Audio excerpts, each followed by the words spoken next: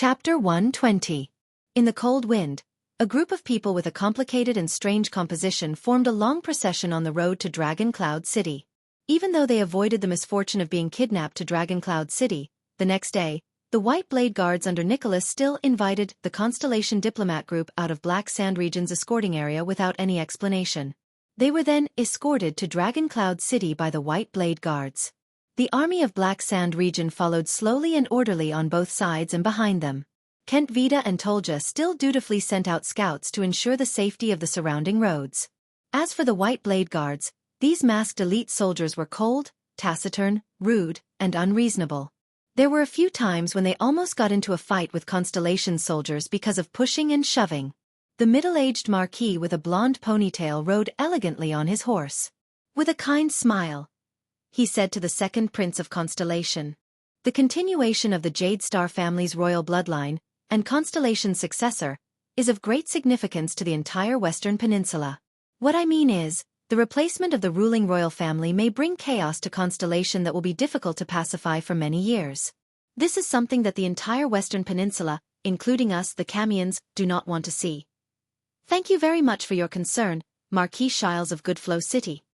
Thales, who sat stiffly on his horse, nodded at the guest from Camus Union with an equally stiff smile on his face. This uninvited guest seemed to be a little too familiar with him. Just like the people in front of Eternal Star City's western city gate who were dressed neatly, respectful, and attentive to serve as the local guides for first-time visitors to Eternal Star City. There were many such lads or tomboys in the Blackstreet Brotherhood. They usually worked well with the child beggars and hired thugs. When they saw suitable goods, they would act decisively. The best outcome for those guests was to be swindled out of their money, or have their wallets stolen. The worst outcome was to be robbed in a dark alley. Of course, the worst outcome was... None of you want to know. Be careful, boy. A languid voice came from beside Thales. The Camions approached you for no reason. They must have ulterior motives. If it's not for money, then it's for... Achoo. As Ida spoke under the cloak, she held onto Thales' mount and sneezed loudly. She rubbed her nose pitifully. "Ida, are you all right?" Thales asked worriedly. "Ever since we entered Northland, you have been sick." "Don't worry. This temperature is nothing." The elf fiercely waved her hand 45 degrees to the left, not caring about the rudeness of this action. "Back in the day, I carried a broadsword on my shoulder and roamed the wild boundless mountain. I carried a human head in my hand and battled the Grand Banquet Lord." "Achoo! Hey!" Thales sighed. "I'll add another bonfire for you tonight." This lady who hides her beauty under a cloak must have misunderstood something. Marquis Shiles laughed without a care. "Although the Camus Union is famous for its trade and commerce, we are not short-sighted people who deliberately flatter others for the sake of immediate benefits. We strive for long-term benefits and a win-win situation that is mutually beneficial. Only then can we continue doing business. So, if there is anything I'm plotting, then I'm definitely plotting your friendship, Your Highness." Ida snorted. "Camions are all liars. None of them are good. This is especially true in Goodflow City." On the other side of the horse, Ralph scratched his head awkwardly. On the horse, Marquis Shiles smiled without saying a word. "What you said might be too biased." He held the reins of Thales' horse tightly to prevent it from going berserk. "Hey, I must have been cast with the enemy of horses halo," the second prince's crazy ramblings. Waya shook his head and said, "There are some Camions in the Tower of Eradication as well. Even though most of them come from poor backgrounds in Camus Union, when it comes to their abilities and personalities, I think they are about the same as us and At apprentices." "Thank you for speaking up for justice." Marquis Shiles smiled and said, "Attendant Casso. That's because you haven't, seen the worst among them." Ida sneezed again and put her hands on her hips in annoyance. "I guarantee that you will have a deep impression of them. So, have you met such a Camion before?" "Ida?" Thales asked curiously. "Yes." Ida spat fiercely. "Evil liars, pompous fellows. A glib talker. An opportunist. Achoo!" The elf wiped her snot and curled up. Thales shrugged. "Looks like I was deceived by the Camions. And I was deceived quite badly." He cast his gaze on the person in front of him again. Marquis Shiles Bamra, who came from Goodflow City in the west of the peninsula and belonged to the Camus Union. I heard that Camus Union is a kingdom of merchants, Your Grace, Thales asked slowly.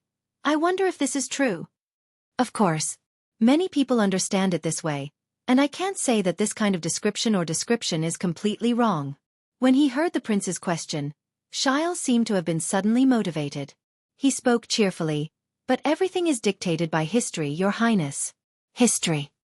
History. I heard that Camus Union was formed by a few city-states after the Battle of Eradication. Thales' interest in research and exploration had also been piqued. A kingdom that relied on the start of commerce? So this forged your tradition and foundation? To be precise, we are not a kingdom, at least not a traditional kingdom. Marquis Xianxia looked at Thales' expression and smiled slowly. After the Battle of Eradication, the 4 cities in the west of the Western Peninsula formed an alliance. They helped each other in the chaotic world and managed to protect themselves. Among them was Goodflow City, which was located southwest of Xianxia and northwest of the Great Desert.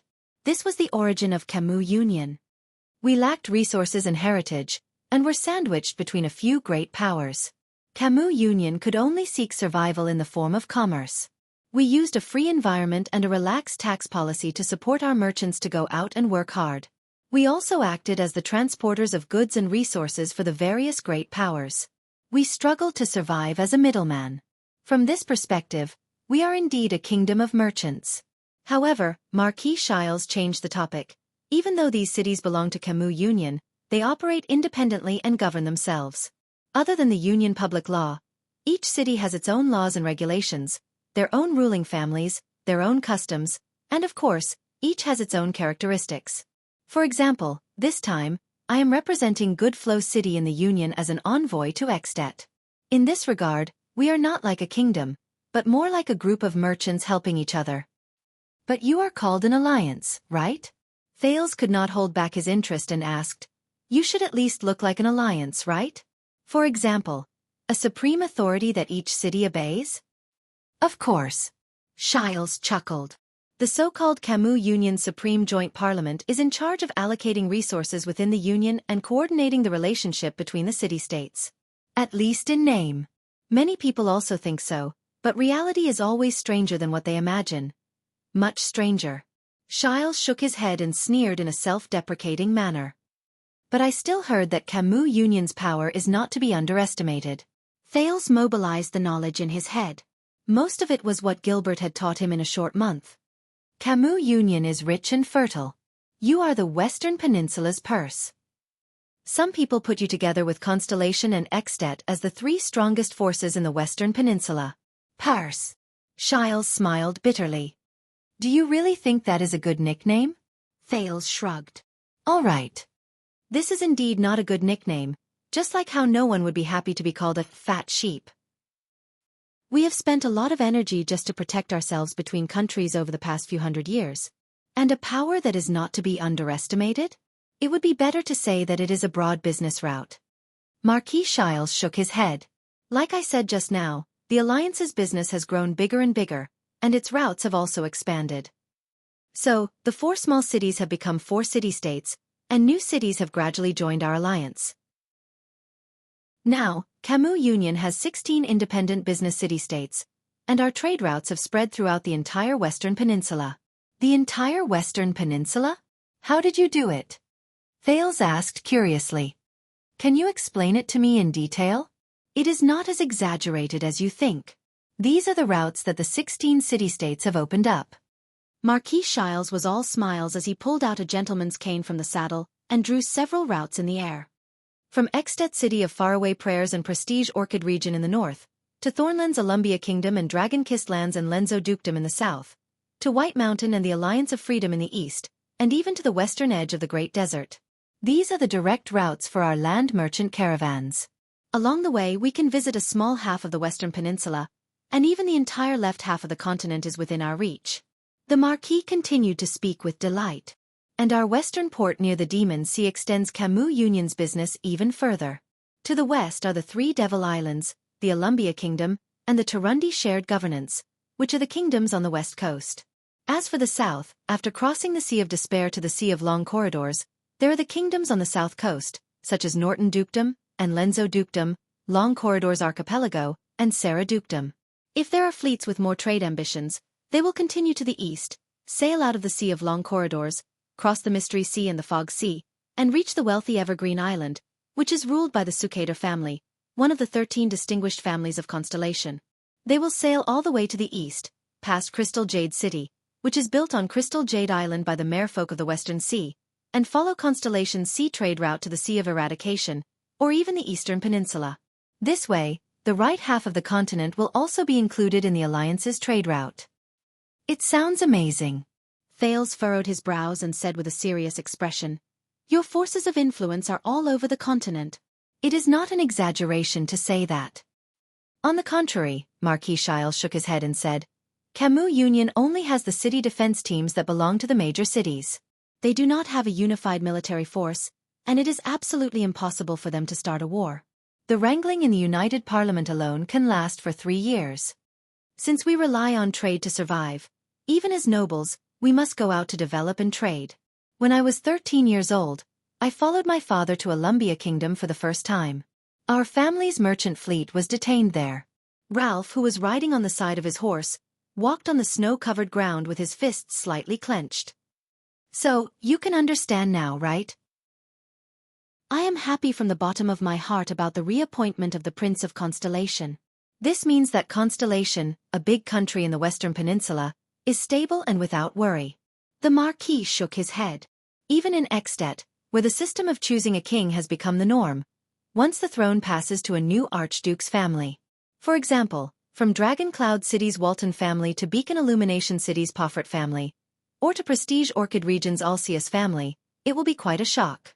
Our established trade routes and long-term business agreements will have to be reconsidered or even completely overturned according to the ruling order and habits of different families, much less a hereditary royal family like Constellation. Just like this, our business is often troubled by the constantly changing situations in various countries. Shiles sighed deeply. If there is a place where the nobles live a harder life than the commoners, remember to vote for Camus Union. Humph, serves them right. Ida snorted coldly. Wanting to earn money and be comfortable at the same time, how can there be such a good thing? What you said is really wise, madam. Marquis Shiles sighed and stuffed the gentleman's cane back into the saddle. So, you see, at the age of 38, I still have to go out and work hard. So, it is also reasonable for you to come to me. Thales let out a hollow laugh.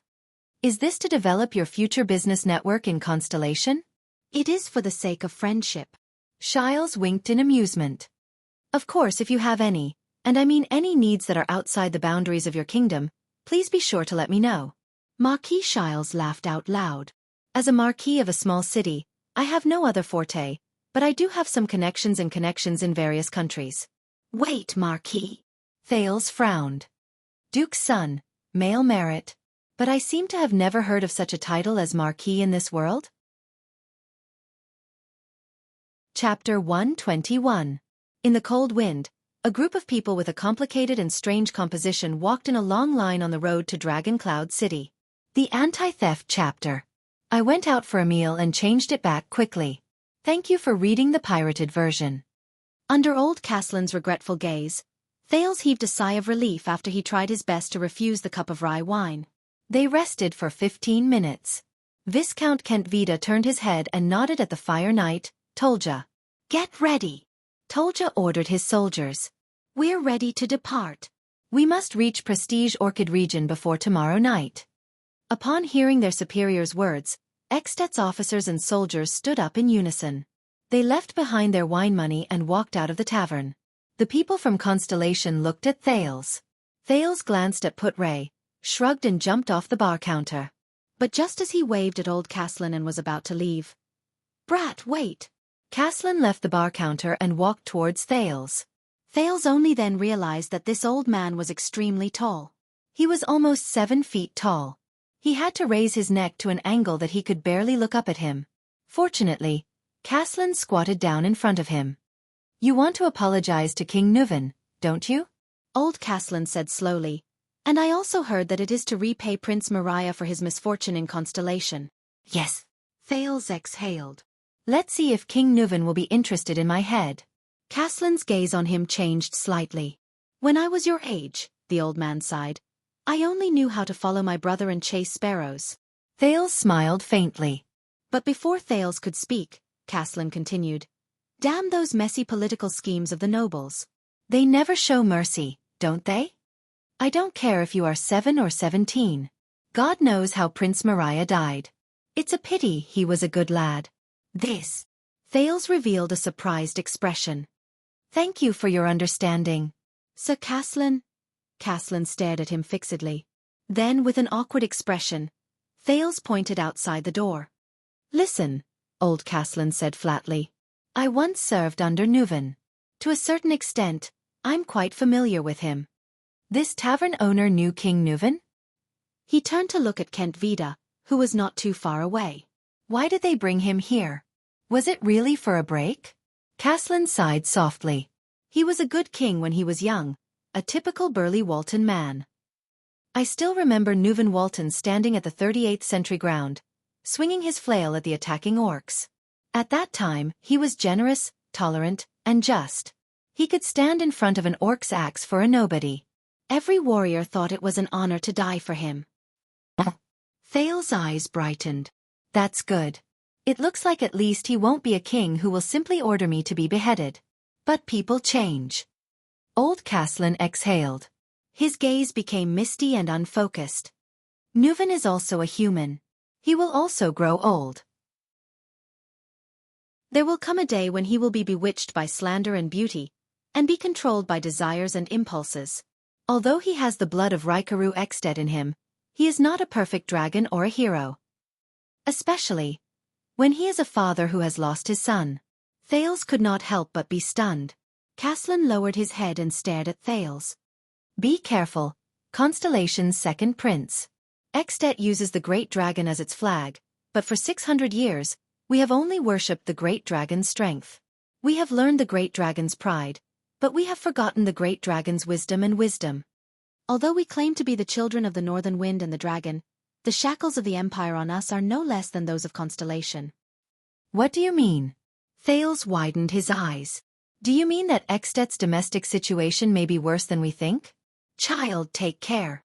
Caslin only shook his head and gently placed his hand on Thales' shoulder. Since you paid but did not drink, consider this a bit of advice from me. Thales could only spread his hands. Thank you for your advice. Unfortunately, it was useless. What will come will come. No matter what, he had to face Nuven VII. By the way, Caslin hesitated for a while and suddenly exhaled. He smiled and said, if you run into any irreversible crisis in At, when even King Nuven can't save you. Even King Nuven can't save me? Thales was puzzled. What does that mean? There is a butcher shop on Dragon Cloud City's westbound street. Its signboard is a dagger. Caslin snorted. Under Thales' furrowed brows, he said in a low voice, the boss is a Far Easterner with the surname Gu. He owed me a favor in the past. He is an extremely daring fellow and often does things that violate the law. If you want to ask him for help, just say, $6.50. Under Thales' astonished gaze, the old Caslin slapped him hard on the shoulder again. The second prince staggered again. As Thales grimaced in pain, the old man before him slowly stood up and laughed heartily. The next time you come, remember to drink my rye wine. That is the symbol of a man. Thales smiled awkwardly and left before Putre's murderous gaze could kill. Kent Vida frowned and watched Thales and the Constellations leave. Then, he slowly walked to the bar counter and turned to the old Caslin. You saw it, right? The next king of Constellation. Kent Vida's gaze was cold. You saw how different he is. He has matured and changed. What were we doing when we were 7? What was King Nuven doing when he was 7? The old Caslin stared at the door of the tavern and said slowly, this child's gaze is indeed different from the others. He could not see respect or nervousness in the child's eyes. They were only full of interest and curiosity. There was also an enigmatic confidence and determination, as if they had never wavered. This was not the gaze of a frightened child who was thousands of miles away from home. This is the next opponent that At will face. I am almost certain that when he grows up, he will definitely become At's greatest enemy. Kent Vida curled up the corners of his mouth and knocked on the bar counter. Unfortunately, the Archduke cannot attack him directly. When did we Northlanders become cowards who would scheme against and fear even a 7-year-old child? Caslin said disdainfully in a low voice, maintaining a country amidst conspiracies and fear. This is something that only a shaky empire would do. Of course, Archduke Lampard's strategist said softly. For this, we need a better king, not an old muddle-headed person who does not enjoy his position and does not act like a hot-blooded person who is still wet behind the ears. Humph. Caslin grabbed 2 wine glasses and placed them in the kitchen's window. So, Chapman Lampard is really a good candidate? I believe that you still love Xianxia and the Dragon's Kingdom deeply. Kent Vida fixed his gaze on him. Even if King Nuvan chased you out of the White Blade Guards. Hey! The old man seemed to be particularly dissatisfied with this sentence. Nuvan did not chase me away. I left on my own. Kent Vida did not speak. He only stared at the old man. Really? After a few seconds he slowly said, So you still don't agree?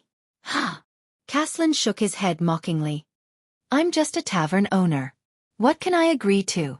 Caslin the Ground Shaker, as the former leader of the White Blade Guards, your name is still spread among them. Your story is still being sung about in the 38th century grounds, Kent Vida said slowly, as long as you say the word. Why? You want me to use my influence and connections to convince my old subordinates to stand on Chapman's side? Caslin snorted in disdain. I believe that you will make the best choice for Xianxia. Kent Vida's expression was indifferent, but his gaze was sharp. He stared straight at the old man, Caslin. Caslin Lampard. After all, you are the Archduke's uncle. Caslin raised his head abruptly. And the most famous commander of the White Blade Guard since Xianxia was founded, Kent Vida said flatly. In the upcoming storm, you are destined to be unable to remain unscathed. Of course, it might not just be convincing my old subordinates. Kent Vida silently thought. After all, the White Blade Guards are the king's personal guards. They are responsible for the safety of the common elected king of Xianxia. Do you know what this reminds me of? Caslin interrupted his thoughts. Kent Vida politely curled the corners of his lips into a smile. The old man stared at him coldly. Quiso Lampard was asked by the Empire to convince his fellow countrymen to cooperate with the Empire, pay taxes obediently, and stop resisting. If I say no, will that brat Chapman exile me to Reformation Tower as well? Kent Vida furrowed his brows. Go back and tell my nephew, Caslin said slowly but resolutely. Go to hell with Lampard. Go to hell with Rumba. Kent Vida sighed and shook his head as expected. Then, you should at least be able to help me with the second favor. Caslin snorted coldly. All of you are always concerned about benefits, aren't you? Kent Vida narrowed his eyes. This time it has something to do with that prince. Caslin put away a few cups again and ignored the Viscount. Someone in Xianxia wants to assassinate that prince. Whether it's to frame the Archduke or to mess up the situation, Kent Vida said with a dark expression. They even used the officer spy lurking in our mystic gun unit. You know that I hate these dirty politics the most. Caslin raised his head and said rudely, I don't want to know anything. What happens next concerns you, Kent Vida interrupted him in a deep voice. The Archduke sent a letter yesterday saying that we found clues about the officer spy in the black market, but it was intercepted halfway. What does it have to do with me? Caslin said rudely. The people who intercepted the clues used the Tower of Eradication's sword style. They used an unusual power of eradication. Kent Vida said in a low voice, as if he was talking about a secret. And they were definitely not from the Tower of Eradication. Caslin was stunned. Go on. The old man became solemn. What is the power of eradication? I know you will care about it, Kent Vida said sharply. It's the kind of power of eradication you mentioned a long time ago, the frenzied and out-of-control power of eradication. I remember that you are still working for the Tower of Eradication?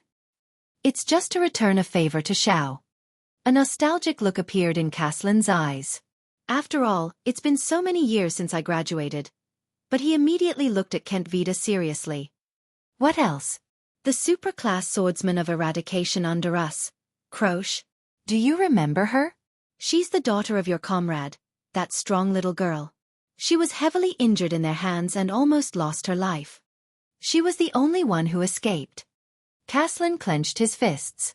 The clues we pursued have been cut off. The only clue we have left is that strange power of eradication. Kent Vida said sincerely, "We need your help. Even if it's for the Tower of Eradication, not for Lampard." The person who is as famous as Grey Sword Guard, Xiao, the pride of the Tower of Eradication, the pride of the White Blade Guards, Ground Shaker, Caslin Lampard. A few days later, in the lounge of the House of Legacy in the Tower of Eradication, we can be sure that the disaster swords do not have the complete inheritance of the Northland military sword style. One of the supreme class scions, Zadie Tafner, sat on the table and said to his student, "Even if it's outdated, it's still a set of sword style meticulously researched by countless swordsmen and wizards, and the House of Legacy has the most complete security system. We can start from here." All right. Continue looking for books here.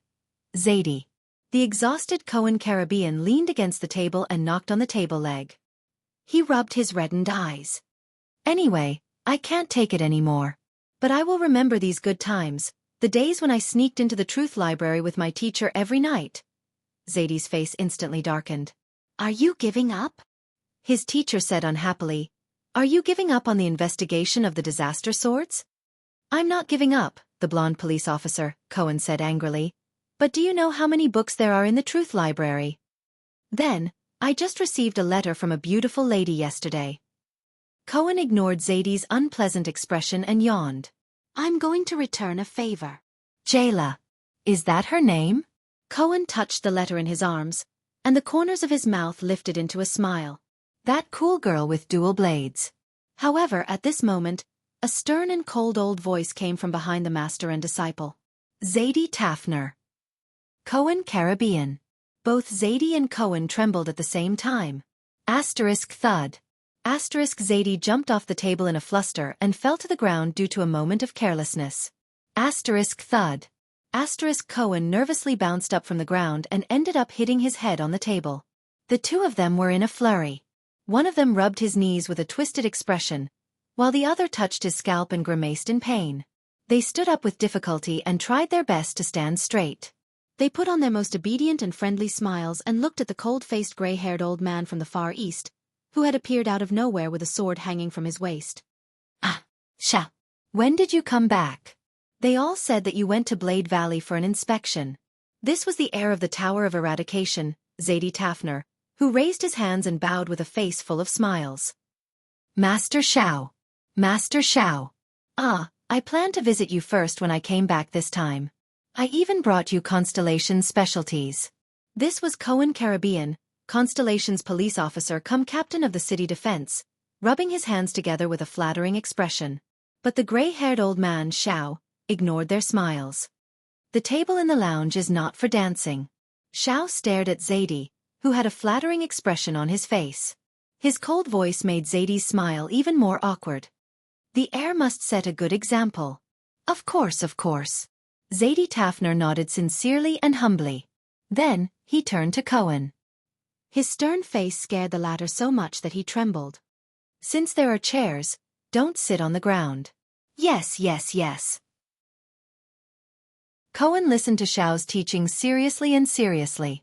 The two of them smiled and nodded repeatedly. They were as respectful as they could be. What a joke. This was the master of the Tower of Eradication, the Grey Sword Guard. The lightest punishment he could give to his students was to stand upside down with one hand for 10 hours. And crimes that were worthy of the lightest punishment. For example, taking 2 long steps and having poor manners. The Grey Sword Guard stared at them coldly. Zadie and Cohen stood straighter than the other. Fortunately, Xiao only snorted in the end and said nothing. The two of them secretly breathed a sigh of relief. Until Xiao said his next sentence. "I heard," Xiao said slowly, "that you have sneaked into the Truth Library many times over the past few days?" Zadie and Cohen froze on the spot at the same time. Listen to my explanation." Zadie smiled awkwardly. "That. You were not around, right?" Cohen found some clues about the disaster swords, so. "This is for the Tower of Eradication, for the purgers." Cohen used the words he learned in the police station and patted his chest righteously. "We are for the disaster swords." But Xiao's solemn and deep voice rose slowly and interrupted them. "Very well."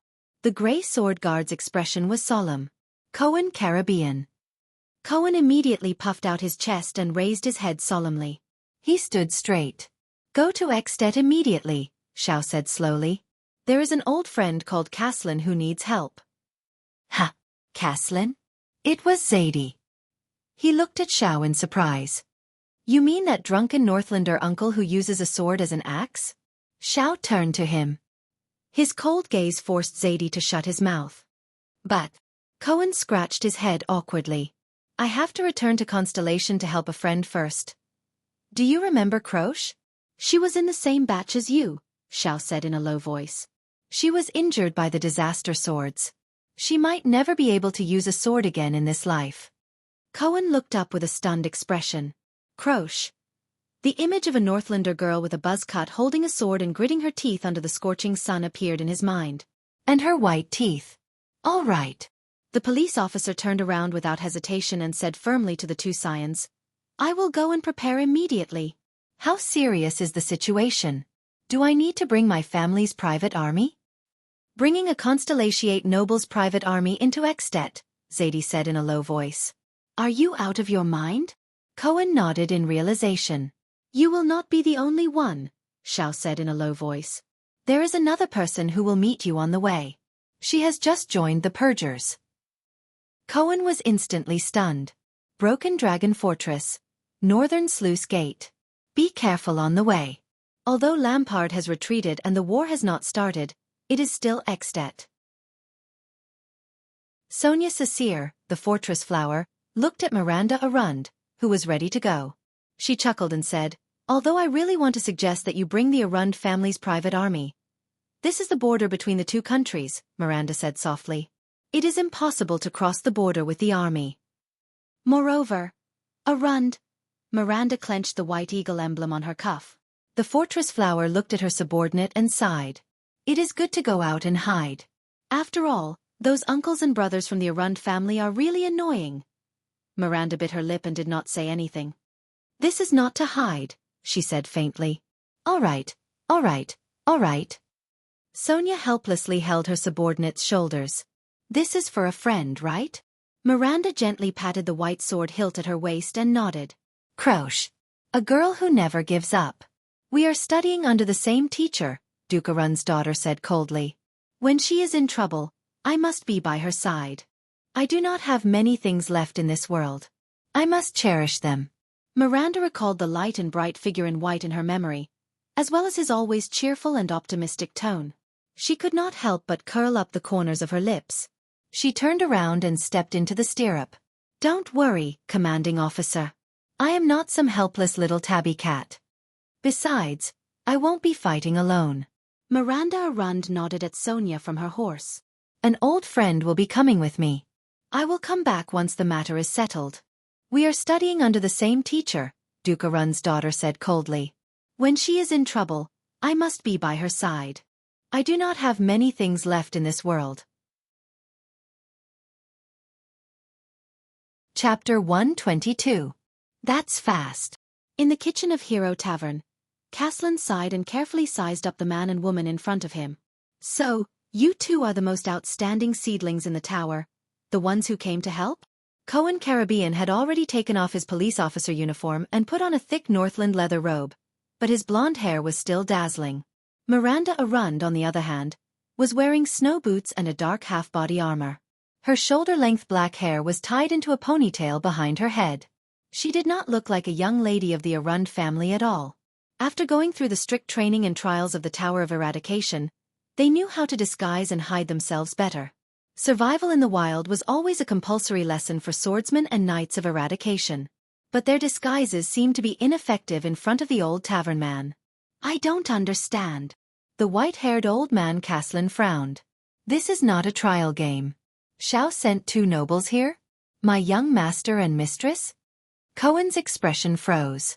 Did I give myself away? He lowered his head and looked at his attire. Stop looking. I'm talking about you, silly boy, Caslin said coldly to his junior. Your posture and footsteps. Cohen turned to Miranda in shock. The latter frowned and looked back at Cohen. Even from 6 kilometers away, I can smell the scent of a battlefield officer from all over your body. Caslin shook his head. Look at your frightened face, like a rabbit ready to jump up and bite someone. You just came back from the front line of the Western Desert, right? Cohen looked at the old man in surprise. How is that possible? I'm just being on guard. According to Zadie's suggestion, he had already adjusted himself well, and the symptoms of battlefield withdrawal were almost non-existent. Unless... Cohen looked at the old man solemnly. He was once one of my kind. An animal that lives on the battlefield. And a very terrifying kind.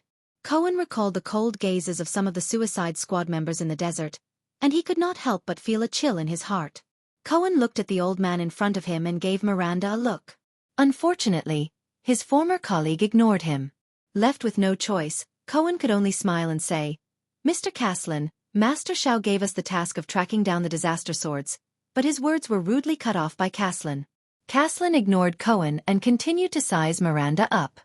He said stiffly, As for you, little girl, you're dressed like a professional mercenary. You should be able to move about freely in a place like Columbia. Caslin ignored Cohen and continued to size Miranda up. He said stiffly, But you should know that there aren't many mercenaries in Northland. The people here are fierce and aggressive. There are many things that the men in the family can handle with a sword. Mercenaries don't have any business here. Your attire will stand out. Miranda's expression changed. And your temperament. Only a fool wouldn't recognize you as a noble, Miss Arund. But forget it. Caslin sighed. At least you're much stronger than many young nobles, Miss Arund. Hearing this, Miranda opened her mouth in shock. How could this be? My identity. How could he tell? When I entered the border, there was no sign of the white eagle on me at all. I say. The old man on the chair placed his hands on his knees. His brows were raised and his face was full of suspicion. Do you really know what kind of existence you're facing? The descendants of 2 dukes and counts, and the Arund family's people. Caslin's face was full of disgust. He clicked his tongue. The young masters and ladies of great noble families. Write a letter immediately and ask Shao to send more people here. It would be best if there's a supreme class elite. Cohen furrowed his brows. *T. The contact doesn't like us? What should we do? At this moment, the lady from the Arund family suddenly took a step forward and glared at Caslin angrily. Listen, old man, Miss Miranda Arund said with a hostile expression. You do your job, and we do ours. This is the ideal situation. As for our abilities, we know what kind of danger we're facing, and we're not some pampered young master or lady. Miranda's expression was solemn as she enunciated each word clearly. Cohen is my peer. He's an awakened from the glory of the stars. I know him. He has spent many years at the front lines of the Western Desert, and he knows everything there is to know about battles and wars. He is an outstanding warrior and military officer. On the battlefield, his usefulness will not be any less than that of an old Lemeter who has not moved for decades, Miss Arund said plainly. Cohen looked at Miranda in surprise. He stared at his peer who refused to budge at all. My God! When was the last time she praised me? Does a woman's temper really become better after breaking up? Caslin revealed an amused expression as he looked at the little girl before him. An old body that hasn't moved for decades? Interesting. How energetic.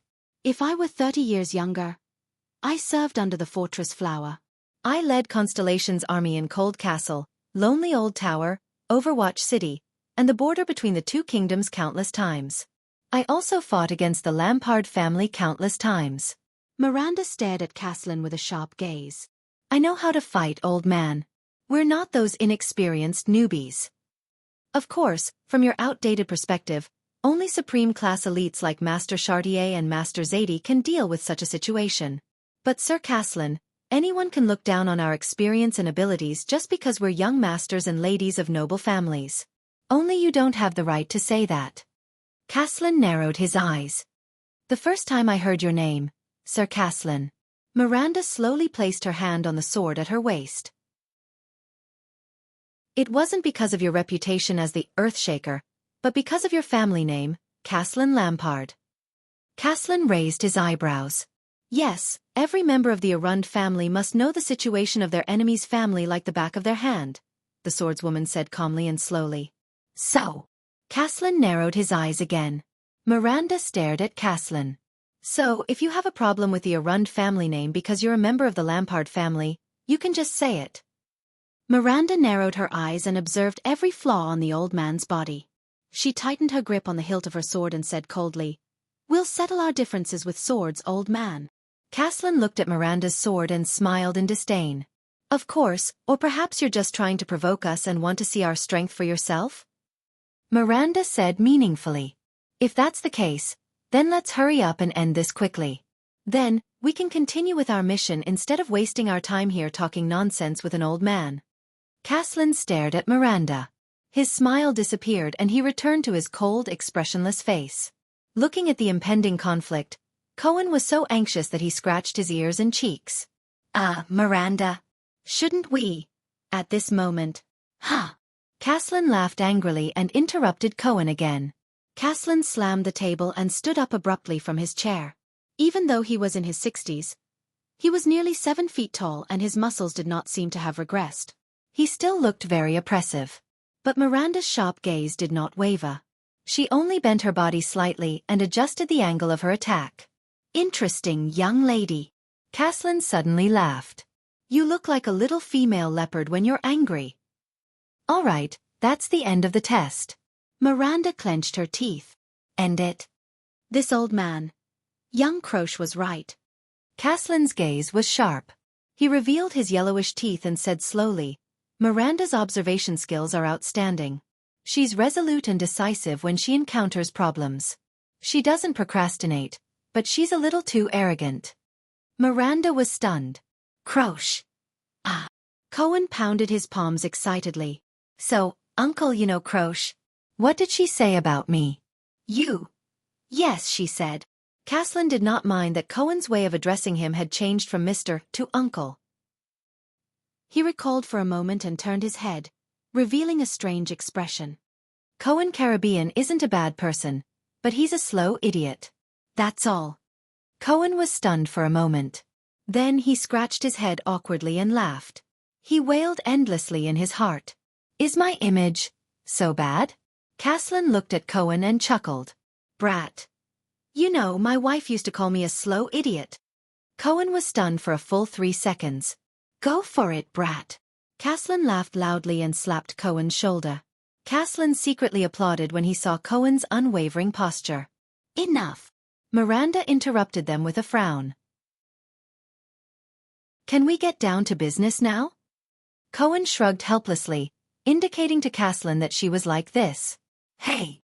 Caslin stopped smiling and his expression changed. "Listen, I know why you were sent to deal with the disaster swords. You brat, there's a reason you were sent here. Xiao told me, you've encountered the disaster swords before, right?" Caslin looked at Cohen sternly. Cohen was stunned for a moment before he nodded subconsciously. He lowered his head. "In Constellation's capital city," Cohen said flatly. "They're related to Blood Bottle Gang. As for the other disaster swords..." Cohen recalled their reunion in the Hall of Stars. He gritted his teeth and did not say another word. "It's not time yet." "You didn't tell me about this, Cohen." Miranda frowned and looked at her colleague from the same period. Cohen frowned and gritted his teeth softly. He did not answer. "It's not that I don't want to tell you. But, if you want to talk about the disaster swords, then Raphael." Cohen's expression did not change. He clenched his fists slightly. "And you, young lady." Caslin turned to look at Miranda. "You weren't pulled into the purgers for no reason, right?" Cohen's expression changed. He raised his head and looked at the swordswoman. She was his colleague from the same generation as him, had similar experiences, and had known him for many years. Miranda gritted her teeth and did not say a word. Caslin did not say anything either. He only waited quietly for her to answer. After a while, Miranda spoke with difficulty. "This is related to my father, the Guardian of the Northern Territory. The former Guardian Duke of the Northern Territory, Val Arund." When she said this, the young lady of the Arund family paused. Cohen looked at her worriedly. "That Duke who committed treason?"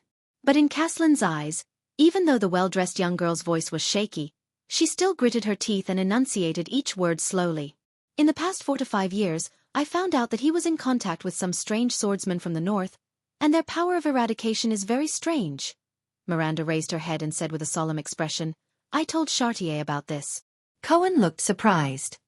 See, this is why you are here. You have all come into contact with the disaster swords. You have even fought against them and know their characteristics, Caslin said slowly. So you are included in the purgers. When he heard the familiar words, Cohen's expression became solemn. Uncle, you also know about the purgers? He asked. No. Caslin could not help but laugh. Cohen looked at him strangely. A long time ago. Caslin's expression slowly became cold. Xiao and I formed the purgers. Cohen's eyes widened. Miranda stared at the old man in shock. Listen, the purgers have existed for a long time, the old man said slowly.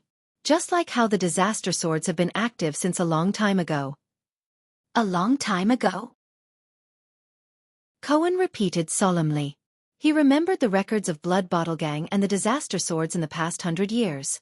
A long time ago. Caslin nodded solemnly. We were two young men who were crazy about swordsmanship and curious about the power of eradication. We tried to find out the truth about the disaster swords and finally eliminate their threat. At that time we were about the same age as you. We were far from supreme class. We were impulsive and active, and did not care about the consequences, Caslin said flatly. Xiao and I did a lot of hard work. We used all kinds of methods, but the results were always ineffective.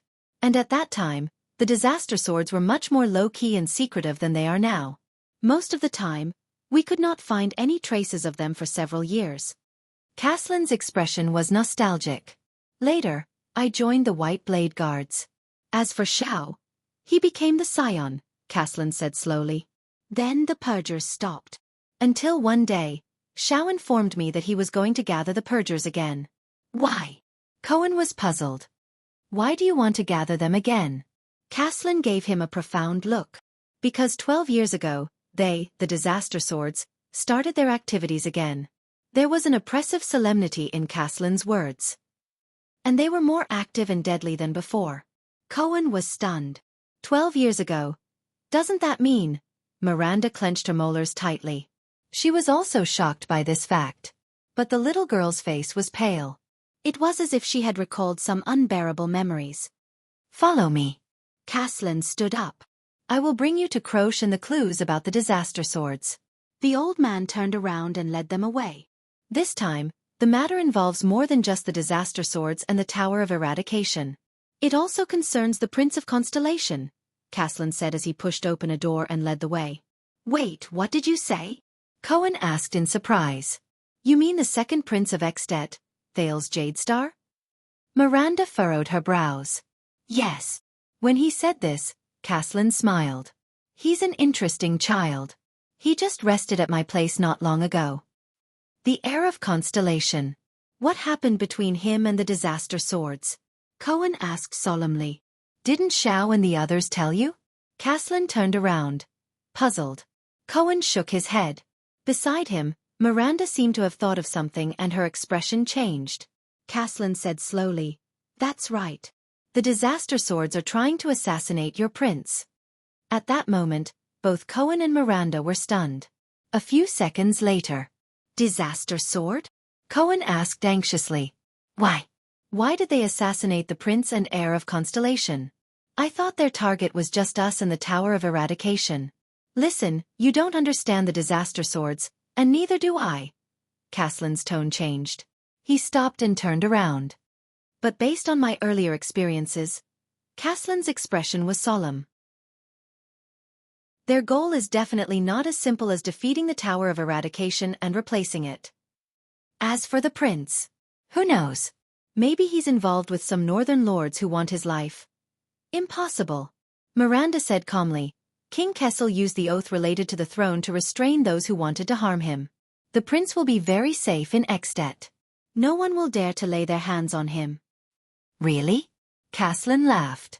After his laughter disappeared, he looked at the young man in front of him with a complicated gaze. The oath made by your prince and that king of yours turned him into those precious ancient alchemy balls. Once they are destroyed, they will explode and hurt people, Caslin said flatly. Indeed, in Northland, no one dares to lay their hands on him. They don't dare to let him explode in their own hands. At this point, Caslin lowered his head and his gaze darkened. But they all hope that he explodes in someone else's hands. Thales stared at Nicholas and Marquis Shiles in a daze, thinking about King Nuven's invitation, or rather request which they brought. Wait a minute, judging from what you're saying, Thales had an ominous premonition. King Nuven hasn't found his enemy, Archduke Lampard's collaborator? See, this is why we came to you, Your Highness. Marquis Shiles nodded slightly and flashed a polite smile. Why must it be me? Thales said gloomily, I'm just a 7-year-old child. I can't play such a high-end game. You're not just a 7-year-old child, you're also a 7-year-old genius, Shiles added with a wink. Thales closed his eyes, feeling a terrible headache. Hey! As you said, Prince of Constellation, you're the one who should bear King Nuven's wrath, Nicholas said slowly. His tone was filled with a faint threat. But now there's a chance for you to get rid of the pain you shouldn't have to bear. Whether or not it's up to you, kid. Thales heaved a long sigh. What do you know about Archduke Lampard's collaborator? The diplomat group's vice diplomat, Put Ray, had already realized how things would go. He asked solemnly, What do you know now? We have a very obvious target now, Nicholas answered with a pale face. When you were still under Broken Dragon Fortress, Lampard once besieged your diplomat group in order to take down the fortress. He tried to lure the garrison of the fortress to attack.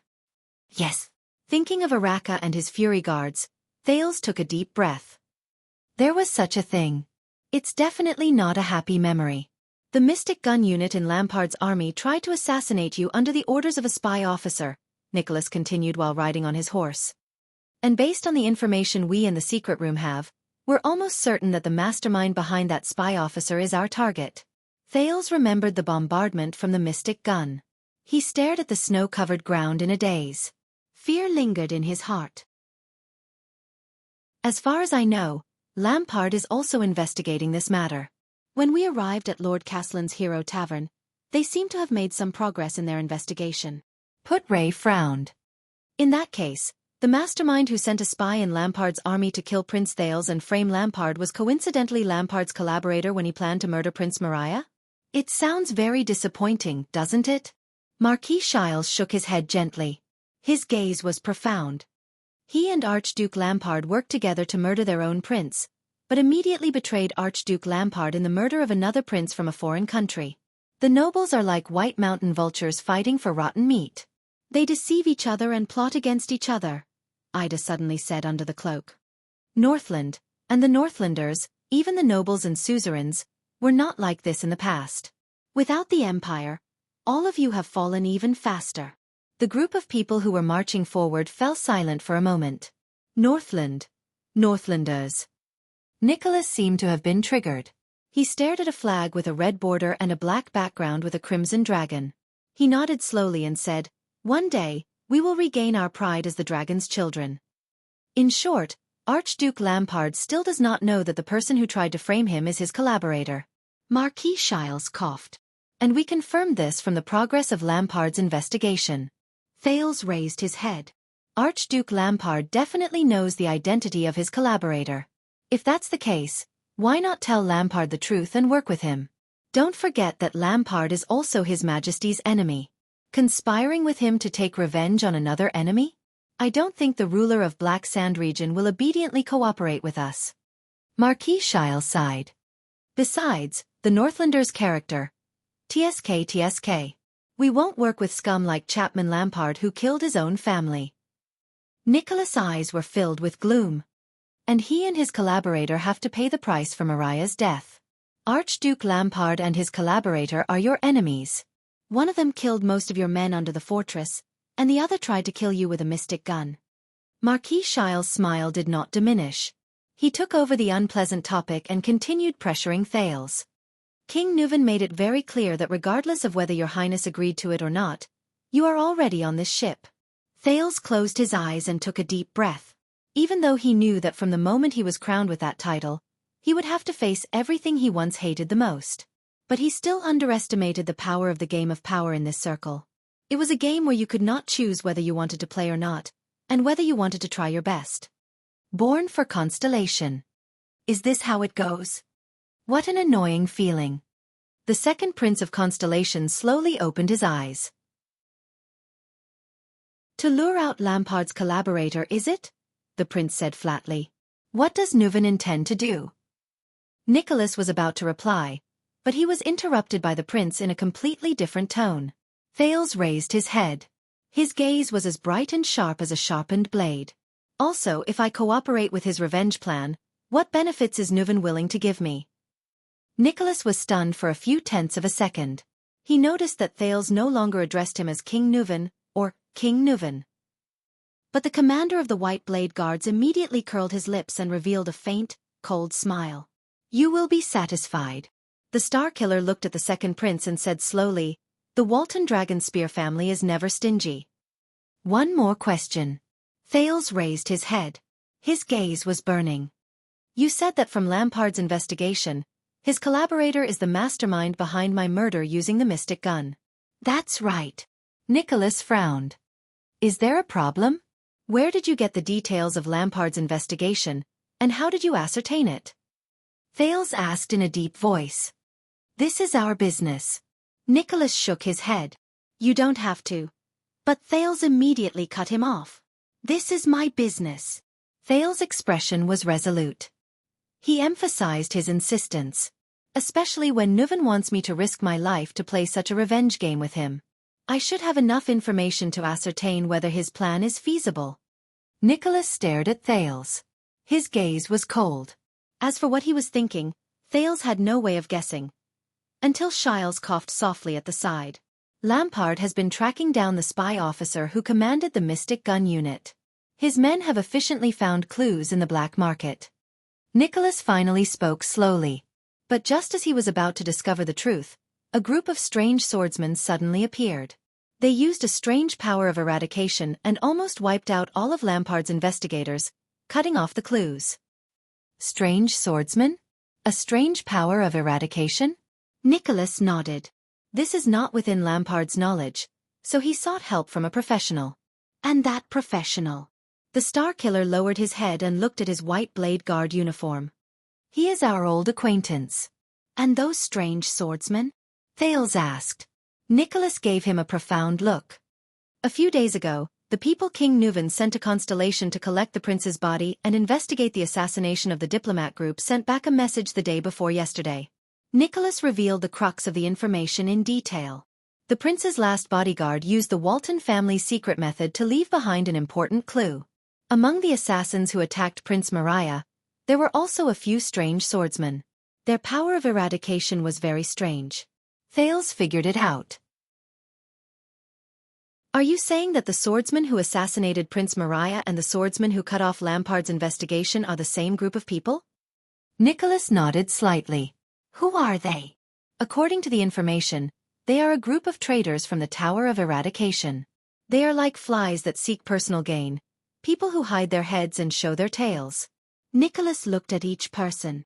The Tower of Eradication has a very special name for them. The Star Killer's expression was profound. He slowly said, Disaster Swords. Thales' thoughts were interrupted for a moment by this name. Disaster. Sword of Eradication? Ah!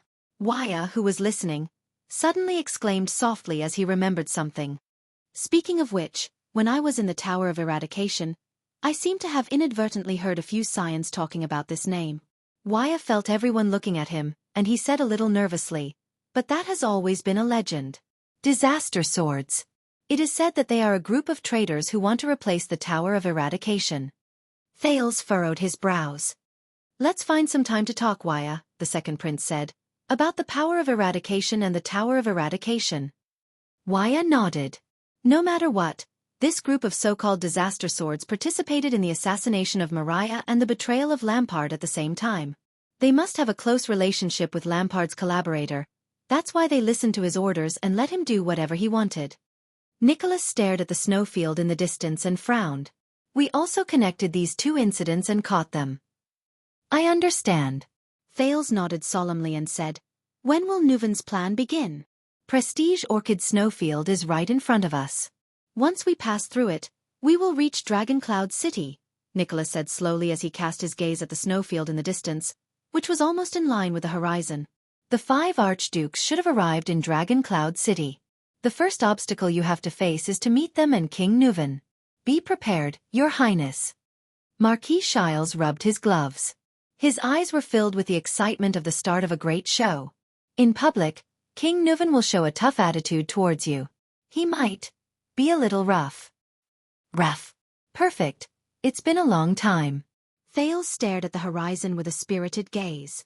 He touched his neck gently and recalled the feeling of being strangled. He said in a powerful voice, I like rough the most. Shiles' smile became even brighter. A strange light shone in Nicholas' eyes. Putray took a deep puff from his pipe. Ida continued to lower her head under the cloak without saying a word. Waya and Ralph just stared at each other in a daze. Noon arrived. The sun hung high in the sky above the snowfield. But everyone who had stayed in Northland for many days knew. Chapter 123. Before Thales could react, the attendants and guards behind him took a step forward without hesitation and shielded him behind them. It's still an anti-theft chapter. Please come back later. In the next moment, the sound of swords being unsheathed rang out incessantly. Asterisk clang. Asterisk Waya unsheathed his blade without hesitation. The tip of the blade was pointed at Nicholas' throat. His gaze was solemn. Asterisk swoosh. Asterisk Ralph's remaining hidden blade also popped out of his sleeve. The blade was pointed at Nicholas' heart. The upper half of his face, which was not covered by the silver mask, had an unpleasant expression. Asterisk clang. Clang. Asterisk clang. Asterisk these were the white blade guards behind Nicholas.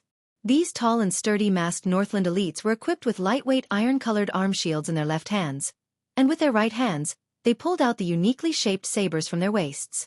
The hilts were snow-white and slender, and could be held with both hands. The blades shone brightly, and their curves were beautiful. They did not look like the crude and forceful Northland style. The way they pulled out their blades was neat and heavy. Their gazes beyond their masks were murderous. At some point in time, they had formed a semicircle and surrounded the Constellation diplomat group from 3 sides. The remaining dozen or so soldiers of Constellation, such as Janet and Willow, pulled out their weapons without hesitation and stood at the front line to confront the white blade guards. Judging by their movements and the look in their eyes, these are true elites. Our royal guards are nothing more than this.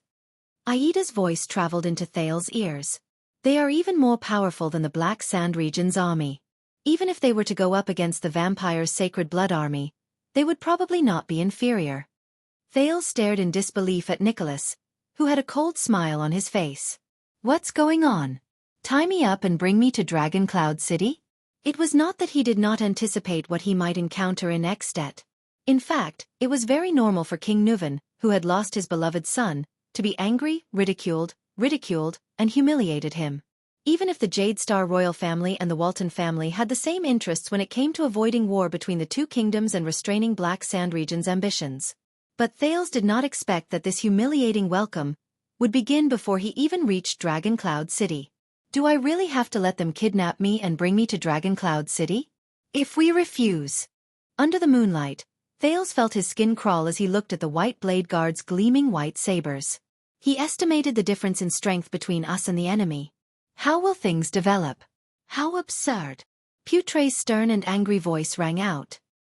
He anxiously thought about the situation before him and said in a flustered and exasperated manner, Tie me up.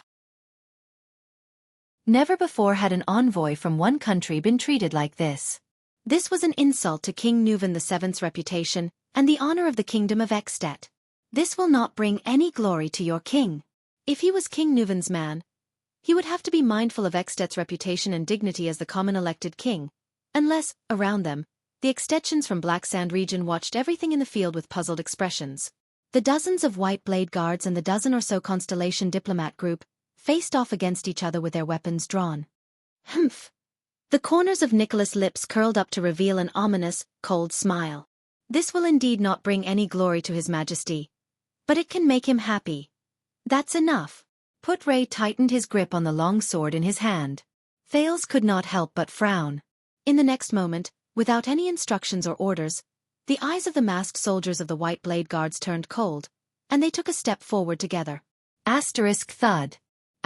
Their heavy footsteps on the snow-covered ground were like a heavy hammer that struck the hearts of Constellation's people. Willow Ken, who was watching the enemy tensely, shook his shoulders and was about to thrust his spears forward. Slap. A strong hand reached out from the side and held the young spearman's right hand tightly, pressing down on the tip of the spear he was about to thrust. Willow was shocked. He turned his head and found that it was the veteran, Gened. Steady. Ignore their footsteps. Pay attention to their shoulders, he said calmly. After the tragic and bloody battle with the Blood Clan in the birch tree forest, the private soldiers suffered heavy casualties. The heavily injured leader, Cora, stayed in the fortress. The veteran Gened, who was once the Duke's personal guard, relied on his experience on the battlefield and the skills he gradually regained to become the leader of the small number of Jade Star private soldiers, veterans of the fortress, and recruits from the Northern Territory. However, in the face of the extremely tense atmosphere before him, the veteran could not help but break out in a cold sweat. Is this King Nuven's will and order? Thales tried his best to speak calmly. Oh, of course it is. Nicholas ignored the two parts of the blades that were pointed at his throat and heart. He said gloomily, he just didn't say it out loud. A second later, Nicholas moved.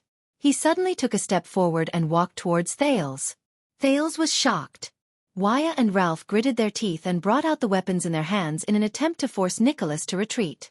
But in the next moment, a cold glare flashed on Nicholas' face, and his body moved. In the blink of an eye, the pale star killer instantly moved sideways and into the gap between the two blades. Clang. Wuxia's single-edged sword, which was aimed at his throat, struck the white hilt that protruded from behind Nicholas' shoulder, and sparks flew. Clang. Nicholas, on the other hand, nimbly flicked Ralph's hidden blade, which was aimed at his heart.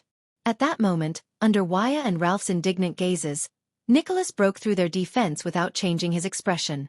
He squeezed into the gap between them and extended his left hand towards Thales. Damn it! Thales gritted his teeth and quickly took a step back to avoid Nicholas' hand. At the same time, he pulled his left hand up and touched the dagger at his waist with his right hand. He put on the Northland military sword style's iron body style. But to his surprise, he saw that the moment he retreated, Nicholas' hand changed direction at the same time, as if he had foreseen it. He extended his hand towards the direction where he dodged. That fluctuation surged into Thales' brain in time and slowed down the scene in front of him to the greatest extent possible. In Thales' field of vision, Nicholas moved slowly, like an existence that flashed with silver light. However, every time the light flashed in his body, Nicholas' figure would change. Is this his power of eradication? Thales' expression was tense as he thought carefully. The Star Killer's figure, movements, speed, changes, and trajectory all entered Thales' consciousness at that moment. After a moment of estimation, a pessimistic conclusion surged into Thales' mind. No matter how I dodge, I can't avoid Nicholas' grasp. Fortunately, I still have her.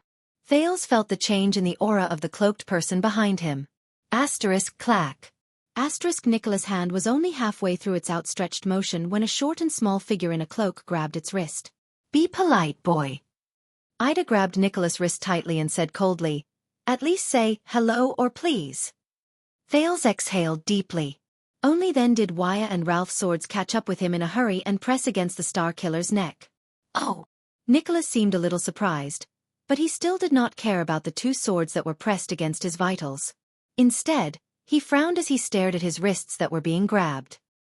He then said to Ida with great interest, a woman saw through my actions?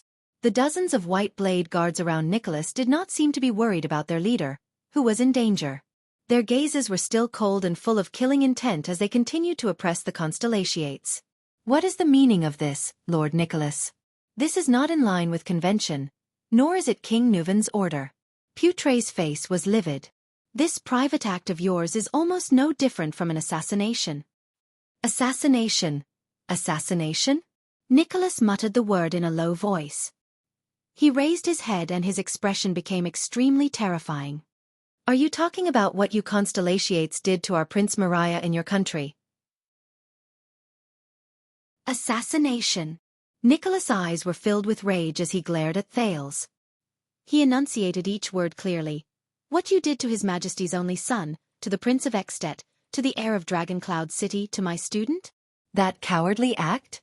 Put-Ray was stunned at first, then he reacted and said without hesitation, "That should be decided by King Nuven." Damn it.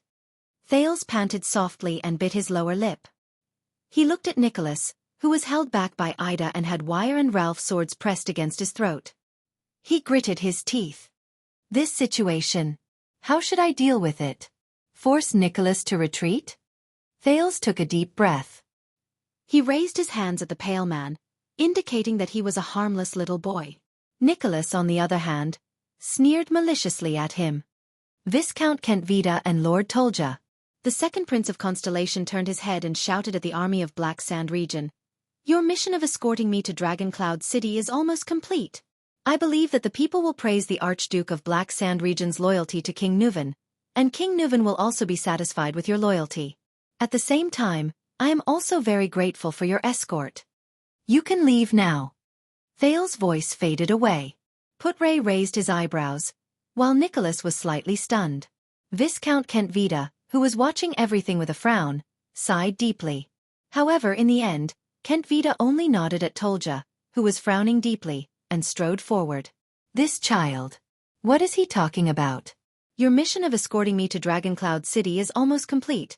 Before I reach Dragon Cloud City, Black Sand region is in charge of my safety, but I have not reached Dragon Cloud City yet. I believe that the people will praise the Archduke of Black Sand region's loyalty to King Nuven. Everyone will know that King Nuven kidnapped the Prince of Constellation from the army of Black Sand region as if no one else was around. And King Nuven will also be satisfied with your loyalty. No matter how obedient you are, the relationship between King Nuven and the Archduke of Black Sand region will not get any better. Dragon Cloud City will still see Black Sand region as a thorn in its side. At the same time, I am also very grateful for your escort. A chance to win the friendship of the Prince of Constellation is right before your eyes. You can leave now. Hurry up and help us out. Lord Nicholas. While Viscount Kentvita spoke, he re-evaluated whether Put-Ray had taught the second prince these words. This is, after all, the camp of Black Sand region's army. The Archduke has given us the mission to protect Prince Thale's safety, and your current actions are undoubtedly very unwise. Nicholas flung Aida's hand away. Still ignoring the blade on his neck, he coldly said to Kentvita, I thought that you are extensions as well. Of course we are extensions, but we are also Northlanders. And Northlanders cherish their reputation, just like how snow eagles cherish their wings. Kentvita walked in front of Nicholas and looked at the two parties who were at daggers drawn. His gaze paused for a moment on Thales and Put-Ray. Your Grace. I believe that King Nuven did not give you the order to kidnap the prince and bring him to Dragon Cloud City. Behind him, under Tolja's signal, the soldiers of Black Sand region slowly surrounded them. Nicholas fixed his gaze on Kentvita. Then he revealed a faint, cold smile. What if I say no? The man's face turned even paler. What will you do? The Viscount of Black Sand region? Will you let your army get rid of us and His Majesty's personal guards? Is that so, warriors of Black Sand region? Nicholas swept his gaze across the surroundings. He glanced at the elite regular army that the Archduke of Black Sand region had specially allocated and smiled softly. Thale's heart sank. This is bad. It looks like even 2,000 soldiers of Black Sand region can't intimidate Nicholas and his White Blade guards. There are less than 50 of you. Tolja walked out from behind Kentvita and stared at the white weapon behind Nicholas. His expression was solemn. Even with the Severing Soul's blade, you can only hold on for a few more minutes. You are not a Raka Merch, and you don't have his motionless bow. Kentvita fixed his gaze on Nicholas' face. Of course, we definitely don't want to become enemies with the famous White Blade guards. Especially when we fought together 12 years ago. The face-changing game of good guys and bad guys has long since gone out of fashion, Nicholas said nonchalantly. I've said it before, His Majesty will get even with Lampard. Before that, you won't want to provoke his personal guard captain. Thales thought of something. White Blade guards. He remembered what Put-Ray had told him about Caslin's identity. Caslin retired 20 years ago, so... You know, Thales said slowly, attracting everyone's attention, we just passed by Caslin's Hero Tavern a few days ago. Thales noticed that the moment he finished speaking, Nicholas' expression suddenly changed. Even the eyes of the White Blade guards around them, who were confronting them, sparkled. Caslin. It looks like that old man means something to them. Thales nodded in his heart. Caslin treated me to a glass of rye wine, the limited edition kind, Thales continued to say calmly. He's a wise and open-minded old man. But I don't think you know him, Lord Nicholas? A complicated expression appeared in Nicholas' eyes. Because. Thales sighed. The White Blade Guards led by someone like him must be different from you. Nicholas stared at him without saying a word. In the next moment, Thales first gritted his teeth, as if he had made up his mind about something. Then, under everyone's shocked gazes, the second prince shouted, Constellations, put down your weapons. Wuxia and Ralph looked at Thales in shock. Even Ida made a sound of surprise under her cloak. The Constellations looked at the White Blade Guards around them, who were glaring at them fiercely. They looked at each other in bewilderment, not daring to believe the prince's order. Only Putray looked pensive. Kentvita and Tolja frowned at the same time. Nicholas stared at him with an indecipherable expression. This is an order from your second prince, the heir to the throne of Constellation. Thales repeated with a firm expression.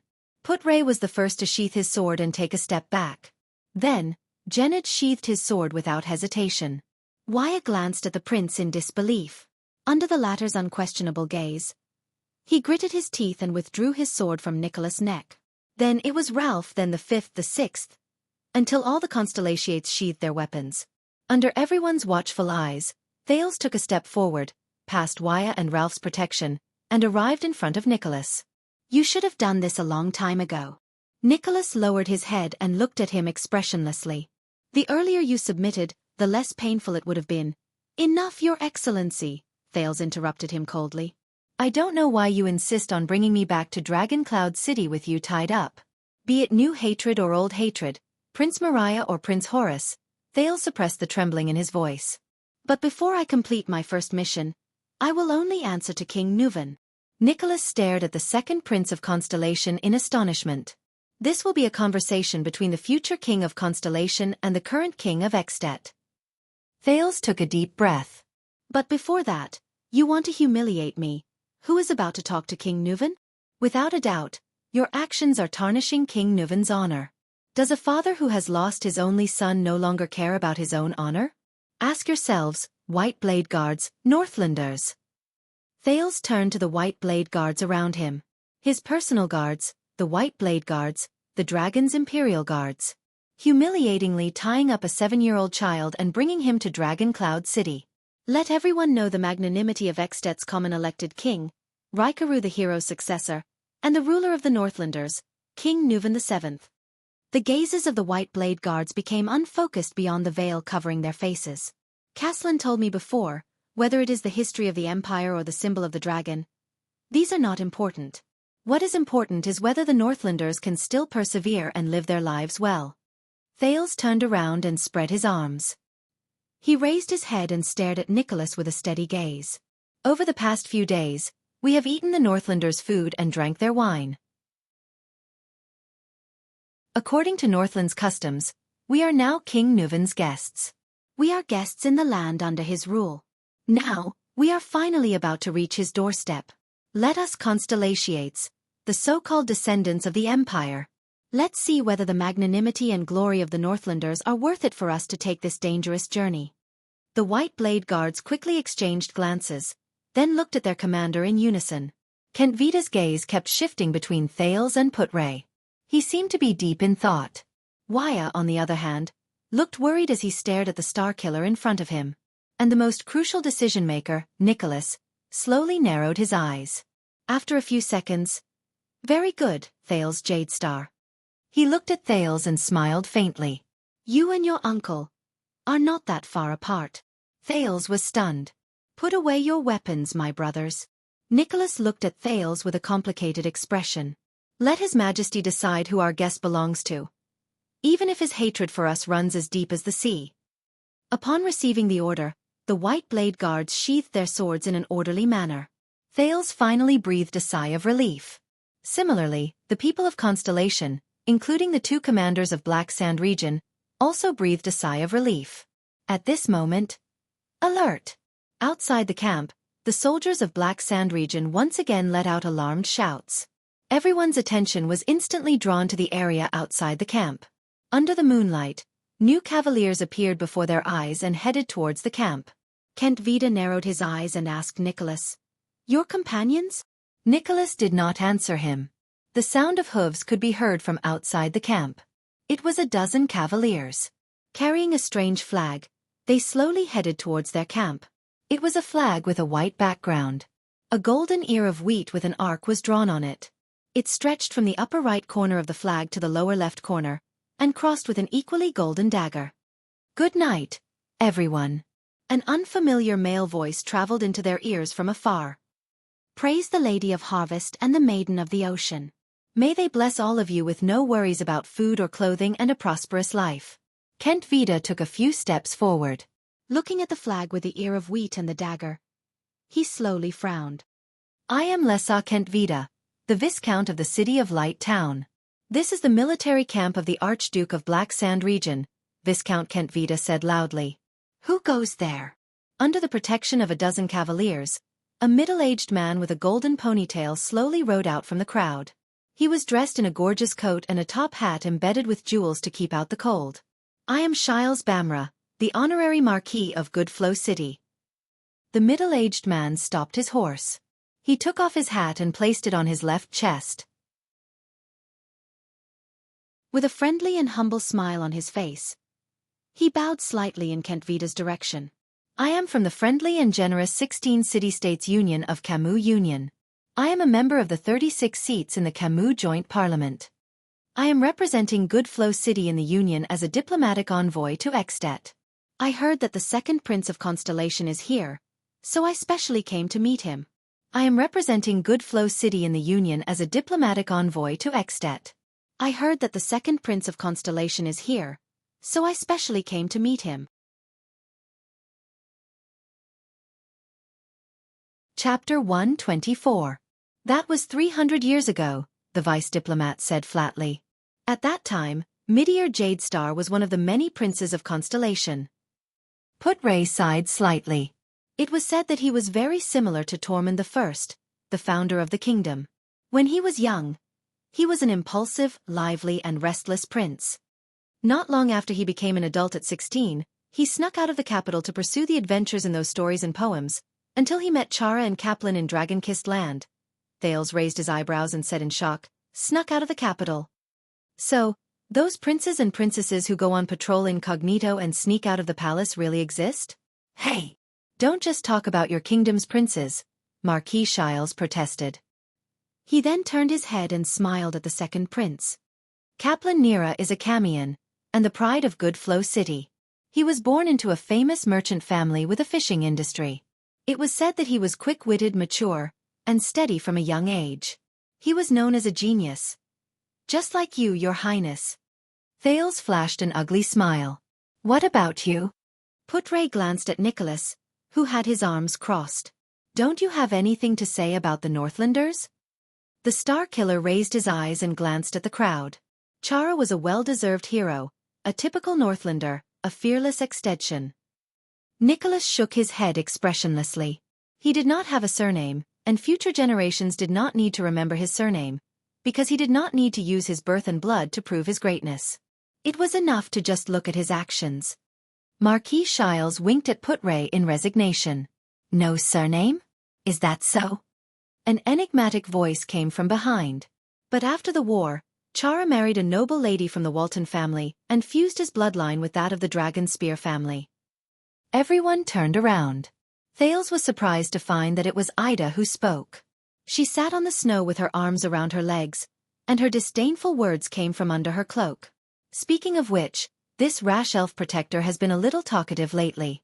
His son took the Walton surname and became the Archduke of Dragoncloud City. With his father's prestige, he was elected as the common elected king of At. And just like that, Chara sat behind his son and king as regent for 30 years, until his death. Is it enough to just look at his actions?" "Ha!" Ida chuckled. "In my opinion, the so-called hero Chara is nothing more than this in the face of power." Nicholas frowned. Thales had a curious look on his face. Putray coughed. "In short, Your Highness, the three of them met in Dragon-Kissed Land and formed a team. From then on, they began a legendary adventure.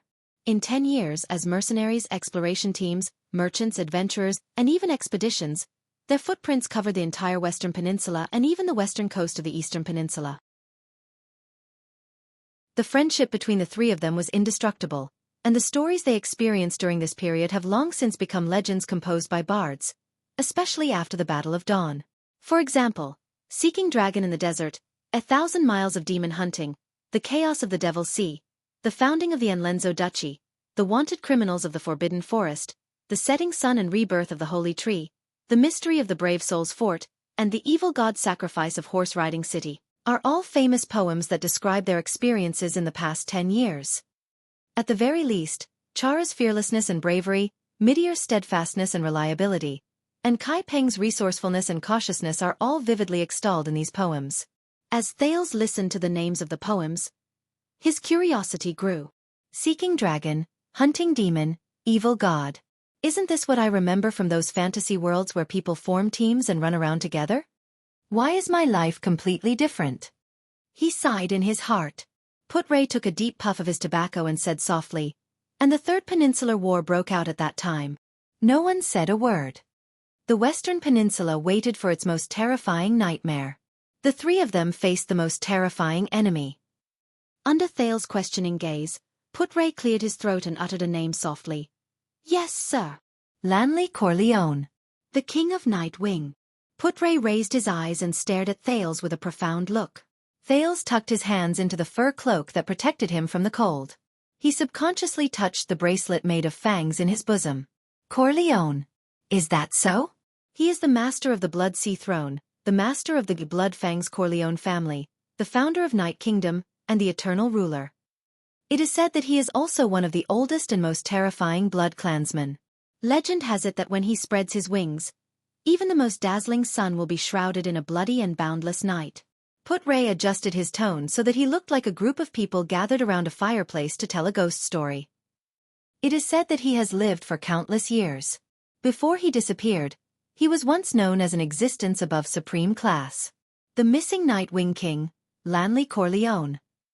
Thales quietly recalled the struggle between the two Corleone ladies, or ladies. That was their father? Ridiculous. Above supreme class? Nicholas sneered. Something that doesn't exist at all. It's just a rumor spread by bards. Putray ignored him and continued.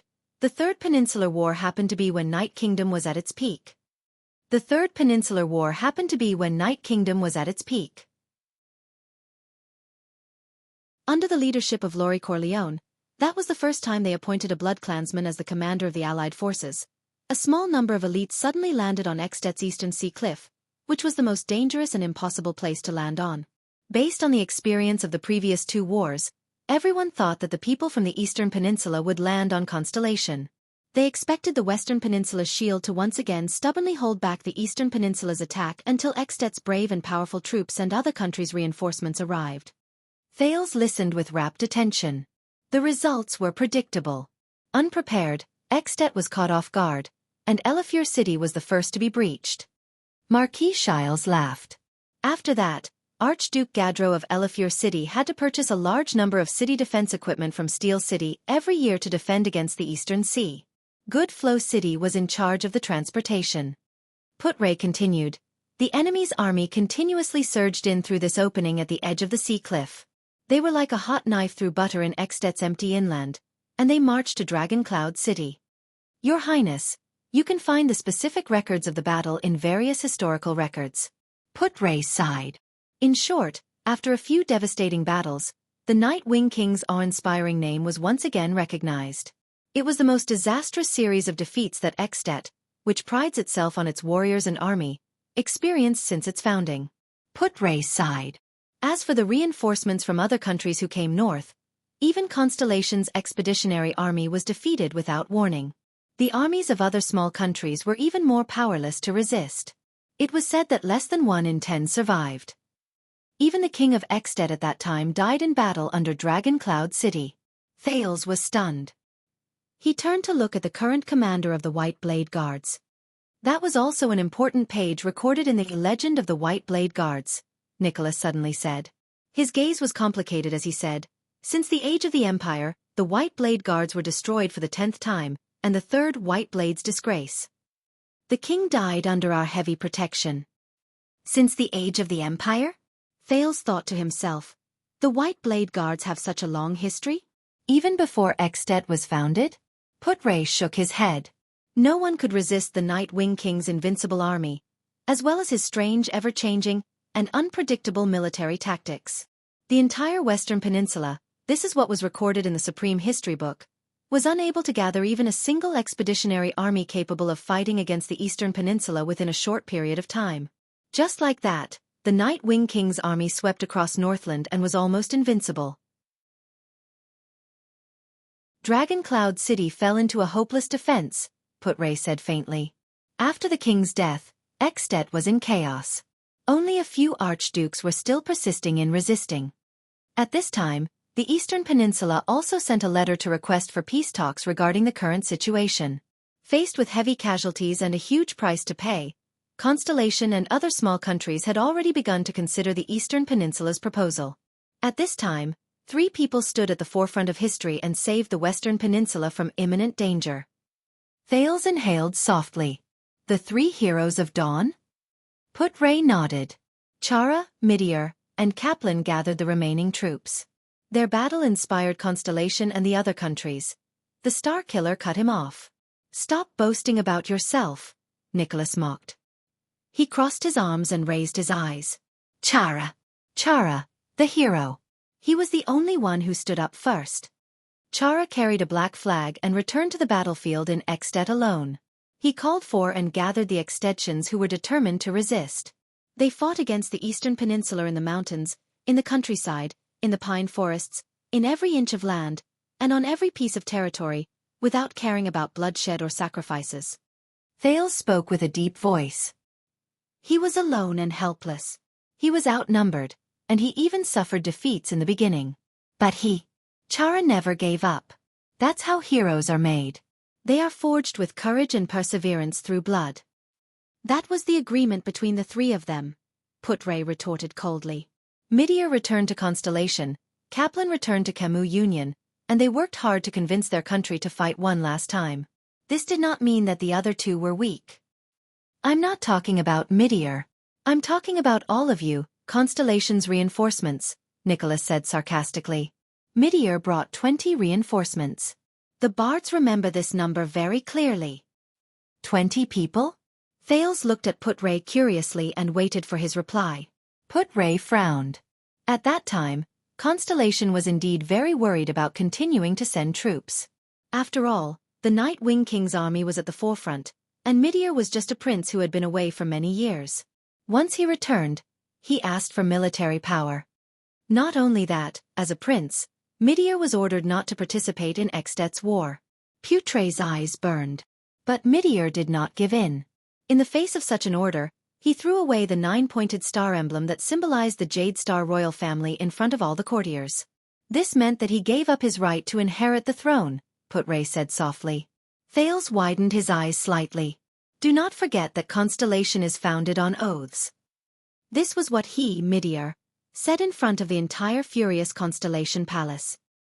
The Oath Keeper. So that's how it is. Just like that, the Oath Keeper walked out of Renaissance Palace alone. He brought along 20 brave warriors who were still willing to follow him and headed north to At to help Chara, who was fighting alone. This is why we only admire the Oath Keeper. Nicholas chuckled. When all of Constellation became cowards, he was one of the few Empire people with guts. Even the Camians are stronger than all of you. Putray did not speak. Regarding this question, I have to say that the Prophet Kai Peng actually. Shiles coughed softly and interrupted. This is also the reason why we Camians admire him. From proposing the proposal to gathering a consensus and passing the resolution, Kai Peng Nera was the only person in history who managed to convince the Supreme United Parliament of Camus Union to send troops within 86 days. At that time, the 14 cities unanimously agreed to hand over all their troops, supplies, money, and the last of their assets to Kai Peng, a young man in his 30s, so that he could lead them to the battlefield in At. If you have some understanding of the efficiency of the United Parliament's discussions, and know a thing or two about the greed and stinginess of the councillors. Marquis Shile sighed. God knows how Kai Peng did it. That's your history. Putre narrowed his eyes. It's not ours. In the end, it was still Constellation's reinforcements who saved the battlefield, wasn't it? Thales raised his head and looked at the three of them. But Kai Peng's action of leading troops to provide reinforcements was obviously very effective. Camus Union's status in the international arena rose by quite a lot. Shiles spread his hands. Just like that, the three of them reunited on the battlefield and fought against the Eastern Peninsula's army. The three of them learned their previous lesson, and the war this time lasted for more than a year. In the end, in Prestige Orchid region, which is also the place where we stand, on this Prestige Orchid snowfield, Hero Chara, Prophet Kai Peng Nira, and Oathkeeper Meteor Jadestar led the final Allied forces determined to launch a counterattack and intercepted the Eastern Peninsula's main central force. Here they engaged in the final battle against the famous Night Wing King Laurie Corleone, who was invincible after invading the Western Peninsula, and the countless fierce troops under his command. Thales lowered his head and touched the cold snow under his feet. Prestige Orchid Snowfield. 300 years ago on this land, the tragic battle began at dawn. It was said that blood covered the snowfield that night, and the reflected light made the moon look incomparably scarlet. Putre continued to display his specialty as a bard. Both sides suffered heavy casualties. The blood that converged into a warm river even melted the snow in advance. Meteor fought until his armor was completely shattered. Commander-in-Chief Chara was once in a dangerous situation. Even Prophet Kai Peng himself sacrificed himself in that heroic battle. Until dawn arrived, the moment the sun rose. The vice diplomat paused for a moment. Thales listened quietly. No one interrupted him. Even Nicholas lowered his head and did not speak. In the silence where no one spoke, Putre said softly, "They won." The cold wind whistled past the bonfire, making the crackling flames burn even more fiercely. This was the Battle of Dawn. Together with the Holiness Exorcism campaign during the Age of Kings, the Battle of Reverse Cold Wind during the Battle of Eradication, and the Battle of Glory during the Fourth Peninsular War, it is known as the four major battles in history. Of course, this is what we call it in the Western Peninsula. The countries in the Eastern Peninsula obviously have different opinions on this. Putre concluded slowly, the hero, prophet, and oathkeeper were known as the West's three Dawn heroes. Thales took a deep breath. The Battle of Dawn. The story of the three heroes. And his unique and easygoing ancestor, who was willing to abandon the throne for the sake of friendship and keeping his promise. In a corner where no one noticed, a cloaked figure listened to the poem and story from beginning to end. He stared at the bonfire quietly and did not move. The second prince raised his head and asked, even though Meteor lost the Jadestar royal family emblem, he still inherited the throne and became the king of the Oathkeeper, right? Putre nodded. Yes. After the Battle of Dawn, his prestige was unparalleled. He was also the best successor to the throne, King Meteor IV. As for Chara, he married the daughter of the Walton family. Their descendant became the new king of At. As for Kaplan Naira, Shiles said with a smile, Goodflow City built a huge bronze statue for him and erected it in the city center. To commemorate this prophet who shone with the light of wisdom, his sacrifice, and his contribution to Goodflow City and Camus Union's position in the Western Peninsula. That's not right. Thales thought to himself. In the portraits of the three Constellation Kings, the portraits of the three kings should have been set against the background of their respective representative achievements. For example, Tormund I's portrait was set against the background of the Battle of Eradication. However, Thales clearly remembered that the background of Meteor IV's sword and shield was a towering tree.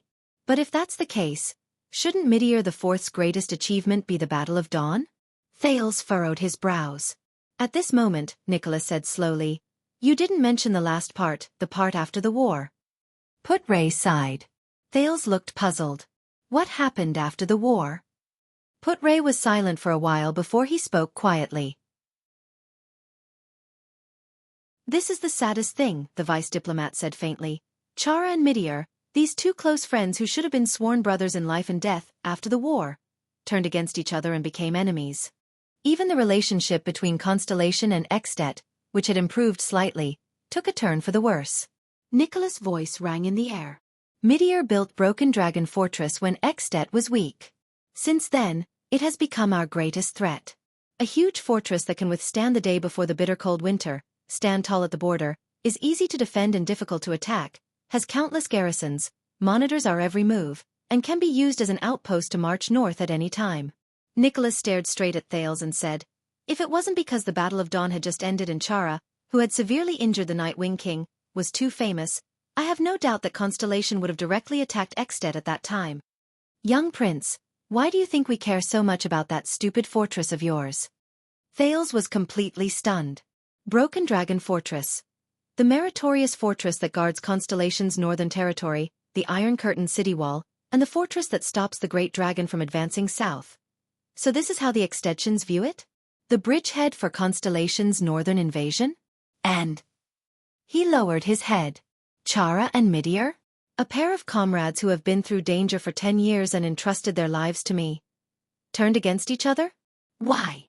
Thales clenched his teeth and raised his head to ask. Why did Chara and Meteor turn against each other? Putray sighed and shook his head. I don't know. You don't know? Nicholas said with a displeased expression. I do know a theory. That is just an unconfirmed rumor. Putray said in disdain. At least it is a theory. Nicholas interrupted him rudely. Marquis Shiles watched the two men argue with great interest. The Star Killer's voice drowned out the vice diplomat of Constellation. There is nothing to hide.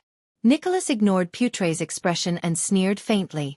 The two most outstanding people in the Battle of Dawn broke up because of a woman. What? Thales opened his mouth in surprise. A woman? Putray exhaled. His expression was unhappy. If you insist on saying this, then you are belittling the friendship between the hero and the Oathkeeper. You are tarnishing their former glory and shared legend. And you have also insulted Queen Ixora's honor. You have also offended Constellation's Jade Star family and Sacred Tree Kingdom's Fallen Leaf family. Queen Ixora? Thales heard an unfamiliar name. An Sacred Tree Kingdom. Fallen Leaf family?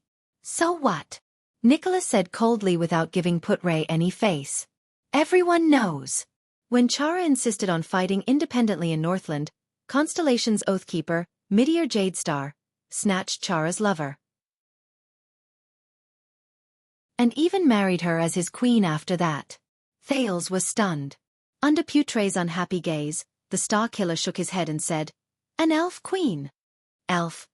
Queen? The person Chara loved, Meteor the Fourth's queen? The second prince's heart pounded against his chest. Another gust of cold wind blew past. Thales suddenly noticed that Ida, who was behind him, had disappeared at some point.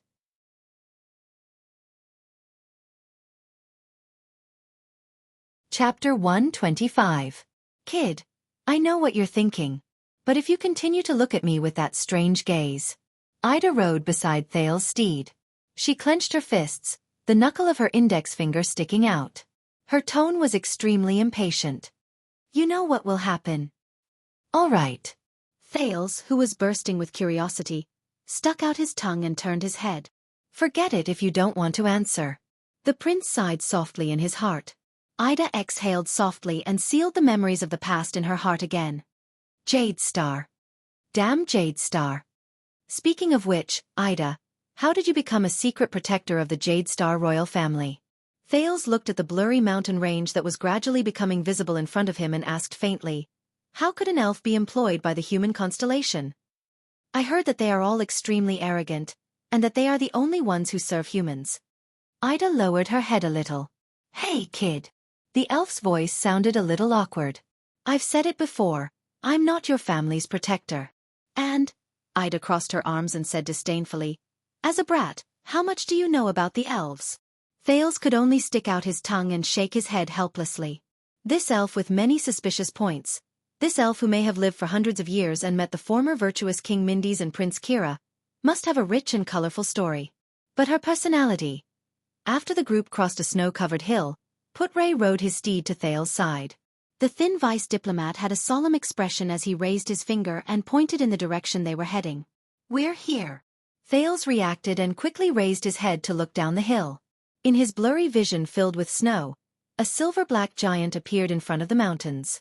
No, it's not a giant. Its silhouette in the snow appeared hazily in the distance. It was a majestic city built against the mountains. A red and black flag could be vaguely seen fluttering above the city. Its grayish-black walls were dotted with silver-white snow. The highest point of the city was at the peak of the mountains. From afar, it looked like a giant leaning against a snowy mountain, surrounded by many villages and small towns, standing tall on the northern land. Thales gestured for Wuxia to stop his restless steed. He took a deep breath of the cold wind unique to the north and quietly looked at the majestic and powerful city in the distance. A little excitement surged in his heart. This is the great dragon of the north, the capital of At? Unknowingly, they had already crossed the prestige orchid snowfield and entered a new territory. It's the first time you've seen such a grand sight, right? Nicholas rode to their side. The corners of his lips curled up, and his face was filled with nostalgia and reverence. A huge city with mountains on its back. It's the biggest, most majestic, most beautiful city in Northland. It's also the city with the longest history. The Holy Land in the Northlanders' hearts. Dragon Cloud City. At this moment, an untimely snort came from the side. It was originally not called Dragon Cloud City. Nicholas cast his gaze at the guest from Constellation who interrupted him. It was established during the age of ancient kings, and it was one of the human settlements in the north. During the era of the ancient empire, it was the central provincial capital of the original Northland province of the empire. Putray continued Nicholas' words expressionlessly. That fortress built against the mountain was originally known as Arund Castle. It was the residence of the Arund family, who ruled Northland under the emperor's orders for generations. After the empire collapsed, this place sank into 300 years of chaos and alternation of power. Until one day, Raikaru and Tormund's armies met nearby and won the first victory in the Battle of Eradication. It was Raikaru who led the army and rushed to the aid of Tormund, who was in imminent danger. Nicholas shook his head nonchalantly, and used his own understanding to correct the Constellation's words. That's why that battle was called Reverse Cold Wind. It was said that in an empty space near here, Raikaru's troops marched at lightning speed, as if they had descended from the sky, and defeated the enemy from the rear. Thales pursed his lips in resignation. All right, it's another small difference of opinion between extensions and Constellations, Northlanders and the Empire. Besides, even though we're both Northlanders, Nicholas seems to be more stubborn than Kent Vida. As expected, Putray exhaled with a disapproving expression. So, how did this place become At's capital? Thales immediately spoke at the perfect timing, interrupting the two men's intense discussion that was about to begin again. Nicholas gestured for them to continue moving forward. The commander of the White Blade Guard started to act like a real receptionist while he rode on his horse. This piece of land with Dragon Cloud City as its center belongs to the Walton family, the family from which Nuvan VII was born. It is also At's richest and most famous ruling family. The title of Archduke of Dragon Cloud City has been passed down for generations. The hero of mankind, Raikaru At, became the suzerain of this place more than 600 years ago. He formed an alliance with the 9 knights here and swore that in the chaos after the Battle of Eradication, they would guard Northland and their homeland together, and regain the pride of Northlanders. From then on, the proud Northlanders called the new kingdom At, and the At alliance was born. The following year, the 9 knights, who had expanded the territory with an irresistible force, returned to this place. Together, they elected Raikaru At as the king whom the Northlanders trusted wholeheartedly and swore to follow until death. The 9 knights then divided their forces and guarded Dragon Cloud City. The history of the alliance ended here, and the history of At began. In the spirit of taking turns to rule and ruling fairly, the supreme ruler of At, the common elected king, was chosen from among the 10 archdukes. The rest of the people obeyed his authority and orders. This was Raikaru's oath to rule together in the past. It shows that his prestige and influence continue to this day. Because King Nuvan holds the title of Archduke of Dragon Cloud City, Dragon Cloud City has become the capital of all of At. At this moment, a messenger from Black Sand region passed through the layers of obstacles of the White Blade Guards with great difficulty and came to Nicholas' side, inviting him to meet Viscount Kent Vida. After Nicholas left, Thales turned his head and looked at Putray. "You have something to say," the prince said with certainty. "Of course." The vice diplomat shook his head in disdain. Don't believe our hot-blooded Northlander friend. His nonsense about taking turns to rule and ruling fairly can only be used to deceive the Northlanders. In fact, in Northland or anywhere else in the world, it has always been power that speaks and strength that rules. Thales chuckled softly. Since that hot-blooded Northlander friend has left, do you mind telling me a little more, my knowledgeable assistant, the versatile Northlander? Putray reached into his bosom, wanting to take out his pipe. However, the former bard hesitated for a few seconds, then withdrew his hand with a pained expression. It was unknown whether it was because he regretted that he did not have much tobacco left, or because he found his conscience. He then said to the second prince, I don't know if you have noticed, but the first ruler of Dragon Cloud City, the first common elected king of At, was Rikaru At. But the Dragon Cloud City we see now is under the rule of Nuvan Walton VII. Thales quickly came to a realization. At and Walton are two surnames. In other words, after Rikaru's death, the one who inherited his title was not his direct blood relative? Putray raised his eyebrows and nodded. The real history, or rather the history recorded in the records that Constellation can find, is that Rikaru died young and did not give birth to any children. After he passed away, the suzerain position of Dragon Cloud City that he left behind was inherited by his nephew, Nuvan Walton.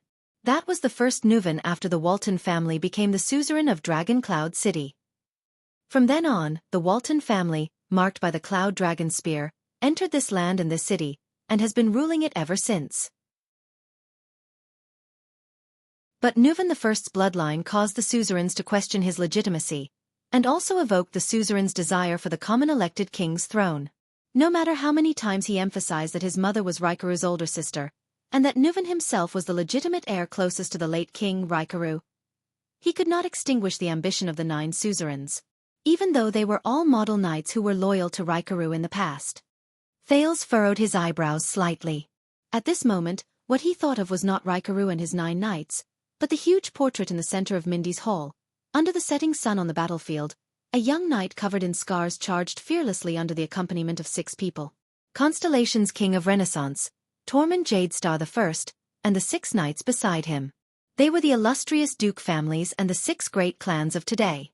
Arund of the White Base Eagle, Cullen of the Sun Sword and Shield, Covendier of the Tricolor Iris Flower, Fakenhaz of the Four-Eyed Skull, Nanchester of the Great Deer Horn, and Tabark of the Blood Moon.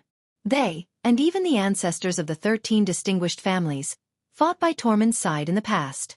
Were they also loyal to the King of Renaissance in the past? Just like the 9 knights and suzerains behind Rikaru? For the legitimate right to inherit the throne of At, Dragon Cloud City's Nuvan I had a violent conflict with the 9 knights and their descendants, Putray continued. After the war, the stalemate and confrontation between the suzerains lasted for decades. At that time, At was almost like 10 fragments. They were a kingdom in name, but in reality, they were enemies and could not tolerate each other. Putray continued to speak. During this period, the survivors of the final empire built a new, insignificant country by the Shepherd's River in the south, on the territory of the former chauvinistic province. It slowly rose and continued to expand to its surroundings. Thales understood tacitly and replied, Tormund I, the king of Renaissance? Yes. Putray nodded. His eyes shone with a strange light. Constellation. In the end, under pressure from the new constellation, Nuvan I and the 9 suzerains reached the final and most awkward compromise. With the support of the 9 suzerains, Nuvan Walton inherited the common elected king's throne. In the name of the great former king, Rikaru, Nuvan I redefined At's territory and conferred the title of the 10 suzerains, including himself, as the 10 legitimate archdukes of At. However, after Nuvan I's death, the position of king had to be rechosen among the 10 archdukes. They would then vote for a new common elected king, who would rule for life. Thus, At's king selection congress system was established and implemented for 600 years. This is the so-called Rikaru's joint ruling pledge, because it was an oath made by 10 people in Rikaru's name with Rikaru's signature. Ironically, it has nothing to do with Rikaru at all. Wait a minute. Thales was dumbfounded as he listened. The king selection. I only saw a rough outline of it in Mindy's hall. 10 archdukes voted together and chose one of them? Thales was stunned. What happens if someone has the same number of votes? Is there a mature system and style to determine the smooth election of the common elected king in the King's Selection Congress? Thales remembered a magical movie from his previous life. In the movie, pirates elected a pirate king, but in the end, every candidate voted for themselves. Yes, and it's simple, direct, effective, full of the romance of Northlanders, Putray said in a low voice.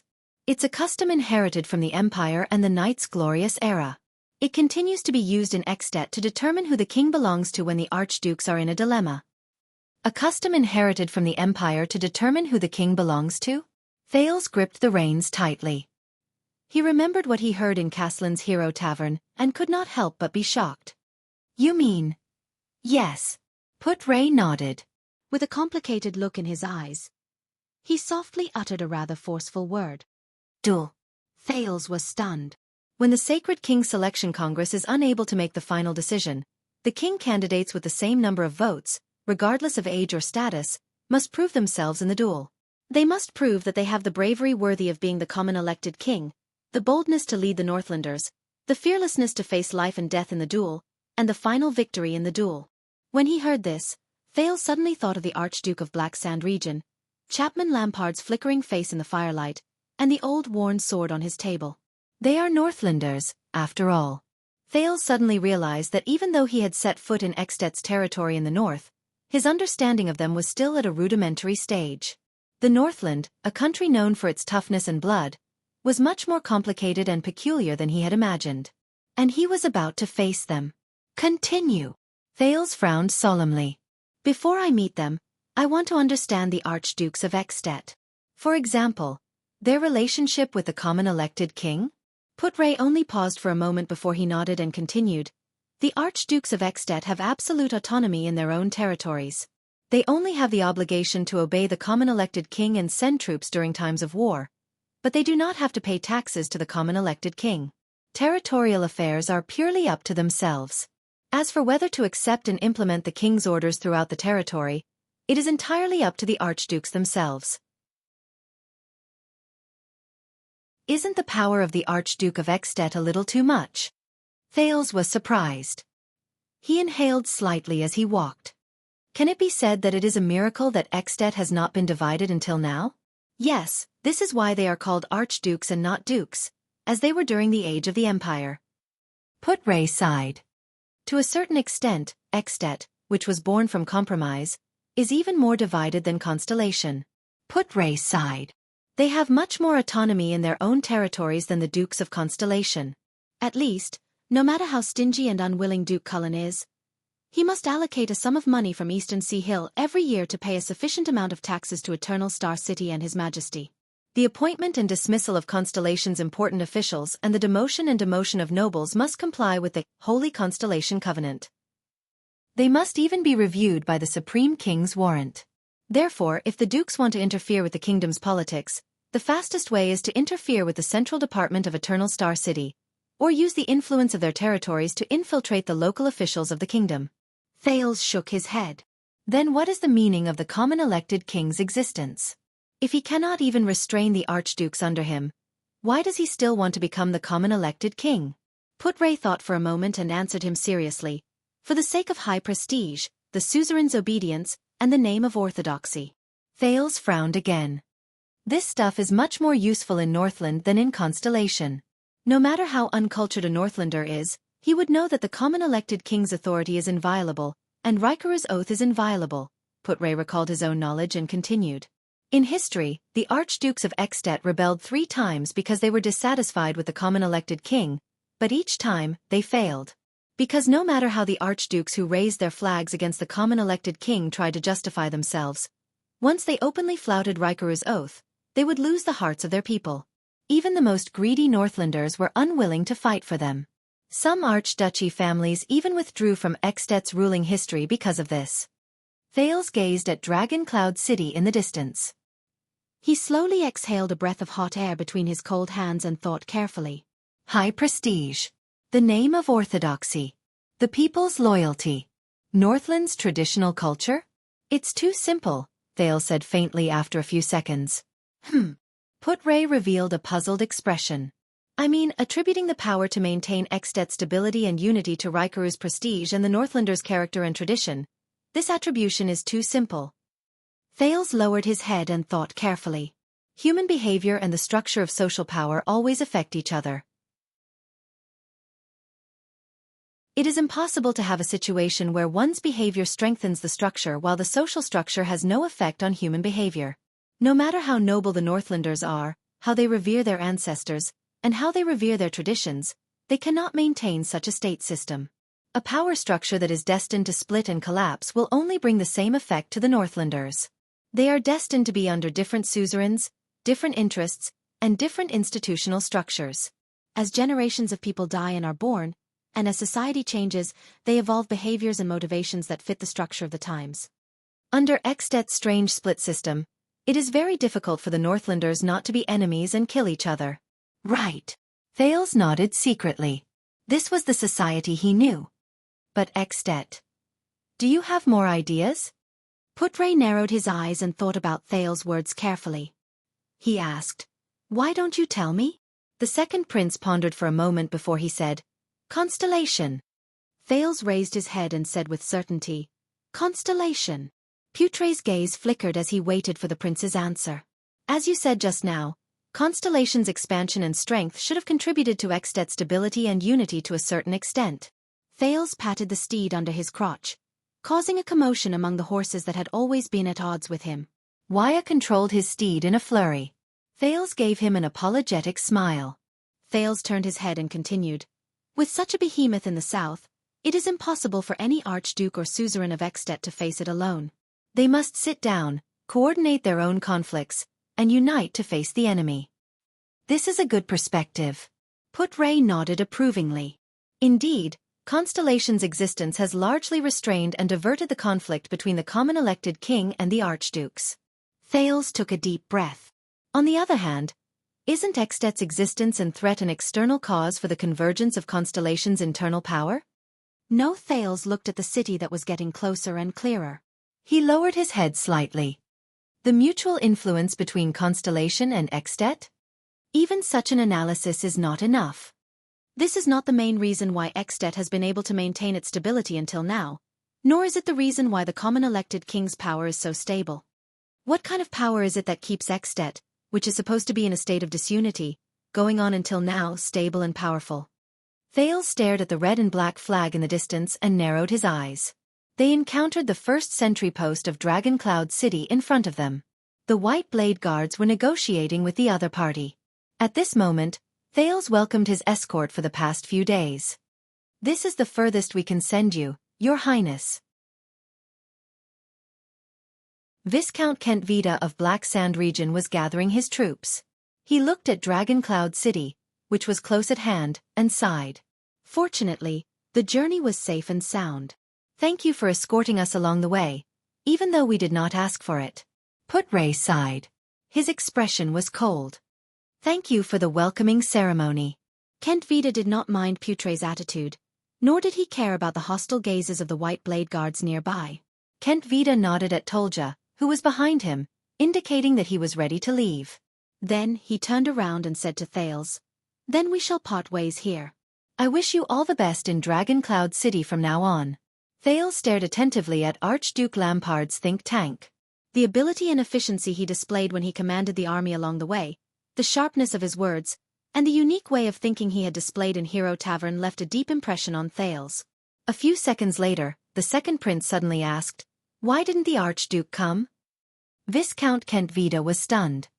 King Nuvan sent invitations to all 9 archdukes of Xdet, didn't he? But Lampard didn't come. Thales recalled his discussion with Putre and said quietly, "You know, King Nuvan might want all of Xdet to see how the common elected king handles the Prince of Constellation, starting with a friendly welcome from the White Blade Guards." At this moment, Thales did not think of the two practical people, Nuvan and Lampard, but of the two concepts of the common elected king and the Archduke. In the same social structure, they each represented different powers and ranks, and they competed with each other. The Archduke has his own reasons. Viscount Kent Vida reacted very quickly. He replied faintly, "And I believe that the Archduke has told you before that both you and the Archduke are in danger. Only your sincere cooperation, King Nuven hates him, right? Under Putre's strange gaze, Thales interrupted Kent Vida's words. Kent Vida stopped talking. His face was expressionless. I'm guessing that what happened in Constellation's court has already spread to Dragon Cloud City. Even though there is no evidence, the Archduke of Black Sand region is already implicated in Prince Mariah's death. Just like what the cold-faced Star Killer said. Thales enunciated each word clearly. King Nuven will settle the score with him sooner or later. And what is Lampard going to do? Thales stared at Kent Vida's expression carefully, trying to find something from it. Viscount Kent Vida furrowed his brows slightly, then shook his head slightly. A strange smile appeared at the corners of his lips. He no longer spoke in a polite and distant tone. Instead, he spoke in a serious tone. Black Sand region stands at the front line of the border between Xianxia and Constellation. It has been in confrontation with the Northern Territory for hundreds of years. It is not as weak as you think, the Viscount said meaningfully. And King Nuven and the Walton family's power cannot extend into Black Sand region. Moreover, Xianxia has a king selection system. Kent Vida flashed a strange smile. The Archduke is still very young and King Nuven. Thales' gaze flickered slightly. How confident. Chapman Lampard. He recalled the conversation between the two of them in Lampard's military camp. Only such a person can be called a gambler, and make even a fortress flower like Sonia so wary. Very good, Thales mumbled, intentionally or otherwise, because I am also very young. Kent Vida fixed his gaze on Thales. Before I left, the Archduke asked me to bring you a message. Thales raised his head. Please choose your enemies and friends carefully. Kent Vida flashed a smile again. He tapped his chest and said, Benevolence and compassion are not the flaws of a king. But it is a great taboo for a king to not see things clearly. Thales furrowed his brows tightly and snorted softly. These words. The second prince shook his head. Let his grace wait until he himself becomes a king before teaching me these words. Kent Vida nodded without changing his smile. I will bring the message to him. At this moment, people of Black Sand region. Why aren't you leaving yet? Nicholas came to their side and said bluntly. Why? Do you want to take 2,000 people for a stroll in Dragon Cloud City? Marquis Shiles followed them softly and laughed. Don't mind him. I think Lord Nicholas is just a little special with his words. Stroll. How would I dare? After all, this is the territory of the Dragon Spear family, and also the place where the common elected king resides. Kent Vida smiled bitterly. We will leave tomorrow morning. If His Majesty is as generous as ever, he can provide us with some. Then get lost. If you don't want to freeze to death in the day before the bitter cold winter, you have to let Lampard come over himself.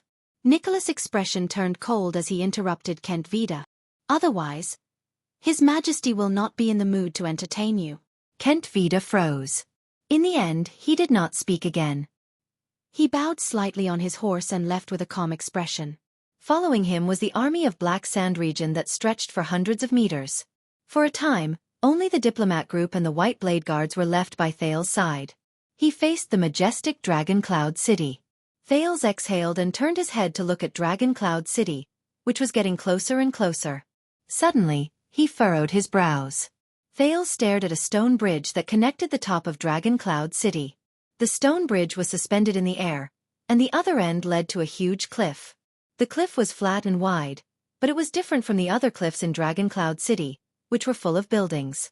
Although the area of the cliff was not small, it was empty.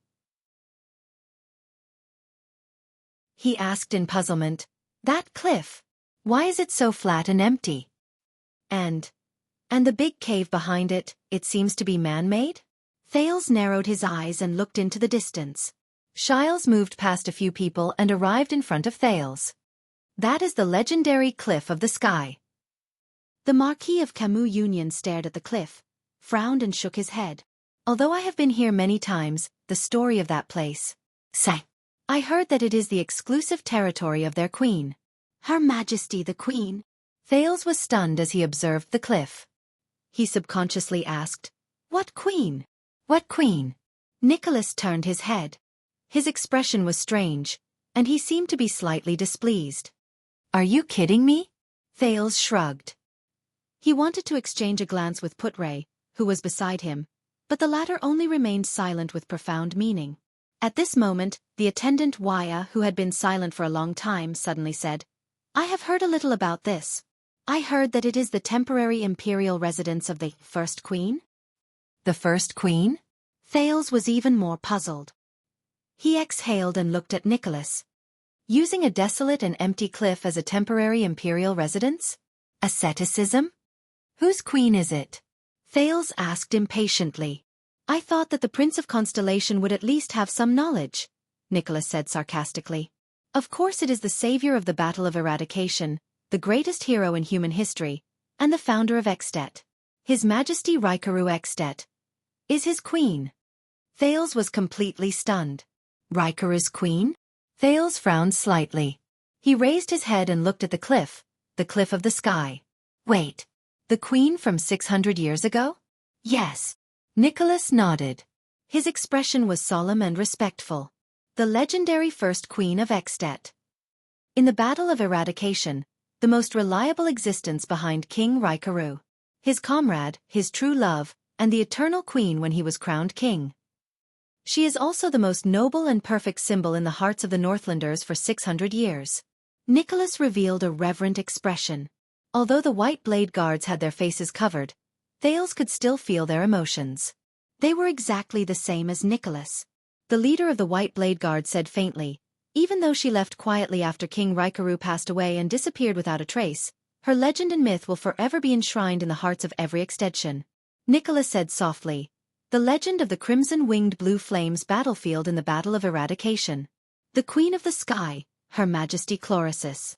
Thales furrowed his brows. "Why the sky? Could it be that this queen can fly?" "Wait." Thales stared at the huge cliff and opened his mouth wide. "Can fly? Did you just say the crimson-winged blue flame?" Thales turned his head with a ghastly expression and stared at Nicholas, dumbfounded. "The Queen of the Sky, that means she is a..." "Ah, that's right." Nicholas grinned, which was rare. This usually cold, serious and pale man was now filled with glory and pride. "The great hero of the Battle of Eradication, King Raikaru At." Nicholas raised his hand proudly and pointed at the extension flag fluttering in the air in the distance. "Is a knight." Thales turned his head and stared blankly at the black flag. On it was a huge crimson dragon, baring its fangs and brandishing its claws against the wind. "The one who soared in the sky and fought side by side with his true love, the Queen of the Sky." Nicholas' words rang in his ears.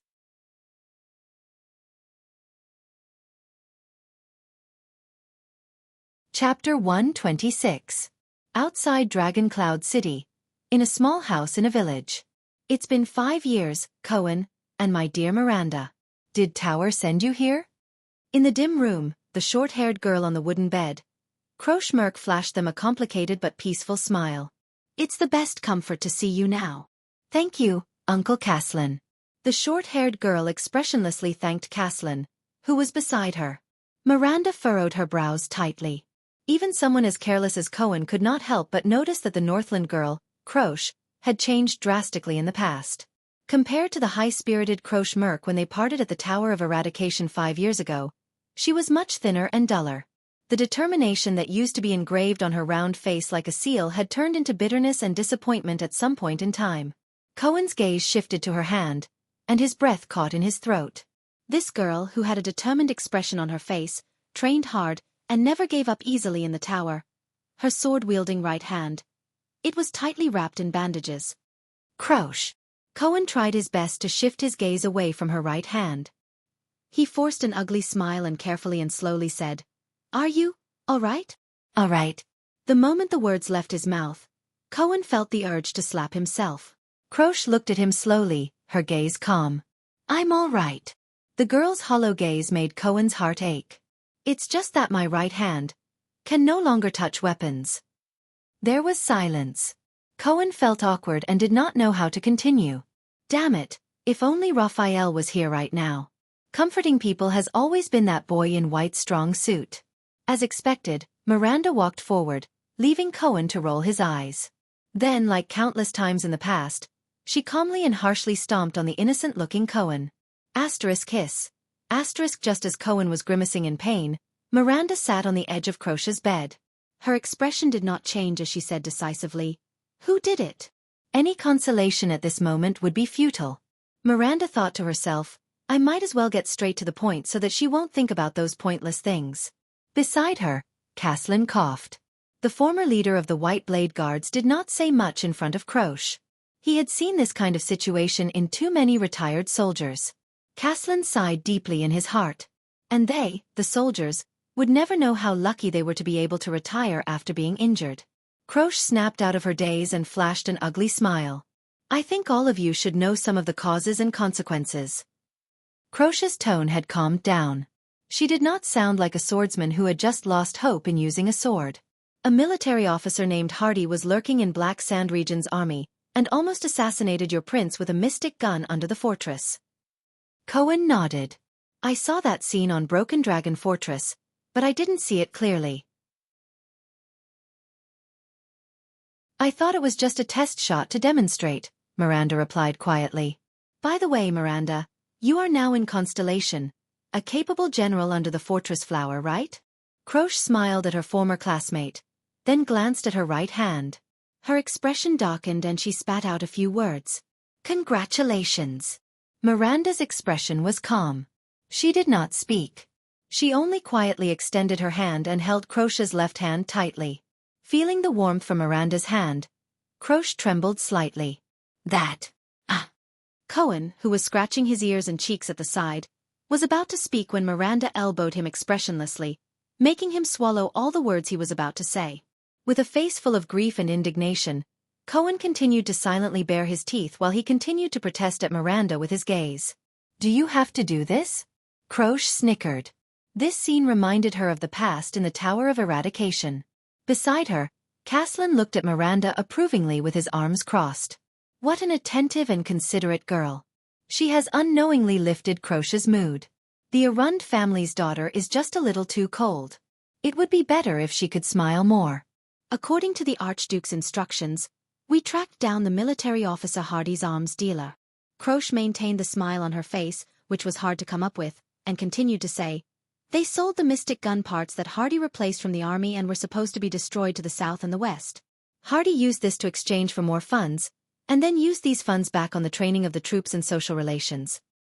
In a few years, perhaps His Grace's Mystic Gun Squad would be under the control of those people. Fortunately, we discovered it early and intercepted his underground arms dealer. That military officer. What did you find out about him? Miranda asked softly. Not much, Croce said flatly. Hardy came from a small village further north. It's the territory of Archduke Letko of Defense City. He was a person who personally experienced the war between At and Constellation 11 or 12 years ago. He survived the tragic attack and defense of Broken Dragon Fortress, but he lost a hand and half of his face under the bombardment of the mystic gun. Miranda's face paled. It's the war from 12 years ago again. Cohen sighed and walked forward. Carefully avoiding Miranda's unarmed attacks, he asked slowly, the Archduke of Defense City, one of the two archdukes in the north of At? The Letko family? So, Archduke Letko was the mastermind behind the conspiracy to murder the Prince of Constellation with the help of the mystic gun? Croce shook her head. It's not that simple. Hardy came to Black Sand region after the war and has been living there ever since. He hasn't come into contact with anyone related to Defense City, so we can't be sure that it's him. But there's one thing that makes us very suspicious. We interrogated Hardy's arms dealer and found out that Hardy mentioned once that he had a daughter named Lucy. Cohen's eyes lit up. You found his daughter? Is there something wrong with her? Not only is there something wrong with her. Croce pursed her lips tightly and shook her head. But there's no such person. There's no such person? Cohen asked, puzzled. Hardy has been single for more than 40 years. This is what we confirmed from his neighbors. He doesn't even have a wife or a lover, let alone a child, Croce said faintly. We followed the name Lucy, and found that he had mentioned her name to more than one person. From the arms market in Black Sand region to the transport team in Prestige Orchid region, when we followed the trail to Dragon Cloud City, we were intercepted. The short-haired girl raised her head, her expression frightening. a group of unfamiliar swordsmen appeared. Miranda frowned. Disaster swords? Croche lowered her eyelids and nodded. How were they? How many of them were there? Cohen's expression changed. Ignoring Miranda's displeased expression, he rushed forward and asked anxiously, "What kind of power of eradication did they use? How did you recognize them as disaster swords?" Caslin, who was listening quietly, frowned. There were many of them. Their heads and faces were covered, and it was dark, so we couldn't see their figures and faces clearly. But their power of eradication is just like what Teacher Chartier described, Croche said flatly. It's cold, ruthless, and its power of eradication is turbulent and never stops. I'm the only one who escaped. Cohen was stunned. But he immediately reacted. Is there any more information? When and where did they appear? For example, how did they draw their swords? I've told Uncle Caslin about the details of their appearance. But Croche only gritted her teeth and shook her head with a bitter gaze.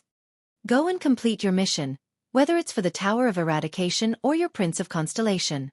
Cohen wanted to ask again, but Miranda grabbed his arm and shook her head. I'm tired, Croche said slowly. She slowly turned over and faced the wall. I want to rest for a while. Cohen and Miranda looked at each other, then at Croche. Finally, under Caslin's gaze, they bade farewell and left. Cohen. Before leaving, Croche suddenly called out to Constellation's guard. Cohen turned his head back in shock. She turned her head and raised her eyes. There was an indescribably complicated expression in her eyes. You. Be careful. Cohen was stunned for a moment. Then, he was pulled out of the room by Caslin. You saw what she looked like. To be honest, based on my observation, I don't think she's really injured to the point where she can no longer use her sword. It's the barrier in her heart that prevents her from continuing to use her sword, Caslin said flatly. What do you mean? Barrier in her heart?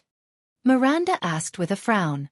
Croche is the daughter of my old subordinate in the White Blade Guards.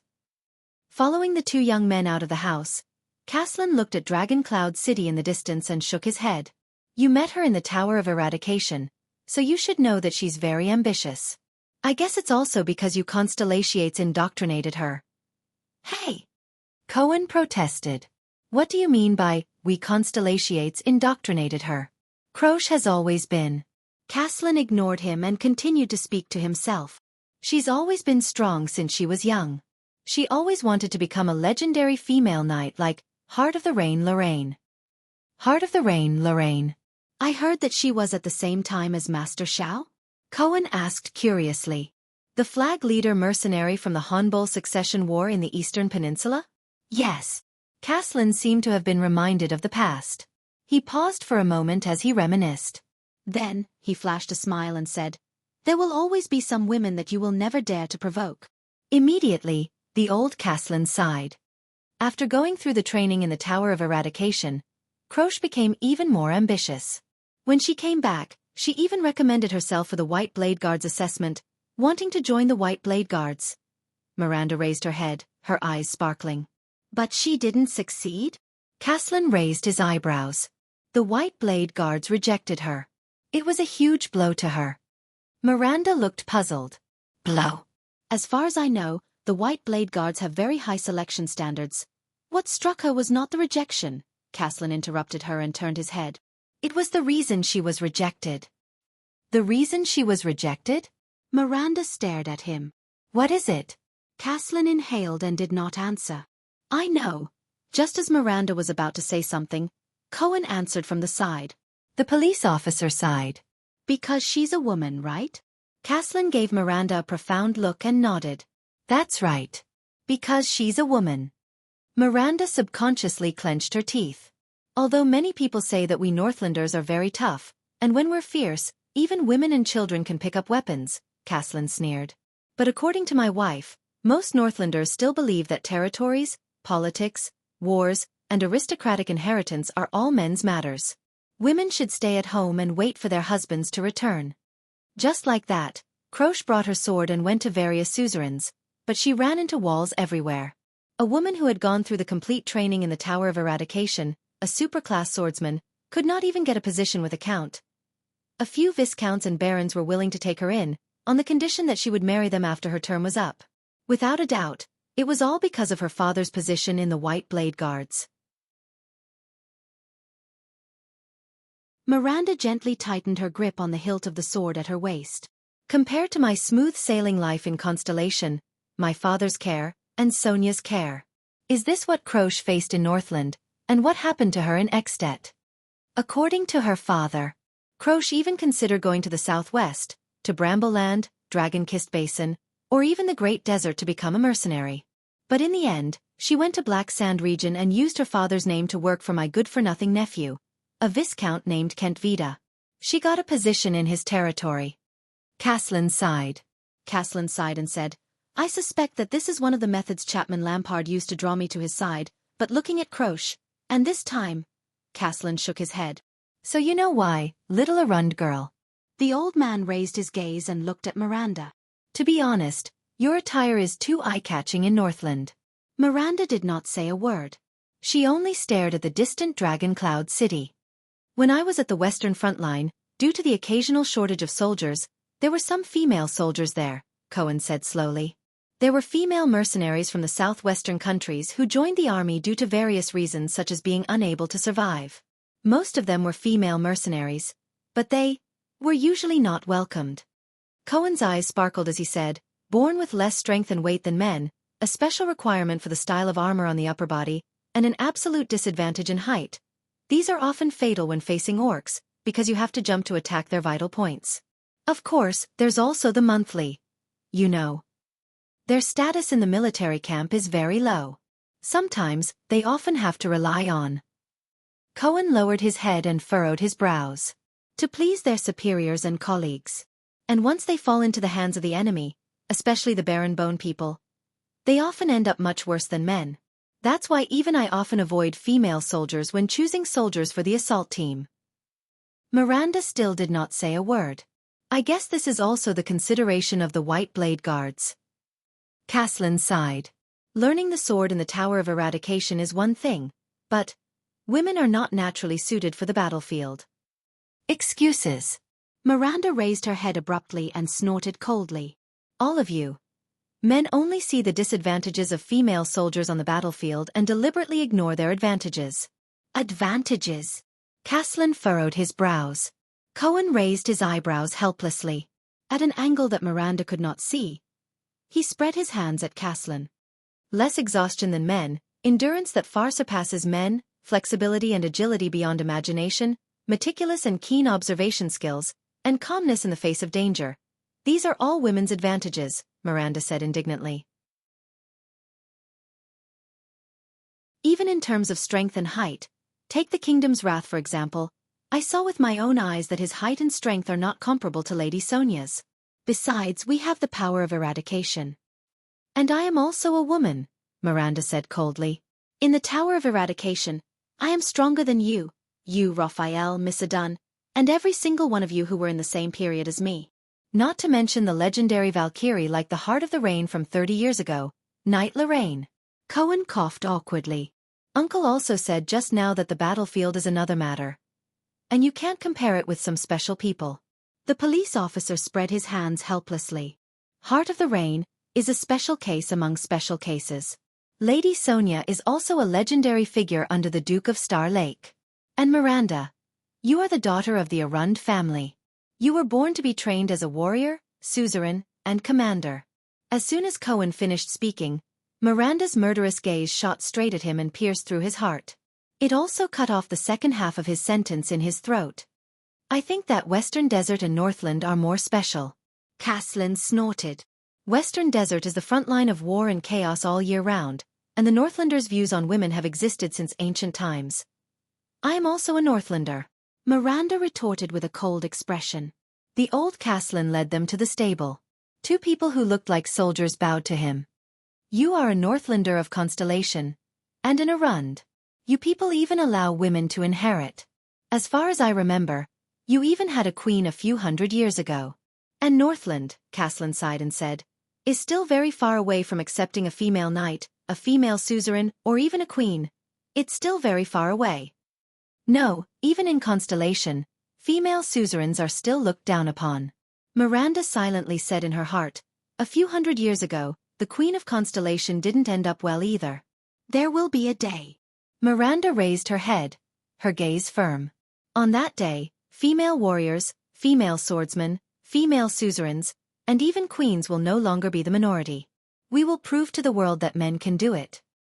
Women can do it too. Caslin shrugged and walked into the stable. Cohen stuck out his tongue. He thought of his two devilish sisters at home and sighed helplessly. Miranda. Why would Raphael like her? But when he thought of Raphael, his current position, and the power of eradication in his body, Cohen's heart sank again. The army of Black Sand region is stationed in a village near Dragon Cloud City to escort the prince. They will bring Croche back. Caslin led 2 horses over and looked at the 2 young noble swordsmen. I'll leave the next task to you. You're not going. Cohen raised his eyebrows. My appearance is not a good idea. Caslin's expression darkened. It will alarm too many people. Fortunately, I still know some people in Dragon Cloud City, some old acquaintances. They can provide you with information, but when it comes to specific investigations and inquiries, identifying the disaster swords from the Sword of Eradication. Caslin handed the reins to the 2 men. No one is more experienced in this field than you and the seeds of the Tower of Eradication this time. Whether it is the innate insight of nobles, superclass combat power that adapts to the battlefield, or the ability to sense the disaster swords. You know some people in Dragon Cloud City? Cohen revealed a doubtful expression. Uncle, haven't you been running a tavern in Black Sand region for 20 years? About that. Caslin touched his white hair awkwardly. At least I lived in Dragon Cloud City for many years. Are the people still usable after 20 years? Cohen furrowed his eyebrows. I've been keeping in touch. Caslin looked around and chuckled. And for a long time, many of the old subordinates of the White Blade Guard stayed in Dragon Cloud City after they retired. When they were trying to make a living, I helped them out a little. Making a living. Help. Cohen's doubts grew stronger. When some of the retired soldiers were having a hard time, I would act as a middleman for them and find them some work. Caslin coughed unnaturally. You know, there are always some jobs that require people who can fight to do. You can just say that you introduced them to the gang. Miranda had a contemptuous look on her face. It'll be easier for us to understand. Caslin coughed loudly and drowned out Miranda's words. For the past 10 years or so, the gang in Constellation, the Brotherhood or whatever it is, has been causing a lot of trouble. They even expanded their business here. Some of my old friends are always short of manpower and wanted me to introduce them to them, so... What? Cohen widened his eyes. After all this time, Uncle, you're actually the contact and introducer for the gang in Dragon Cloud City? Caslin's coughing grew louder. Under the doubtful gazes of the 2 young men, he raised his head in a righteous manner and patted their shoulders. Anyway, whether it's the mission of the Tower of Eradication, giving Croche an explanation, or the truth behind the assassination of the Prince of Constellation, I'll leave it to you. Miranda and Cohen revealed a contemptuous look, while the other clicked his tongue and shook his head. Remember, your mission is only to investigate, not to throw your lives away for an unverified piece of information. Before they left, Caslin became serious. But all of you have the ability to come into contact with the disaster swords, and even survive their attacks. As long as you don't run into a supreme-class swordsman. I believe in your abilities. The 2 of them looked at each other and nodded seriously. My people will help you. But if you make a big deal out of this, remember to hide yourself well. Although your prince is currently on a diplomatic mission to Xianxia and the tension between the 2 countries has largely been reduced by his arrival, it is not a good thing for Constellations, especially the family members of Constellation nobles, to recklessly expose their identities here. Caslin narrowed his eyes. Also, what you need to pay attention to and worry about is not as simple as the swords on the surface. The disaster swords may be working with an extension suzerain, such as an archduke. No matter what, they deliberately worked with a suzerain and even assassinated the Prince of Constellation. I'm afraid their motives are not simple. I understand. Cohen inhaled and mounted his horse. We will find out their background and the truth, whether it's a plot to assassinate the prince or an intention to harm the Tower of Eradication. Miranda did not say much. She nodded slightly and rode away. Cohen followed closely behind her. Caslin watched the two of them leave, then looked at Dragon Cloud City in the distance. A hint of nostalgia flashed in his eyes.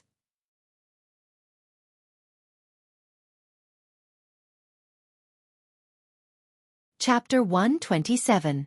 When Thales finally stepped into Dragon Cloud City, the first thing that attracted his attention was not the ancient city's crude and bold architectural style. In fact, unlike Eternal Star City, which relied on the city district and city walls to build its buildings, Dragon Cloud City was built on a gentle slope of a mountain peak. The layout of the city was based on the mountain's topography, stretching all the way up, appearing natural and smooth. Similar to his experience in Lampard's military camp, what left a deep impression on Thales was the extension citizens of Dragon Cloud City, who fought to surround the city gate to watch the Prince of Constellation. The Prince of an Empire. A rough shout rose from the crowd, immediately triggering a noisy and chaotic response. According to Put Ray, this place should be filled with citizens who were busy preparing for the winter, preparing to enter the city for their last exchange, sale, and purchase goods. But he just happened to be here. Thales could only lower his head and sigh. It had been a long time since he was so popular. Although the citizens' emotions were much better than the soldiers, and the people of Dragon Cloud City did not hate Constellation as much as Black Sand region, the news of the heir of Dragon Cloud City being assassinated in Constellation had obviously spread. This caused Thales and the others to suffer from another round of discussions, abuse, and even rubbish flying towards them. The extensions were much more passionate than the Constellations.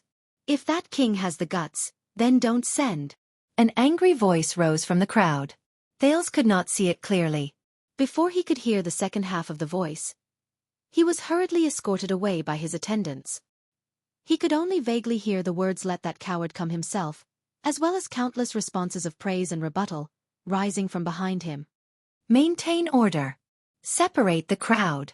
We need to get to Heroic Spirit Palace as soon as possible. Nicholas reprimanded his subordinates and soldiers without holding back. You know what to do with those who barge into the city without permission. Fortunately, the White Blade Guards and the soldiers of Dragon Cloud City separated the crowd, or else the Prince of Constellation would have fled into Dragon Cloud City pathetically. Although it was not much different now. Thales looked at Wuxia and Ralph, who looked as if they were facing a great enemy. He sighed helplessly on his horse. Their unhappy expressions make it seem as if I killed their prince. Put yourself in my shoes and think about it. If you died in Northland today, and At sent someone to Eternal Star City to apologize tomorrow, I think I would probably have a displeased expression on my face as well. Put Ray spoke loudly in the noisy environment. The latter did not seem to care about the prophecy he had just made for the prince. Thank you for your kind words, Mr. Deputy. If you lose your job in the future, I suggest that you try your luck in Western Desert. Duke Fakenhaz should be able to get along well with you. The head of the four-eyed skull, that unwelcome guardian Duke of the Western Desert? Put Ray snorted. Thank you for your recommendation. Thales could only snort coldly. But both of them knew that the true test was far from here, not on these simple commoners. Are you ready? Citizens of the Empire? Nicholas' voice came from the front.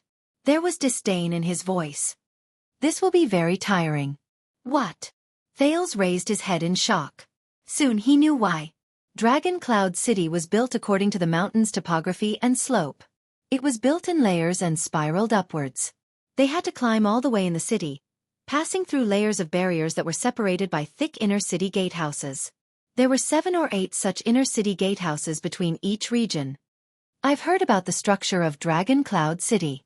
Wuxia gritted his teeth and observed his surroundings vigilantly. It is said that this kind of inner-city structure is easier to defend. Even if the enemy breaks through the main gate of Dragon Cloud City, the archers on the city walls and gates can turn around and attack the enemies who charge in. The warriors are able to block the waves of attacks from the enemy behind the gatehouses. And because of the slope, the invaders have to face the disadvantage of attacking from the back, which will consume a lot of energy. I dare say that this structure helped us a lot when we were surrounded by the Eastern Peninsula's army during the Third Peninsular War. In that case, this city is not much inferior to Broken Dragon Fortress. Thales helplessly looked at the panting horse as it sat down. The noisy onlookers outside the guard separation line also made him frustrated. The citizens have to climb all the way up just to take a walk, let alone the enemies who are attacking us. And the nobles now have an excuse and a reason to hide in the city and shiver in fear. Ida stepped on the stone bricks under her feet. Her figure was light, but she still snorted in dissatisfaction. They let their people suffer outside the city. I think the first batch of people built this city purely for military purposes, but no one expected that it would one day become the capital of At. Thales glanced at the passers-by who stopped walking. Don't the people who live here feel tired? To a certain extent, this city also naturally repels merchants. This kind of structure is neither suitable for peddlers nor shops, whether it is for transporting goods or expanding business. Can you imagine the cost of transporting 1 load of firewood into the inner city as much as carrying 3 loads of firewood? Marquis Xiles of Camus Union seemed to be used to this kind of road, but he still shook his head and clicked his tongue. Of course, this is the time for us Camians to take the field. So, the higher up we go in the inner city, the more powerful and influential people can live there, right? Thales sighed. It's really a clear and easy to understand social stratification. Marquis Xiles of Camus Union seem to be used to this kind of road. Compared to a few years ago, there shouldn't be any major changes.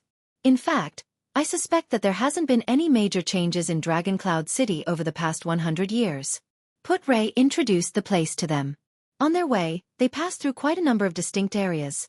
Shield District, which looked like a slum, Hammer District, which was where the commoners lived, Sword District, which was where the bazaar and square were located, Bow District, which had all sorts of miscellaneous items, Arrow District, which was where the temples and religious places gathered, Spear District, which was where the courts, prisons, and other departments were located, Armor District, which was where the workshops and shops gathered, Axe District, which was where the nobles lived, and so on.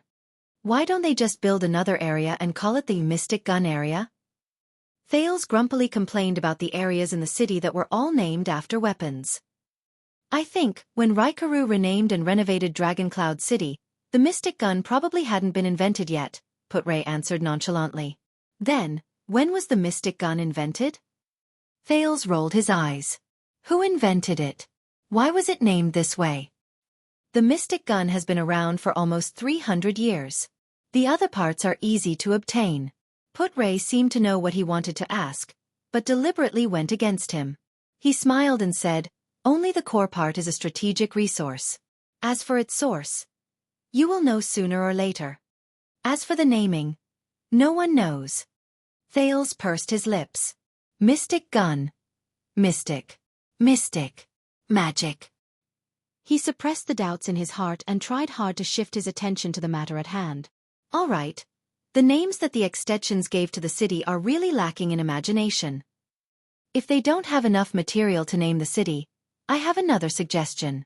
As he watched his steed climb arduously, even Thales could not help but feel a little tired. He exhaled deeply. The legendary anti-mystic armed forces area. Put-Ray finally took out his pipe again and looked at Thales with a slightly profound gaze. He took a deep breath and calmly said the truth. If you ask me, you have been chattering non-stop since just now. It's because of the situation that we're about to face. And you're nervous? Thales was immediately at a loss for words.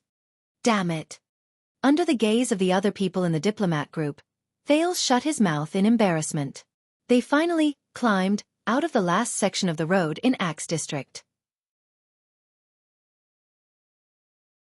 No matter where Thales went, the flag with the double cross-shaped stars on a sky-blue background, which was held by Gened, would always be the biggest target of all the onlookers.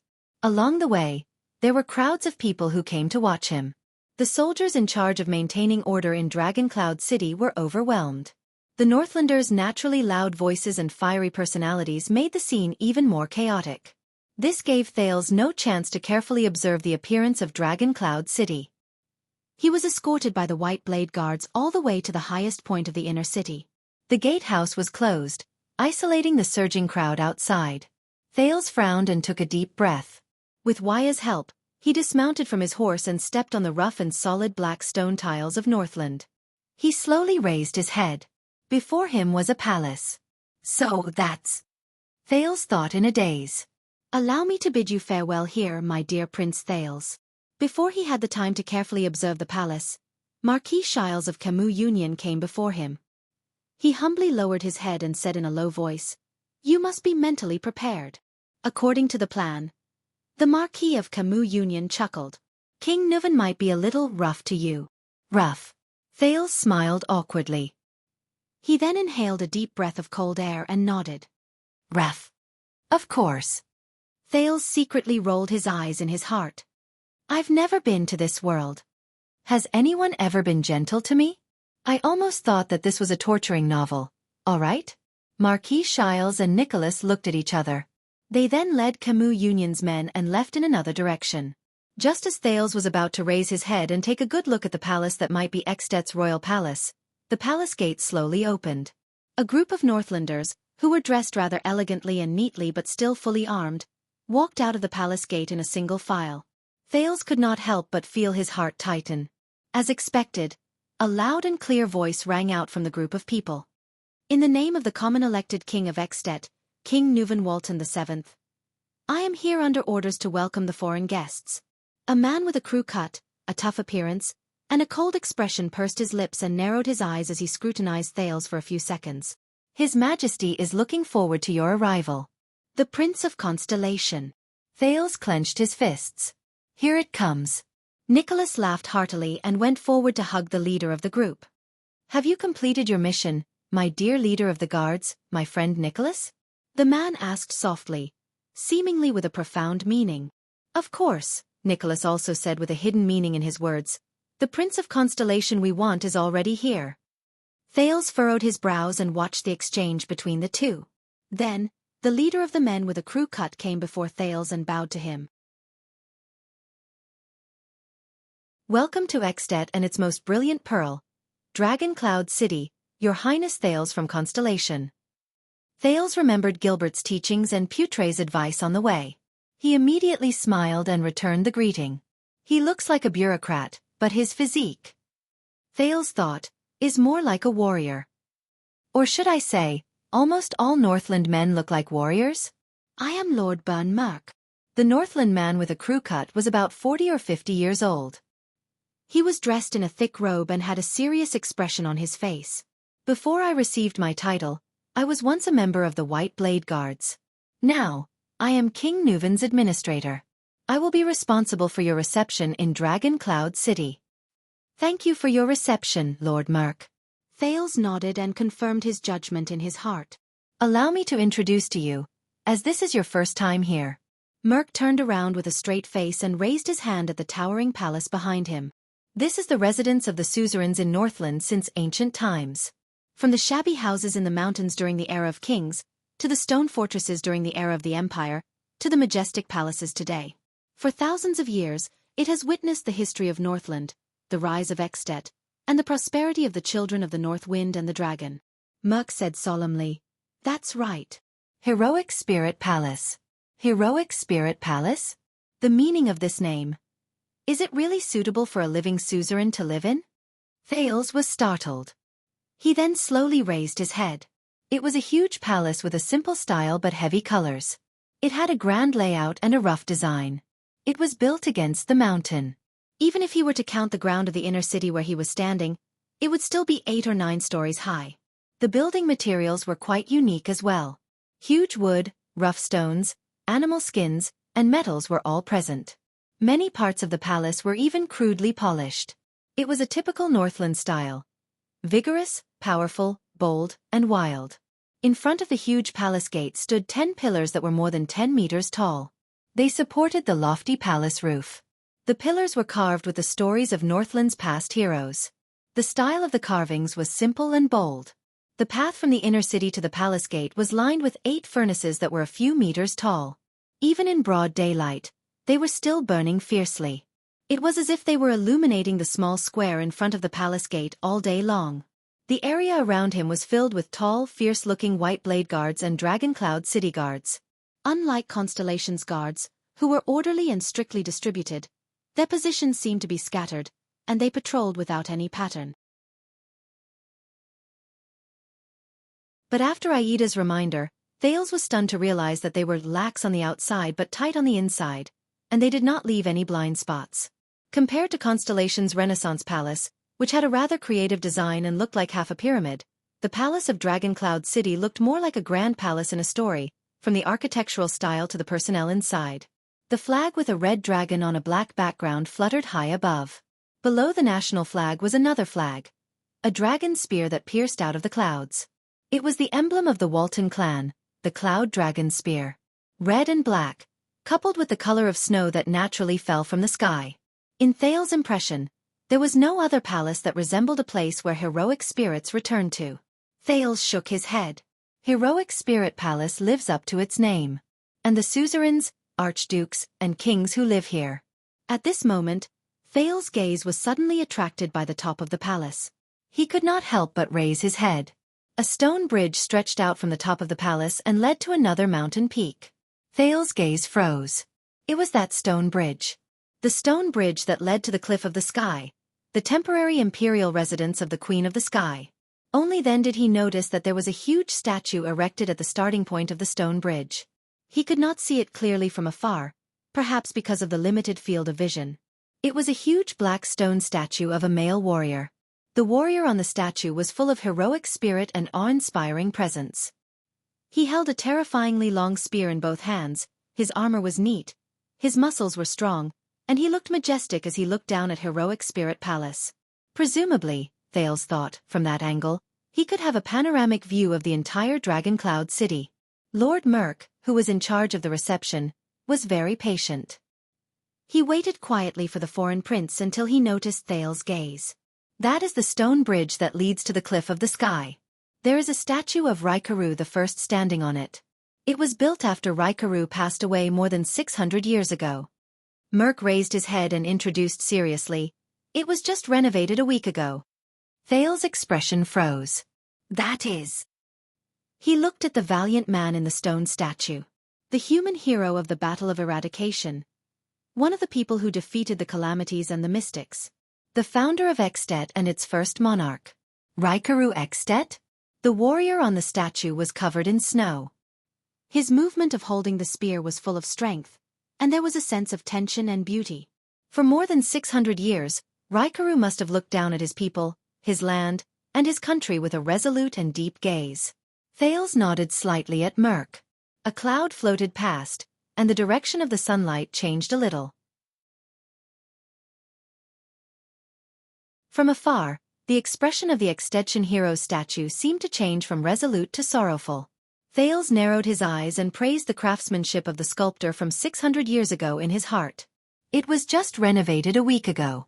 Was it to welcome me? Unlikely. Perhaps the extensions are still hoping that the legendary Great Dragon Queen, who disappeared without a trace after the Battle of Eradication, will come back to visit her husband's statue? To visit the country that left her portrait on the national flag, and to take care of the Western Peninsula's blade that she and Raikaru left behind? Heroic Spirit Palace has prepared a room for you. This will be your temporary residence during your stay in Dragon Cloud City. Merk raised his hand towards the palace door and gestured for Thales to move forward. Thales smiled. Of course. Thank you for your hospitality, King Nuven. And please come with me. The man with the crew cut did not change his expression, but what he said made the hearts of all the Constellation diplomat group sink. King Nuven and the 5 archdukes are waiting for your arrival in the Hall of Heroes. Thales exchanged a glance with Put-Ray. It has begun. But just as Thales, Put-Ray, and Ida were about to move forward, Merk raised his hand gently and stopped the skinny vice diplomat. His Highness attendants, please follow my subordinates to your room, Merk said softly. I don't understand. Put-Ray stopped and looked at Merk calmly. I am His Highness' assistant on this trip. I have to follow His Highness. I understand your duty, Merk said slowly without any expression on his face. But this invitation is limited. This is a noble conversation between suzerains and suzerains, and the royal family to the royal family. Jade Star to the Walton family and the 5 great clans. His Majesty and the 5 archdukes only wish to see His Highness, just as His Highness will only see His Majesty and the 5 archdukes. Therefore, please attend alone, Your Highness of Constellation. Thales' expression changed. Alone? Against Nuven the 7th and the 5 archdukes? As far as I know, Put-Ray said flatly, this is not the usual etiquette between the two countries. Although we have reached a preliminary agreement with King Nuven, but we must not risk the prince's safety. Constellation has learned its lesson in this regard. This is a critical period. Merc shook his head. You want us to hand over Constellation's only heir, give up on protecting him, and let him be isolated and helpless under your control? Put Ray cleverly pointed out the most crucial point. Behind Thales, Ida, Waya, Ralph, and the others became nervous and subconsciously reached for their weapons. Nicholas raised his hand gently. The white blade guards slowly surrounded them. The Star Killer's face grew paler. Just as you said before, you still don't have much of a choice, don't you, young prince? Thales narrowed his eyes. Please believe me, this is necessary. Merc stared at Thales with a burning gaze. And speaking of being isolated and helpless, forgive me for being blunt. The moment you step into Xtet's borders, aren't you already isolated and helpless? Thales sighed softly. Put Ray did not speak again.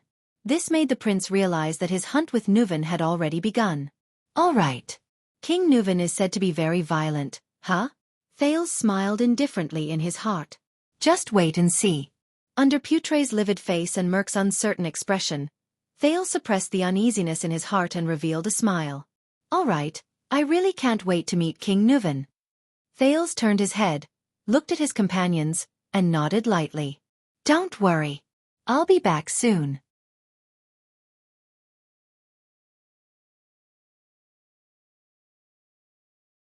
Chapter 128.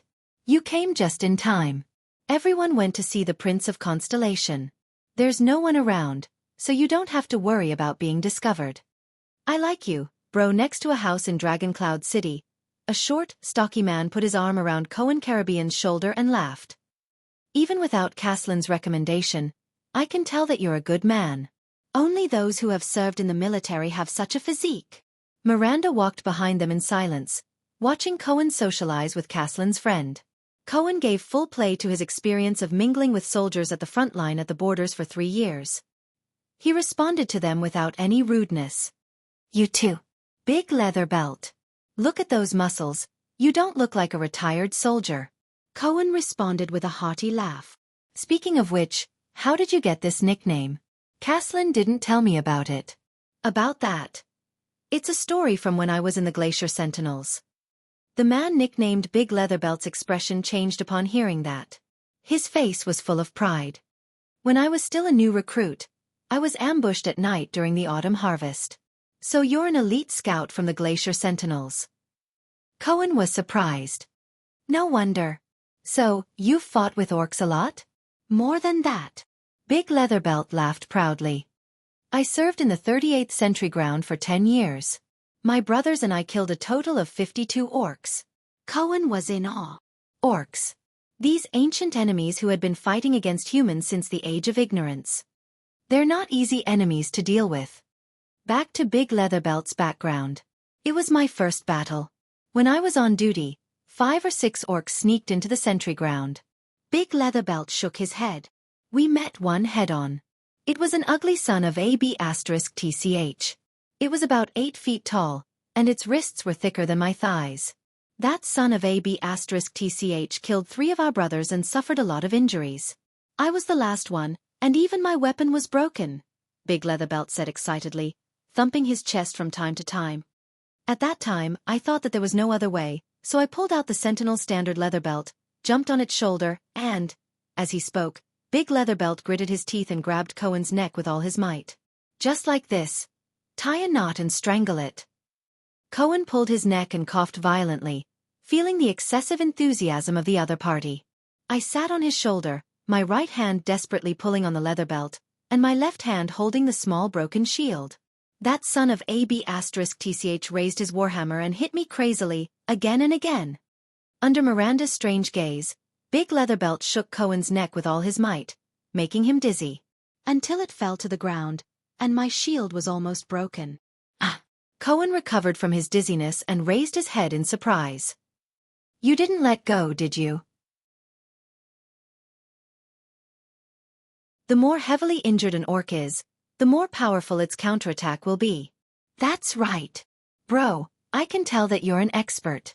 Big Leatherbelt slapped his thigh and yelled, Don't let go. This is a lesson I learned later. At that time, I thought it was dead, so I loosened my belt. But that D*Ned beast bounced up as if it had come back to life, roaring and clutching my head tightly. Fortunately, His Majesty the King was inspecting the north at that time, and the white blade guards came as reinforcements. Caslin arrived in time and split the back of that son of Ab*Tch's head with his axe. At that time, I almost fainted. But from that day onwards, they called me Big Leather Belt. Haha. Cohen sighed, remembering his past at the front line of Western Desert. So, you've fought with orcs before? Big Leather Belt asked curiously with great interest. Yes, but not glacial orcs, but desert orcs. Cohen smiled. We used to be mercenaries there. The way to deal with orcs is to lower our bodies, lower our heads, circle around them, or attack from their crotch. Ah, that's how the people from the Empire in the south do it. They go around in circles with the orcs, Big Leather Belt muttered. We can't do that in the north. In cold weather, our movements are stiffer than usual, and we're not flexible enough. So, in the north the best way is to attack them head-on, end the battle quickly and kill them in one blow. Cohen nodded approvingly.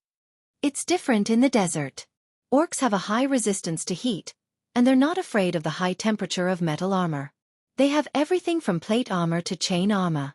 I've even seen orcs armed up to their crotch. That's when we have to use our agility to find a chance to hit their vitals. As they chatted enthusiastically about their experiences on the battlefield, Big Leather Belt finally brought them into the house. Oh, look at you, a typical Northland girl.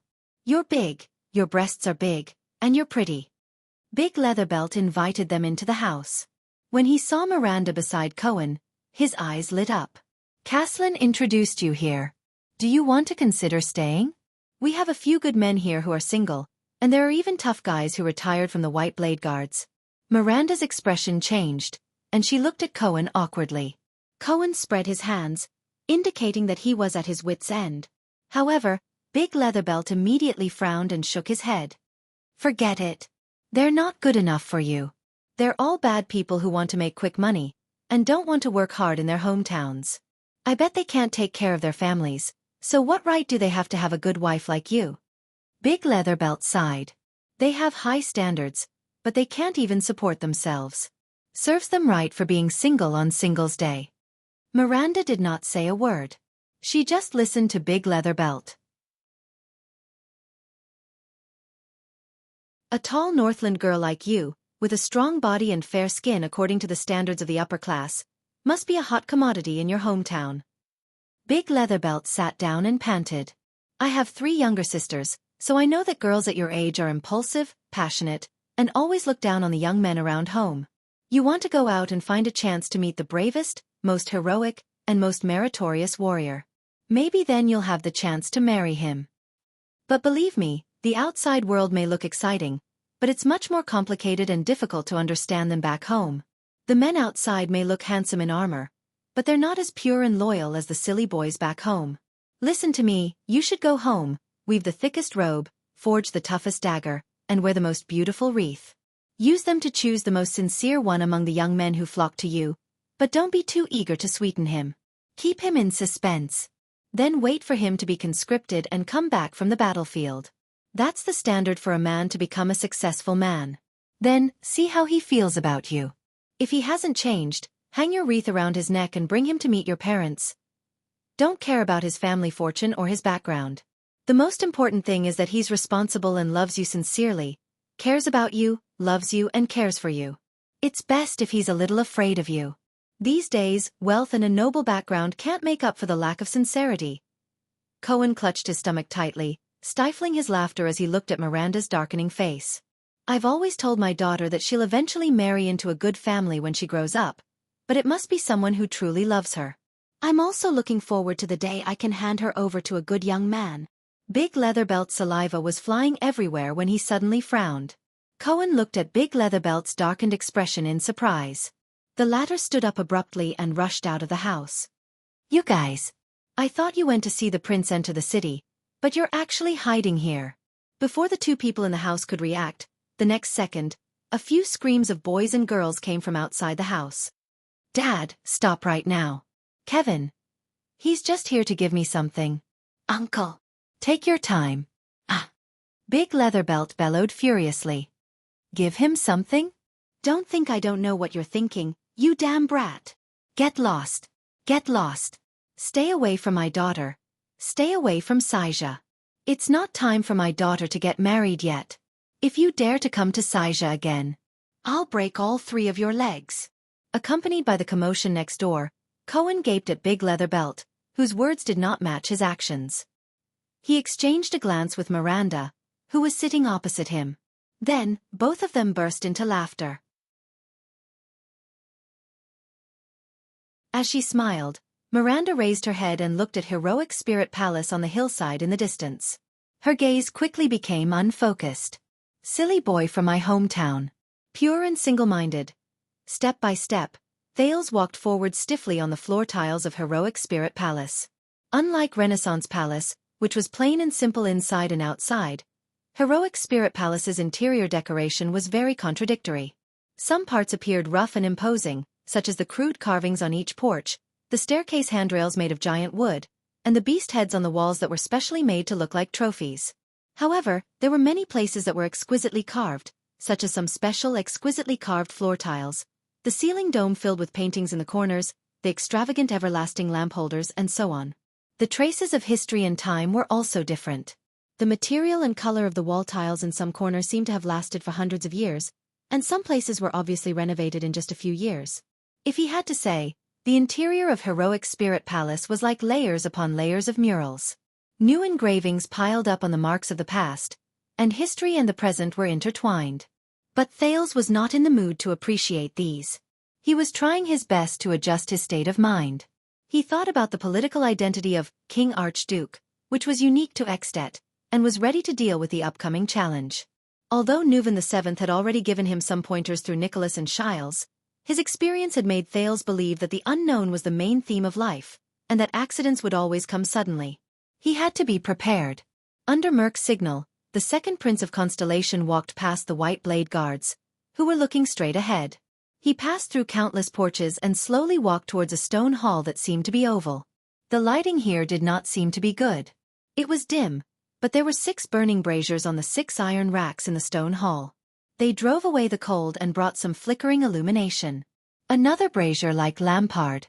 Do the suzerains of At like brazier so much? Thales secretly ridiculed in his heart.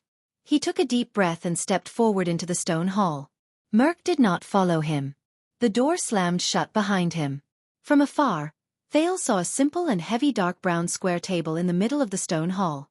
At the other end of the long table, directly facing Thales, sat a white-haired old man. He was about 60 to 70 years old, and he wore a thick red and black robe with a dark golden crown on his head. The crown looked very simple, and there was only a dark red gem embedded in front of his forehead. The old man placed his hands on the table but lowered his head without saying a word. Due to the distance and the light, Thales could not see his appearance clearly.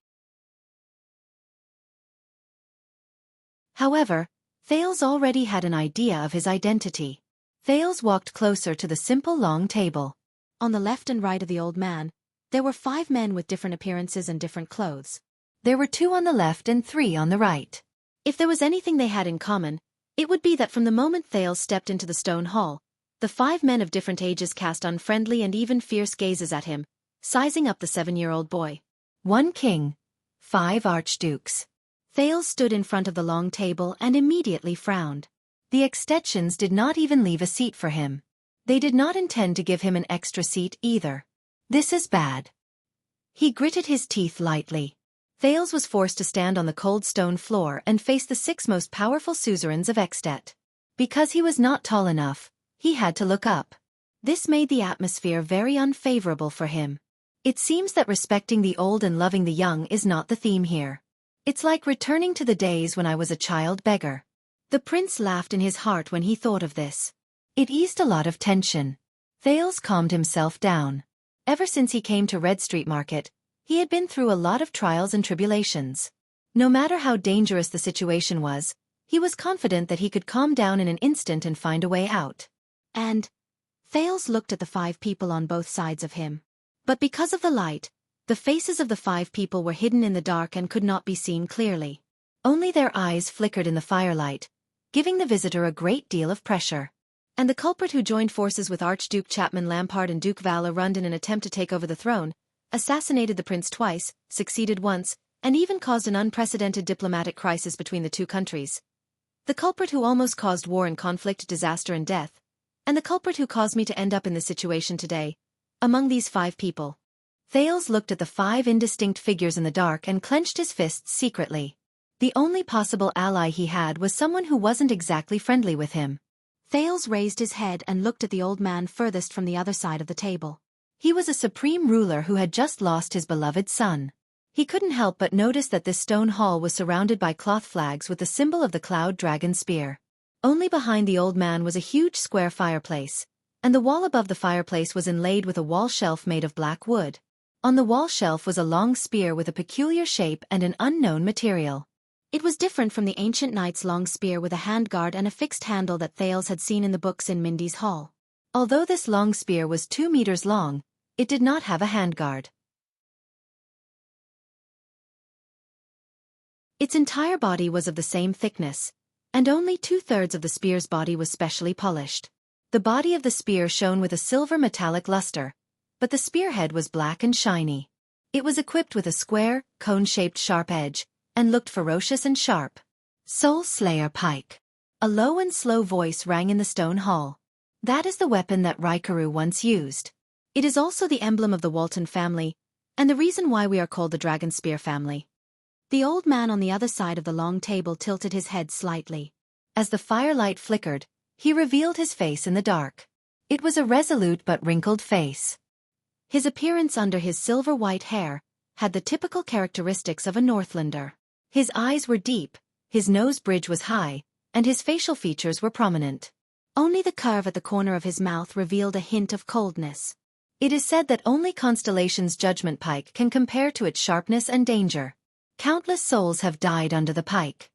Over the past few centuries, it has slaughtered and severely injured many famous enemies, including the sinister Morning Archduke, the vicious human slaughterer, Syra Dark Thunder, the powerful enemy of the wolves, the ferocious Night Wing King, and the bizarre power mystic. Thales frowned slightly. Thales suddenly remembered Caslin's evaluation of the old man in front of him. He was a good king when he was young, a typical burly Walton man. Thales met the old man's gaze. He noticed that the old man had a pair of green eyes. He did not know if it was a hereditary trait of the Walton family. Anyway, Thales did not inherit Kessel's sky-blue eyes. Thales was suddenly stunned.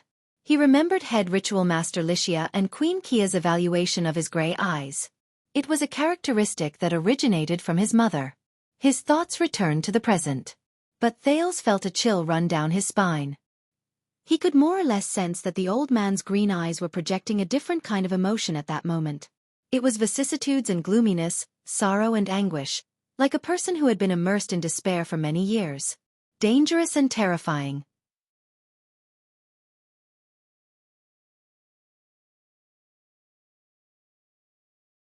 Chapter 129. Just like this, the old man said slowly, the Soul Slayer pike will never stop. Until all of our enemies are destroyed. Or until the Waltons are wiped out. But when that time comes, I swear in the name of the previous kings that the world will come to an end. The old man's words fell softly, but Thales sensed that the 5 archdukes on either side of him moved, either naturally or unnaturally, in the darkness. I believe that this is a great weapon, but destruction and revenge alone may not be enough to sustain its brilliance, Thales said meaningfully. Since it was once held in the hands of such a great person, I believe that Raikaru's wisdom, valiance, personality, and brilliance are also the reasons why the Soul Slayer pike is so great. According to the plan, an expected conflict would occur between Nuven and Thales. The hunter's trap would be laid at that time. The old man did not answer. Although he knew that it was an act, Thales still curled up the corners of his mouth awkwardly. The atmosphere was very stiff. At that moment, Thales could understand what the suzerains of Constellation thought when they looked at Kessel. No one knows what a king who lives alone and without any scruples will do. The scene of the one-eyed dragon coaster forcing Thales to abdicate in the Hall of Stars was still vivid in his mind. Thales suddenly became inexplicably nervous. He swallowed a mouthful of saliva and bowed respectfully on the spot. Thales Jadestar, as the second prince of Constellation, representing my father, His Majesty Kessel Jadestar, the 39th Supreme King of Constellation, the Southern Islands, and the Western Desert. Thales controlled his body to not be nervous. This became easier after he obtained that fluctuating power. At the same time, he recited the lines he had practiced. I am here to visit the glorious At and the glorious Dragon Cloud City. I am here to visit the Archduke of Dragon Cloud City, who is equally respected and famous. Also the ruler of the entire At kingdom, the common elected king, the born king, King Nuvan Walton. The born king. This was Nuvan VII's nickname. Not many people used it, but it was widely known. Because people often said that when he was young, he showed the talent to be a suzerain who could govern a territory. He was almost born to be king. Thales lifted his body and stared at the old man's cold and stern expression, which did not change at all. After taking a deep breath, he slowly said, My father and I both deeply understand your loss and sorrow. He asked me to represent the Jade Star family to express his deepest apologies to you and the Walton family, and to express his condolences for Prince Mariah's misfortune. It was a matter of enmity between two families, and not between two kingdoms. That was what Putray had warned him before the battle. But he believes in your character and ability. He believes that you can make the best choice. The Jade Star family is willing to provide all possible help to make up for and save the tragic consequences. And I am here, Thales said, with the most peaceful and friendly message from the Jade Star family. Now, he was waiting for the other party's response. What followed was silence. For a time, Thales could only hear the muffled sounds from the furnace and the cold wind outside the stone hall. 5 pairs of eyes stared at him in the dark. The old man, the only one who had the right to reply, did not move either. His green eyes were as dull as ever. Just when he felt as if a century had passed, the common elected king of At, the Archduke of Dragon Cloud City, the born king, King Nuvan VII finally inhaled slowly. He raised his head and looked at Thales with a weary face. I am very old. Only slightly younger than your grandfather, King 80 of Constellation. But I don't have as many children as he does. King Nuvan sighed. The rhythm of his words was extremely slow, making others feel the eerie chill in his tone. I only had my eldest son when I was 30 years old. And Mariah was a child I only had in my 40s. I still remember that when he was your age, he used to lean against my seat here and beg me to let him go out of the palace to hunt with the help of the White Blade Guards. King Nuvan's expression was numb. His gaze was filled with complicated nostalgia and sorrow. I always agreed with a smile. But after his elder brother passed away, I was always careful. Nuvan narrowed his eyes and shook his head slowly. I could not let him suffer even the slightest bit of harm. I could not. But logic still told me.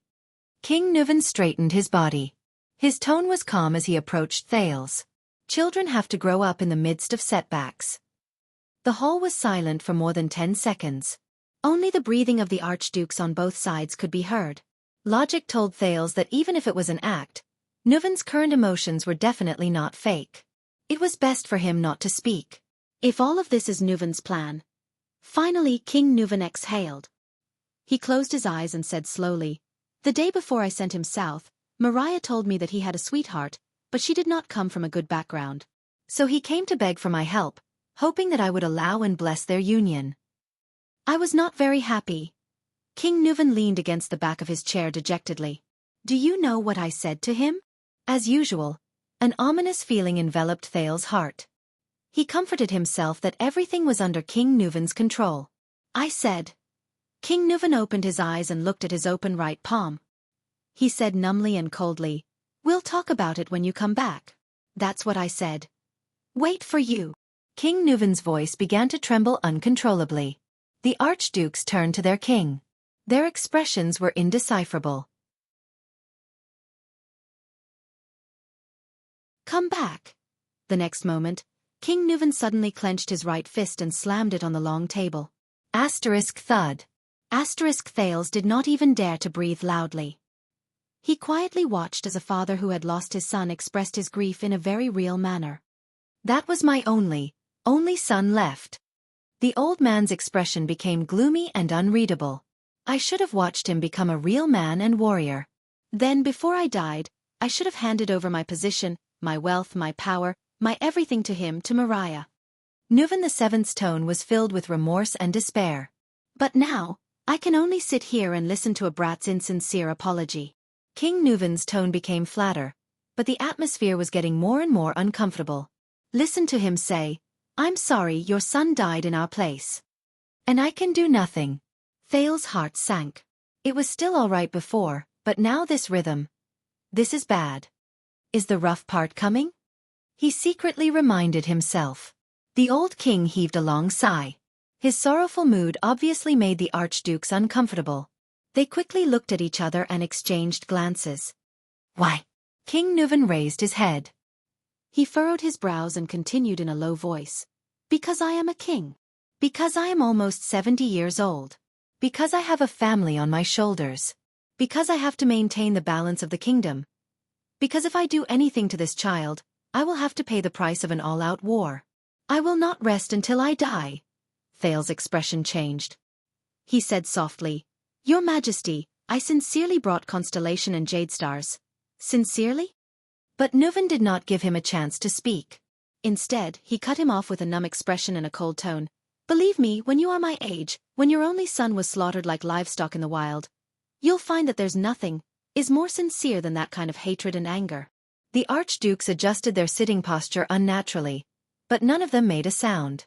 "Especially when, in the face of all this, as a king, I can't do anything." Thales hurriedly adjusted his breathing and thought about the wording of his response. How will King Nuven use this situation to set up a trap to lure out the secret collaborator? Nicholas and Xianxia did not say much. He turned his gaze to the 5 archdukes who hid their faces in the dark. "Who is it? Do you know your father is very smart? He asked you to apologize. This way. He protected you and averted the disaster of war at the same time." King Nuven raised his left hand and clenched it into a fist in the air. His voice was still trembling, but it had slowly calmed down. "But he is humiliating me, humiliating a father's dignity, mocking my incompetence. He sent the son he had just found to another father who had lost his son." "Apologize?" The king's expression was cold and calm, but Thales became more and more frightened. "That's not right. This is obviously an act." "Yes." Thales felt the atmosphere in front of him and tried hard to calm his breathing. He repeated to himself, just like what Nicholas and Xianxia said, "King Nuven will be very tough on me. Even a little rough. What I need to do is..." Clang. At this moment, Thales' attention was attracted by the crisp sound of metal. "Your Majesty!" An archduke who was closest to the king cried out in surprise. Just now, King Nuven pulled out the saber from the archduke's waist with a cold expression. Thales sucked in a breath of cold air. Isn't this just an act? Really, he has to resort to violence? King Nuven relaxed his arm. Thud. A cross-shaped longsword was thrown from afar. It landed on the ground in front of Thales with a clang. The latter could not help but take a step back. At this moment, the almost indifferent figures of the archdukes entered Thales' eyes. Thales could only passively wait for King Nuven's next move. At the same time, he forced himself to start thinking about the archdukes in front of him. What are they thinking? Can they not react in the face of such a situation as the Prince of Constellation? Will they see through this act? It had to be known that even though Nicholas' performance earlier... Wait a minute. No. Thales gritted his teeth and stared in disbelief at the suzerain's long sword embedded with precious rubies. Something must be wrong. At this moment, a crucial question that he had not thought of all this while flashed across Thales' mind. Nicholas and Xianxia, the 2 people who proposed to me King Nuven's willingness to work together. One is the leader of the White Blade Guards, the other is King Nuven's reliable trading partner. But, are they really just serving King Nuven? Looking at it from a more terrifying perspective, are they really Nuven the Seventh's men? Thales felt a chill in his heart. If not, then their so-called Nuven's proposal. The so-called trap. The so-called hunt. At this thought, Thales could not help but tremble with his tightly clenched left hand. It can't be? You're here to apologize? Under the gazes of all the archdukes, Nuven the Seventh calmly raised his head. How brave. Let us see how brave you are. King Nuven stared at him expressionlessly. A sincere apology, of course, cannot stop at words. Thales' pupils shrank abruptly. Marquis Shile's words rang in his ears again. King Nuvan will show a tough attitude towards you. It may be a little rough. A little rough? In the next second, Nuvan VII's unquestionable words traveled into his ears. Pick up this sword. Under the different reactions of all the archdukes, King Nuvan's expression was as cold as ice. He enunciated each word clearly. Slit your own throat.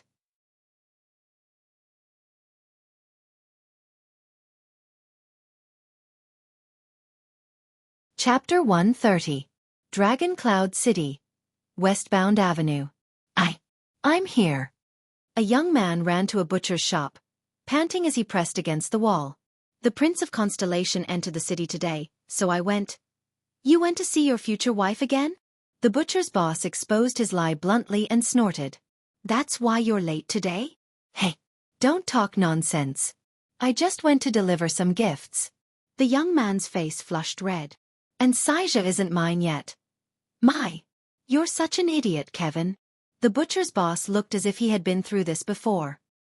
He looked at the red-faced Kevin in disdain. It's not enough to just deliver small gifts every few days.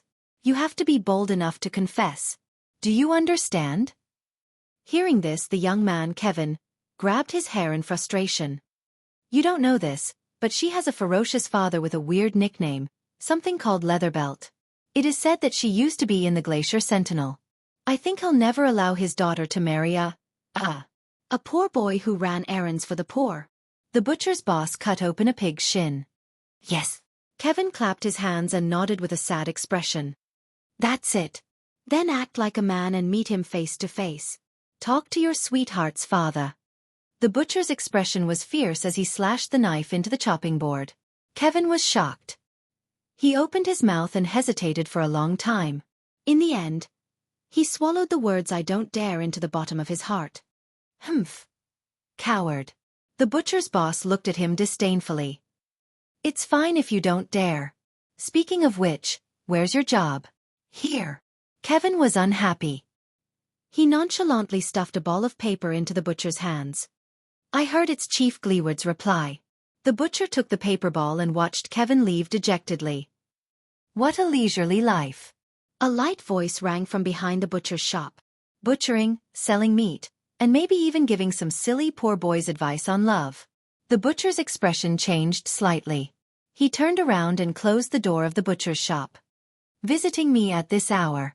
The butcher shop owner from the Far East, Gu, slowly turned around. Speaking in the lingua franca with a Northland accent, he whispered to the dark corner behind him, "Aren't you afraid of being discovered by Black Sword, who might return? After all, it was your idea to keep him here with fake news." The young man in white, Raphael Lindbergh, peeked out from a dark corner and smiled. Gu lowered his eyelids, raising his guard like a wolf on the grassland. Since he appeared so confidently, it seemed like he really did have a way to avoid being discovered by Black Sword. Even Black Sword's senses, which were so terrifying that they could be said to be inhuman, could be hidden from him? He could sense everything that was happening within a few hundred meters, and there was nowhere for him to hide? Gu narrowed his eyes. Raphael did not answer Gu. Instead, he said sarcastically, "Why? Were you a dating consultant before you betrayed the Raven Guard?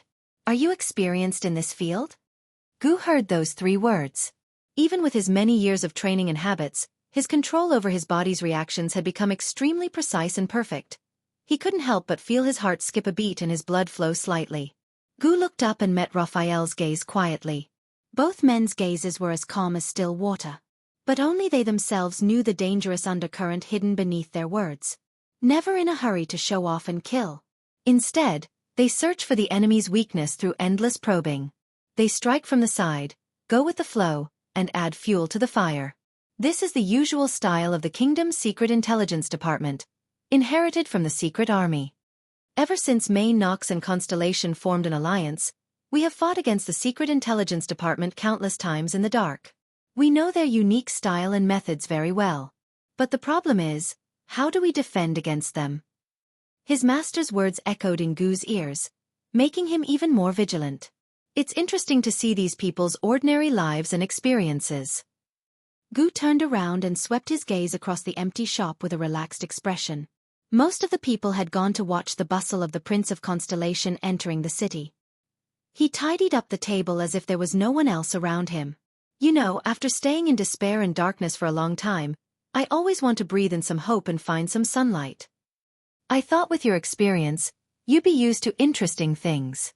The corners of Raphael's lips curled up. Used to it? That boy, Kevin, is a real pauper. Gu sneered faintly. With a ruminating expression he said, wealth, family background, power, status, he has nothing. But he has his sweetheart. In his heart, he imagines her to be the most beautiful thing in the world. He thinks of her with a smile, with joy, and with hope. Most importantly, no matter how difficult it is, he has the right to pursue these blessings and approach an infinitely beautiful goal. Gu turned around gently and looked straight at the astonished Raphael. He is truly alive. Sunlight fell into the shop and shone on Gu's body. Compared to scum like you and me who live in darkness and secrets, he is a complete person. Gu's eyes were calm, and his tone was flat. Isn't it interesting? Half of Raphael's body was hidden in the darkness in the corner. He quietly listened to Gu finish speaking. Those who are used to seeing beauty will also get used to being weak. Raphael's expression did not change. Just like the things that once made you weak. Think about it, King Yao. I don't need to be tough, Gu suddenly interrupted Raphael. His tone was flat, but there was no room for doubt. I only need you to fulfill the deal. Compared to your senior brother who hides his sword in its sheath, and your senior sister who wields her long sleeves, you are like a dagger in the dark. You never see the light of day, and no one knows about it. Only when you deliver it will you show your power. Therefore, you must avoid any unnecessary battles and confrontations. Focus on nurturing your final, most crucial and most fatal strike. His master's words echoed in his ears again, causing his expression to turn gloomy. A dagger in the dark. Never see the light of day. Waiting for the moment you deliver it. What a pity. Gu took a deep breath. His face was expressionless. Raphael stared at him fixedly. His gaze never left him, but in the end, he smiled softly. Don't worry, our information will not be wrong, Raphael said with great interest. The method of assassinating Prince Thales under the fortress is their usual style.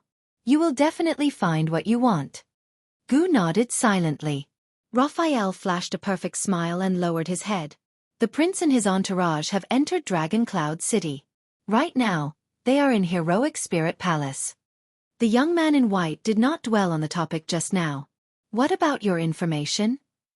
Gu stared at him, then slowly unfolded the ball of paper Kevin gave him and scanned it. According to the information from the local gang, we have basically confirmed the monster's resting place. Gu put down the ball of paper and muttered, although I don't know what you are planning to do. Raphael chuckled and nodded. Don't worry, he said righteously in a strange tone. We are on the side of justice, aren't we? As the purgers of calamities, we contribute to the safety of mankind. Gu snorted coldly and turned to leave. Bullshit. Raphael shook his head and chuckled nonchalantly. He turned his head and looked out of the window at Heroic Spirit Palace on the mountain.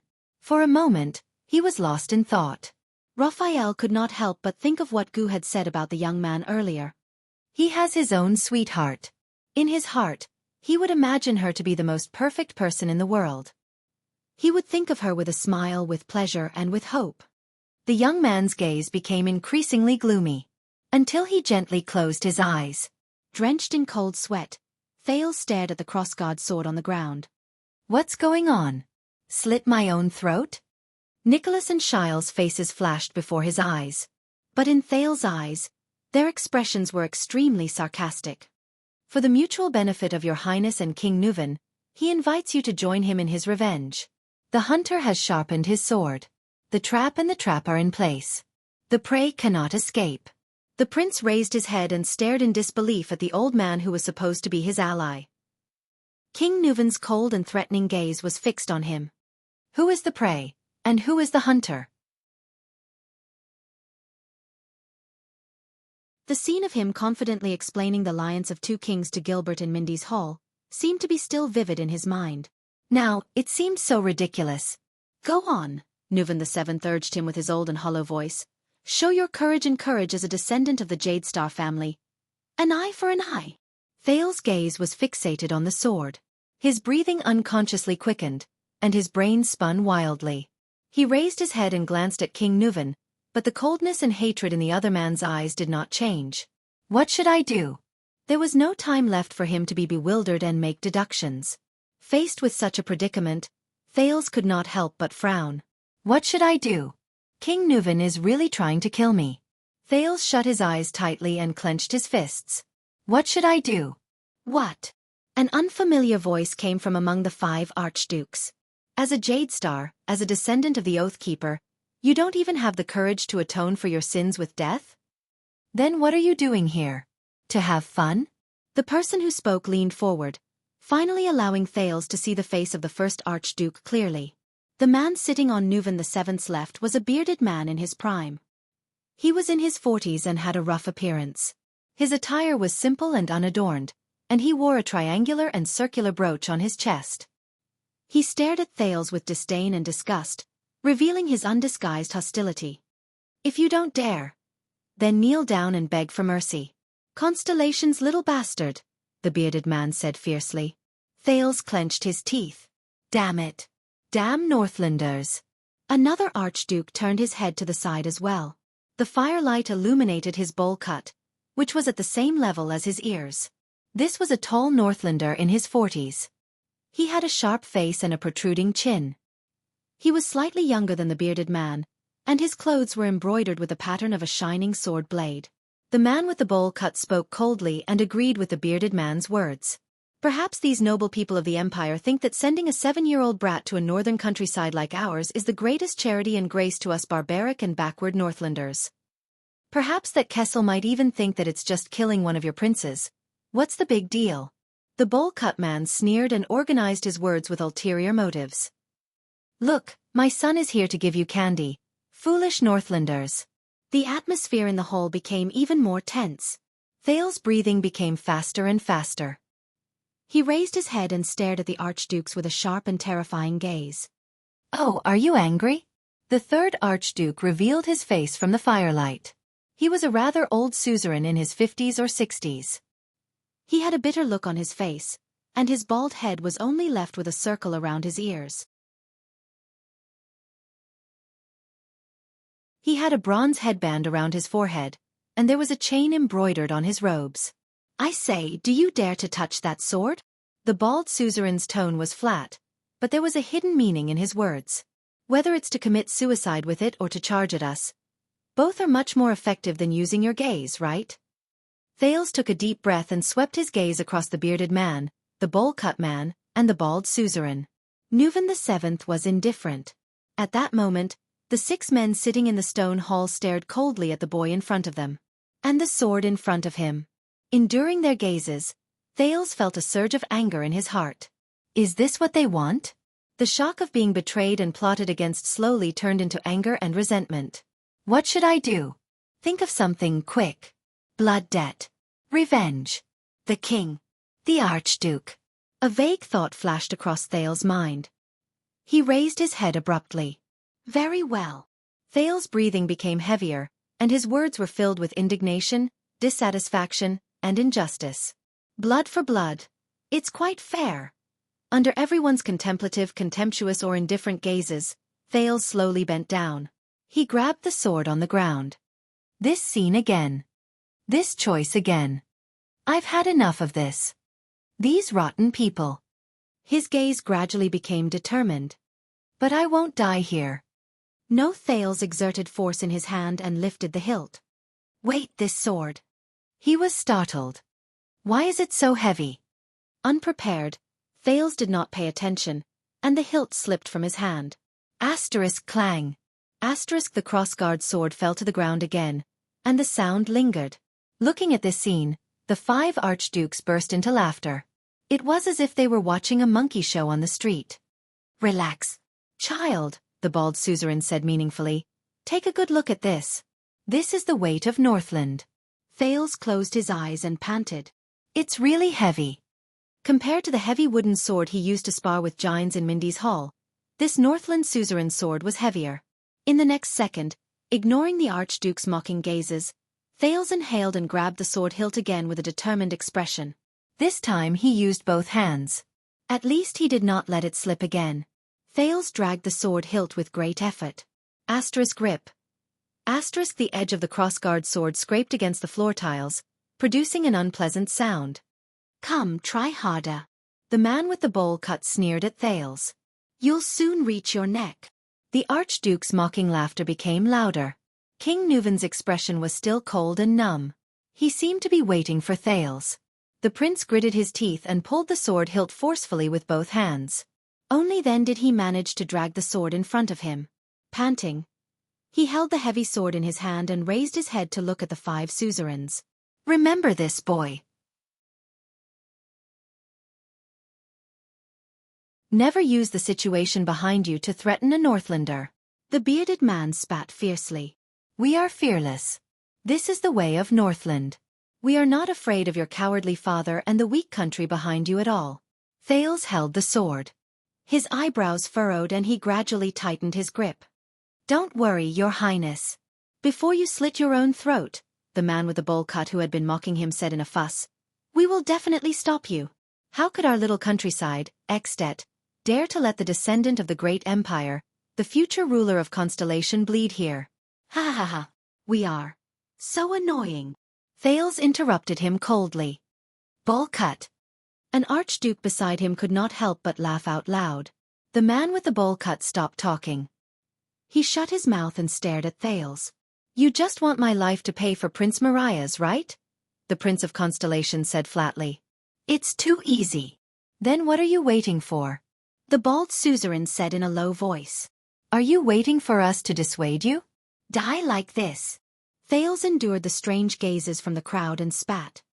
That's too cowardly and cowardly. There's no dignity to speak of. I heard that the knights in ancient times had to swear an oath to their lord to abide by the creed, protect their honor, and defend their dignity. Thales raised his head and looked at the surprised archdukes with the bald duke and the bowl cut. Even death must be filled with glory. And I heard that At inherited the glorious tradition of the ancient knights. They must value honor and dignity more than their lives and safety. After saying so much, aren't you just afraid of death? The bearded man snorted disdainfully. Why? You want us to spare your life to protect your so-called honor? No. Thales sighed. Since I came to this world, I have never thought of going back alive. Without waiting for the archdukes to ponder over the logic in his words, Thales gritted his teeth and straightened his body. Compared to ending your own life like a coward, there is no honor or pride in it. A strange look appeared in Thales' eyes. He stared straight at the end of the long table and met King Nuvan's gaze without showing any sign of weakness. Staring at Thales, Nuvan VII's gaze flickered. His green eyes shone with a different light. Please follow the glorious At tradition and give me the most dignified death, the Prince of Constellation said slowly, enunciating each word. Your Majesty, King Nuvan Walton VII, the common elected king of At. In the next moment, the second Prince of Constellation, Thales Jadestar, struggled to hold his heavy sword with one hand. He raised his right hand forward resolutely and pointed at the old king in the distance. He said resolutely, Please, come and take my life with your own hands. What? The 5 archdukes were stunned at the same time. Thales shouted with all his might. I would rather die in the hands of others like a warrior. I would rather stand face to face and watch your sword pierce my heart. His voice echoed in the stone hall. The hall immediately fell silent. In the frightening silence, Thales confronted the 6 people in front of him. The bald man narrowed his eyes at Thales, as if he wanted to carve a hole out of him. The bearded man's face was gloomy. His gaze moved back and forth between King Nuvan and Thales. The man with the bowl cut rubbed his hands. His thoughts were unclear. If slaughtering a child with your own hands makes you uneasy, I might as well put it in another way. Observing the Archduke's expressions, Thales panted and chuckled. I heard that in Northland, there is an ancient ritual that has been passed down for generations. It exists everywhere, from the inheritance of titles to the archdukes choosing their king. 2 seconds later, The echoes of Thales's voice in the stone hall gradually disappeared. Ancient ritual? Inheritance of titles? Archdukes choosing their king? The 5 archdukes frowned one after another. But the way they looked at Thales had changed. The suzerains' faces were filled with shock and bewilderment. However, Nuven VII's expression remained unchanged. It was as cold and numb as ever, as if he had not gotten over the pain of losing his son. Thales retracted his right hand and pressed it against the hilt of his sword. His gaze was still fixed on King Nuven. "Your Majesty Nuven, if you really want to take revenge," he said flatly, "let's settle this problem with a duel. Me and you."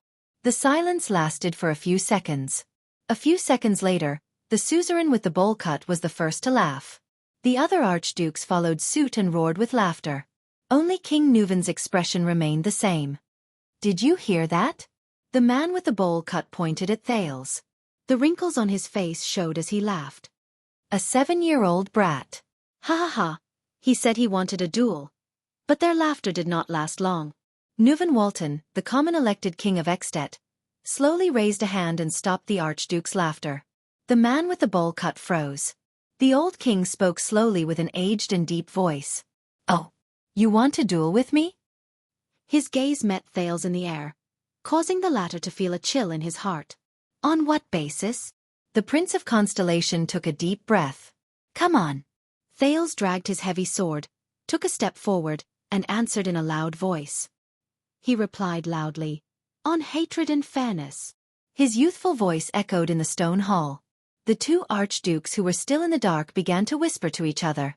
The other 3 looked back at Thales with unfriendly expressions. "Didn't we, the Constellations, kill your only son?"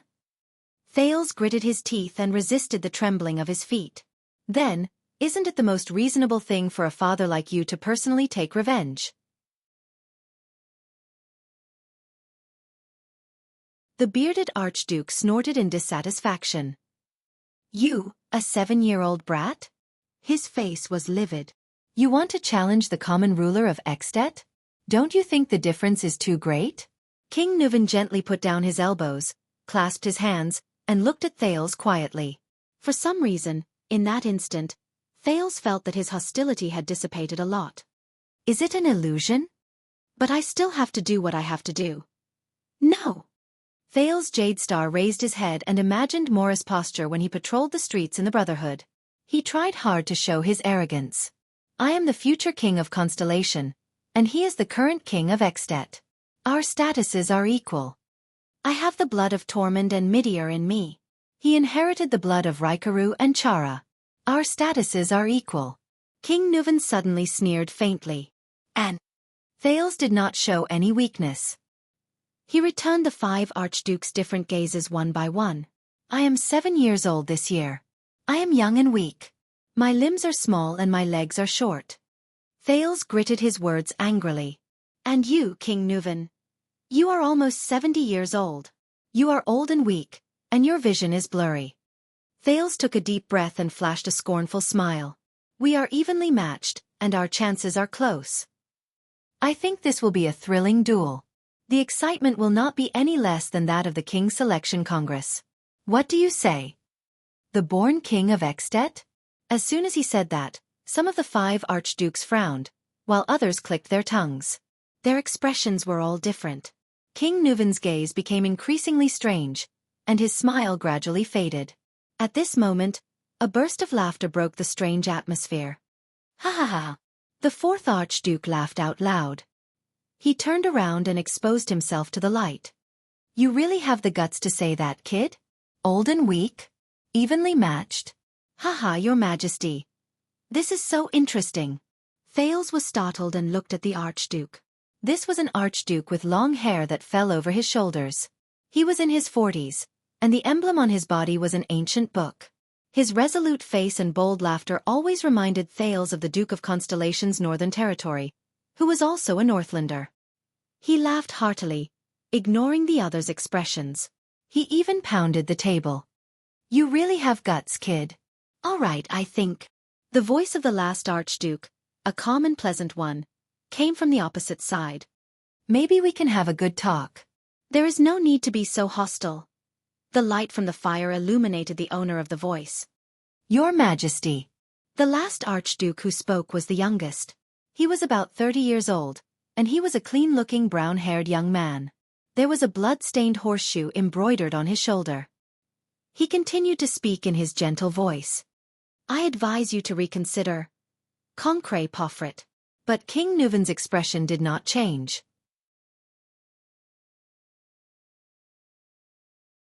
He only turned his head slowly and shot his gaze at the young Archduke. Do I look like I'm joking? The brown-haired young man, Archduke Concret Pofrit, suddenly stopped talking. The remaining 4 archdukes exchanged glances as they adjusted their sitting positions. They were a little surprised by the current situation and waited for the king's decision. Only Nuven VII, who was sitting in the main seat, turned his gaze again and stared at Thales for a full 5 to 6 seconds. Thales' feet finally stopped trembling. At that moment, old Castellan's final evaluation of Nuven VII emerged in his mind. Nuven is also human. He will grow old, and there will come a day when he will be bewitched by flattery and beauty, and be controlled by desires and impulses. Thales chuckled in his heart. Of course, Your Majesty, Thales said softly, attracting the attention of the 6 archdukes again. I respect that you are about the same age as my grandfather. It does seem a little inappropriate to ask you to duel with me. The archdukes were puzzled at the same time. After all this time, is it just a bluff? The bearded man said scornfully. So you still don't dare? No. Thales interrupted him. The duel still has to go on. But if today really ends like this... Thales turned his gaze and swept his gaze over the 5 archdukes one by one. The bearded man, the bowl-cut man, the bald man, the long-haired man, and the brown-haired young man. He then said in an unquestionable tone, I believe that the 5 archdukes present are all loyal people. One of them will definitely fight on Your Majesty's behalf. The moment he said this, the long-haired man was the first to clench his fists. The other archdukes immediately held their breaths. How about it? Do you dare to fight for your king, archdukes? I don't know which one of you wants to duel with me and obtain that glory. Thales gritted his teeth and raised his voice to the maximum. The glory of personally stabbing my heart with the blade of revenge. As an archduke, I will personally kill the Prince of Constellation and avenge Xianxia. After Thales said this, he could not stop panting. A second later, the second prince raised his head.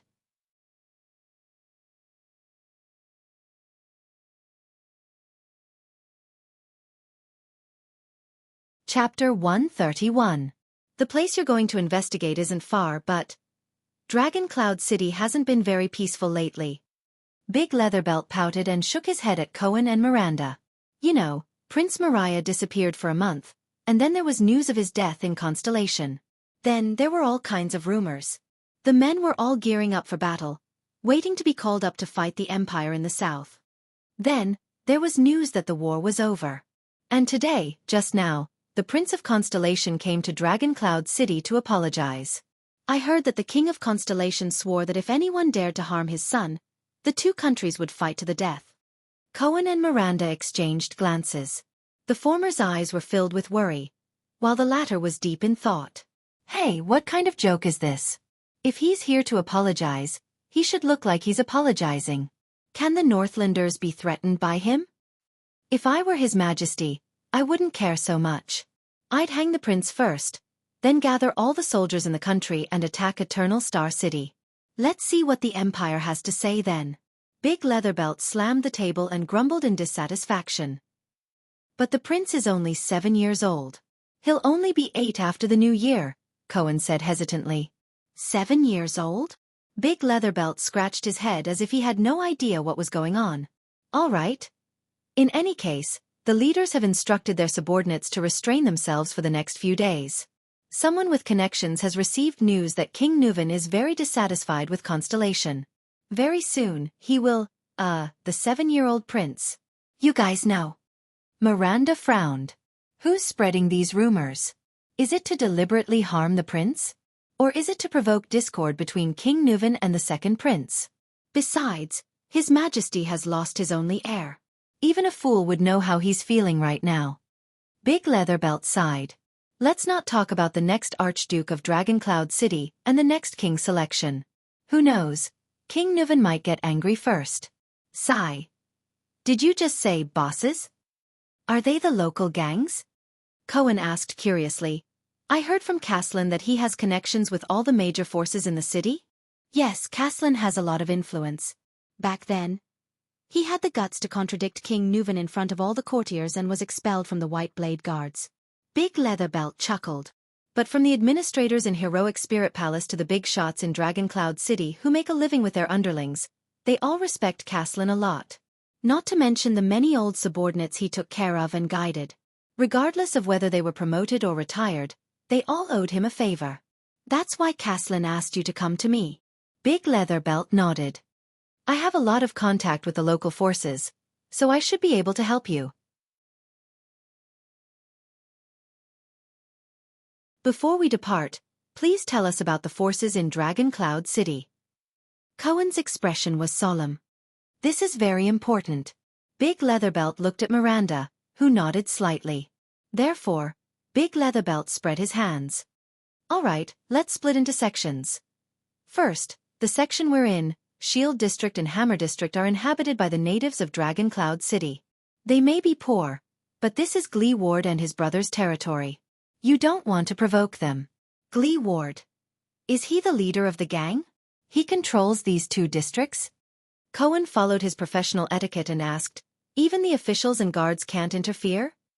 No, it's different. I mean, he's not a suzerain nor a bureaucrat, so he doesn't have the right to interfere. Glee Ward wouldn't purposely provoke the dignity of the nobles or officials, Big Leatherbelt explained while waving his hand. But Glee Ward was a famous veteran before he retired, so he has a high reputation here. Whenever something happens, being cheated by foreigners, fighting among the locals, some nobleman taking a fancy to someone's daughter, or someone's family having a hard time this winter, his people will always be there to solve all kinds of problems. Because he's willing to stand up for the poor, many people in Shield District and Hammer District are willing to believe in him. The disciplinary officers have publicly said that Gleeward's existence is to help stabilize the two poorest districts, so they give him face. Although I think it's because of Gleeward's military service. He used to be a heavy swordsman, and many of his old colleagues are now working there, even in the inner city and Heroic Spirit Palace. Glee Ward doesn't have a specific gang or subordinates, but if he were to stand on the street one morning and say, I need some help, I'm willing to bet that at least a dozen good men would put down their work to help, and another dozen would rush over from outside the city an hour later. If he waited until the afternoon, his men would be able to form a brigade. Half of these people have served in Dragon Cloud City's army before. They're strong, can eat, and can fight.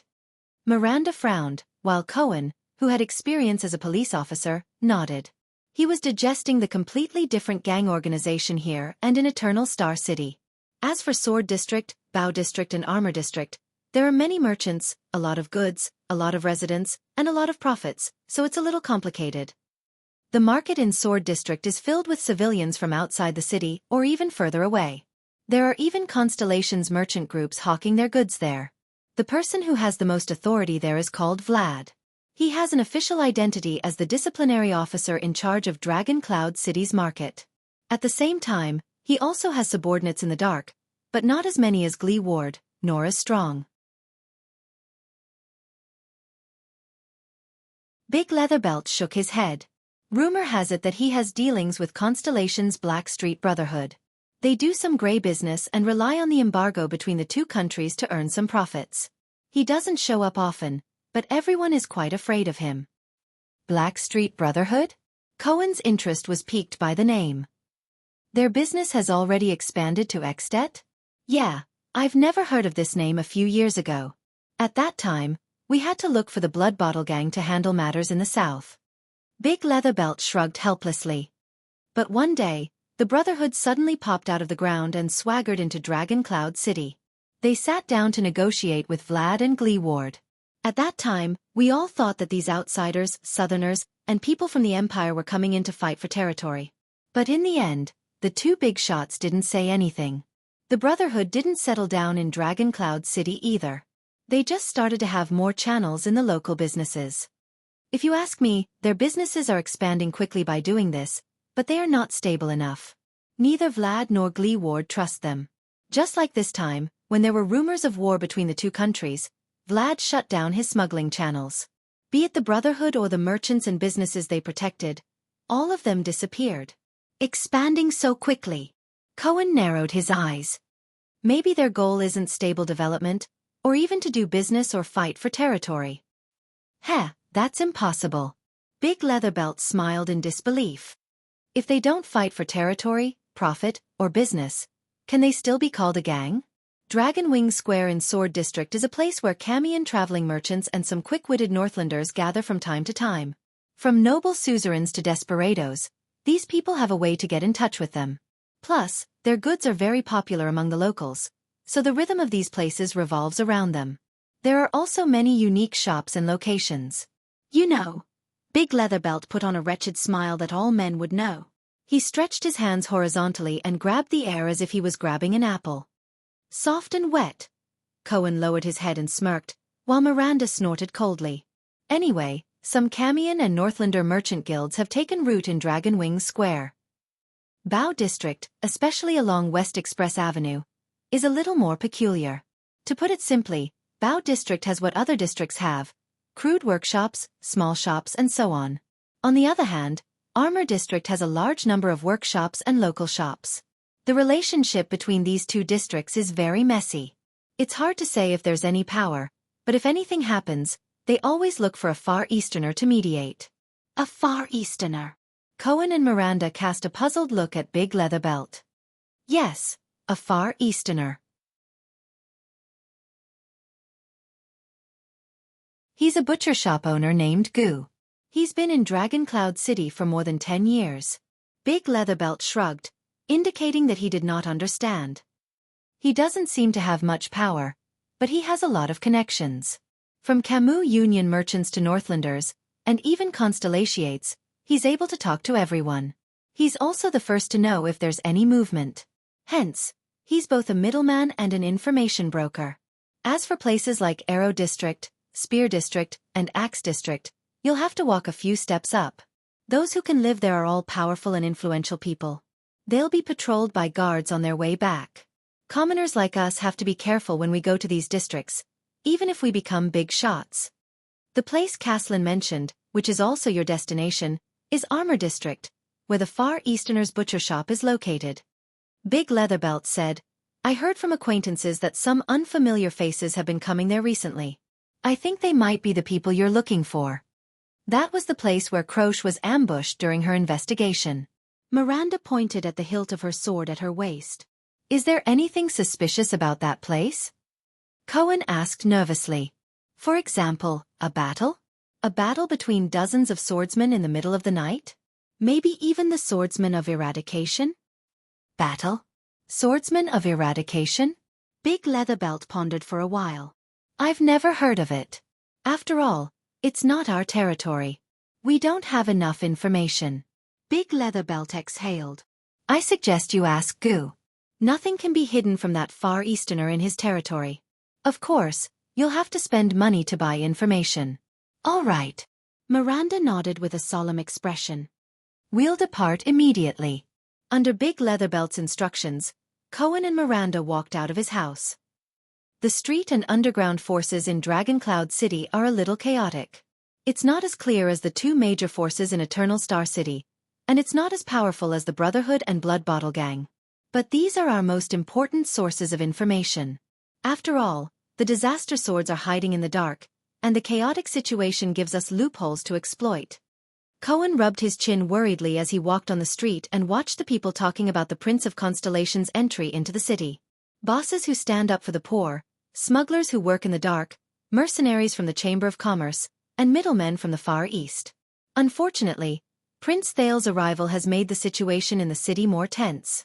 The locals will be more cautious and restrained, and they'll also be more wary of outsiders. It won't be easy for us to find clues. We still have to ask that Far Easterner. Miranda's gaze flickered, and she changed the topic. You've met him, our second prince? Of course. In the Hall of Stars, that child's performance in front of the 6 archdukes. Cohen, who was beaming with joy, suddenly stopped talking.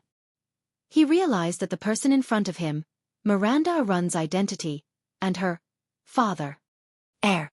Cohen scratched his head awkwardly. Anyway, he's not bad. It should be a good thing that the Jade Star royal family has a successor. Yes. Miranda's expression did not change. She walked past a shabby tailor's shop and nodded. That child left a deep impression. It was the same in Broken Dragon Fortress. The image of Thales Jade Star, that black-haired boy, appeared before her eyes. Right now, he should be in Heroic Spirit Palace, negotiating with the ruler of At. And one day, he will become our king. Miranda furrowed her brows, and her right thumb and index finger slowly clenched. The king whom the Northern Territory was loyal to. Having known each other for many years, they had a deep understanding of each other. Cohen looked at Miranda's situation and could not help but sigh. Miranda, things have been too urgent these past few days, and I haven't had the chance to ask you. But, Cohen said in a low voice, are you all right? Miranda raised her head abruptly, and her gaze shot towards Cohen. Cohen glanced around, and brought Miranda behind a large signboard of a tavern. With a hesitant expression, he stammered, I heard about your father from the old man. About him and those extensions. There's nothing much to say. People have to pay for what they do. Miranda's quick reaction shocked even Cohen. The swordswoman furrowed her brows and said resolutely, For more than 10 years, I haven't seen him much, and I don't have a deep impression of him. So, this matter doesn't affect me at all. Cohen did not say anything, and only looked at her quietly. Really? A long time ago, he heard from Raphael what the girl in front of him experienced during the Bloody Year. He also knew that she was sent to the Tower of Eradication by her father a long time ago. But now... So, Cohen scratched his head in embarrassment, and decided to change the topic. He asked, What should we do next? I mean, I know you have a lot of distant cousins, and they also have the surname Arund. If your father is stripped of his title, it's not like there aren't any duchesses or even queens in the kingdom. A fierce glint flashed in Miranda's eyes. And I am the real Arund, the most legitimate and only successor to the Guardian Duke of the Northern Territory, just like that Prince Thales. Even King Kessel cannot deny it.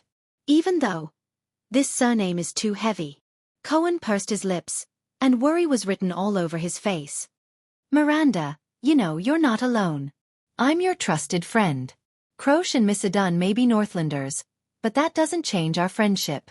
You still have Teacher Chartier, and maybe Lady Sonia in the fortress. And that brat Raphael. Cohen's voice instantly weakened.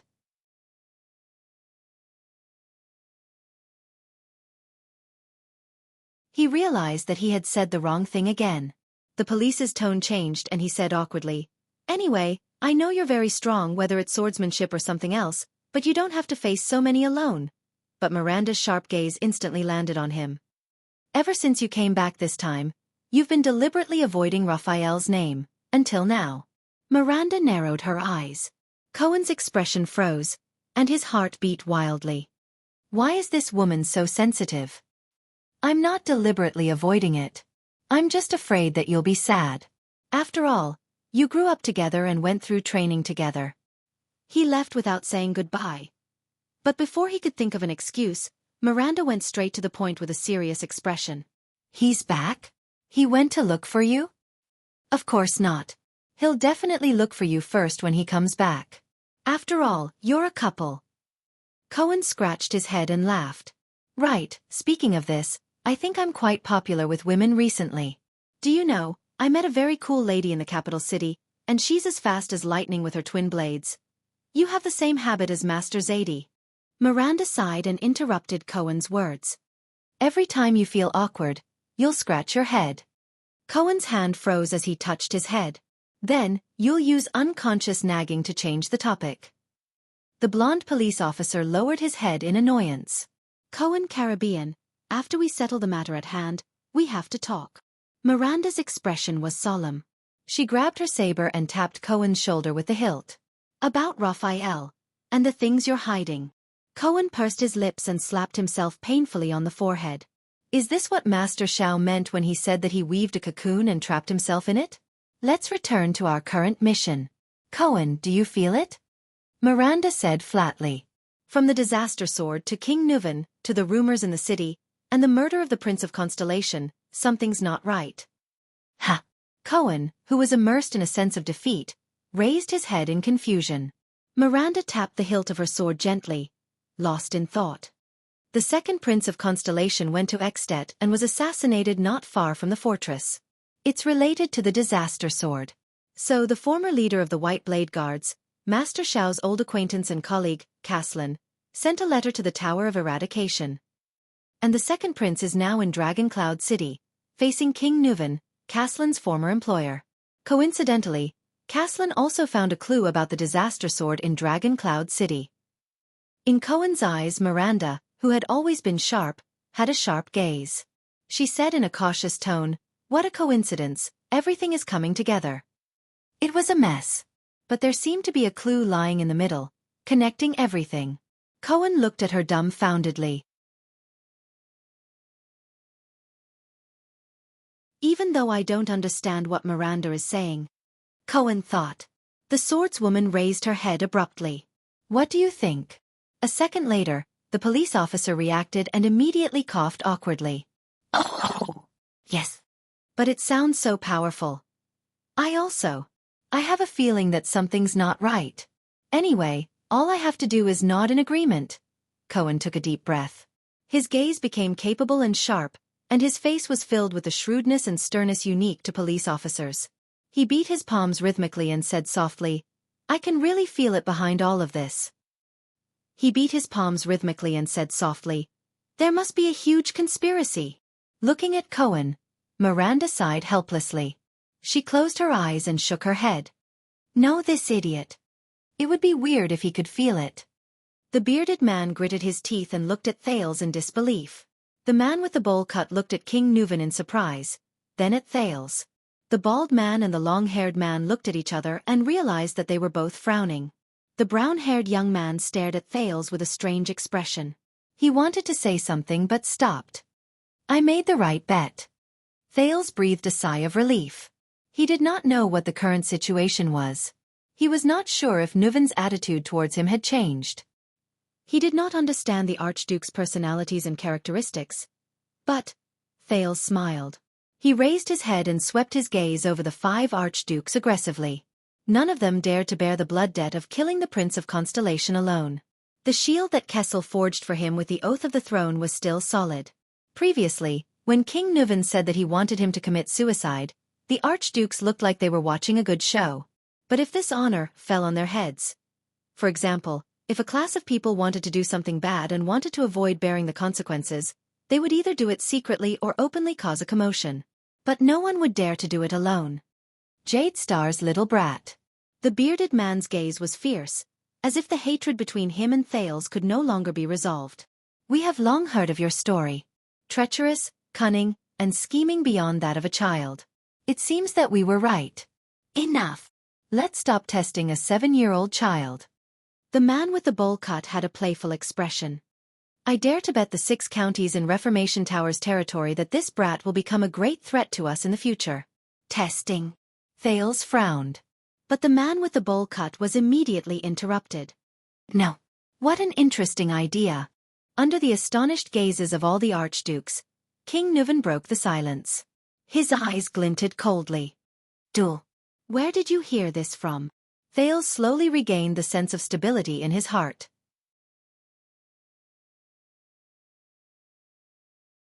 He steadied his breathing and said to King Nuven, Your King Selection Congress and the duel for the succession of Black Sand Region. Black Sand Region, humph. Nuven VII did not hide the hatred on his face. Lampard, that bastard, even asked me to provide a station and supplies for the team that escorted you here from Black Sand Region. The archdukes quickly exchanged a few glances. This reminded Thales of the Archduke of Black Sand's collaborator. Hypocritical and ridiculous fellow, King Nuven said gloomily. Doesn't he know that half of my blood debt lies with him? The expressions of the 5 archdukes did not change. King Nuven's expression was solemn. He slammed his palm on the table and the ring on his finger made a sharp sound. Asterisk thud. Asterisk everyone was taken aback by his words. A duel.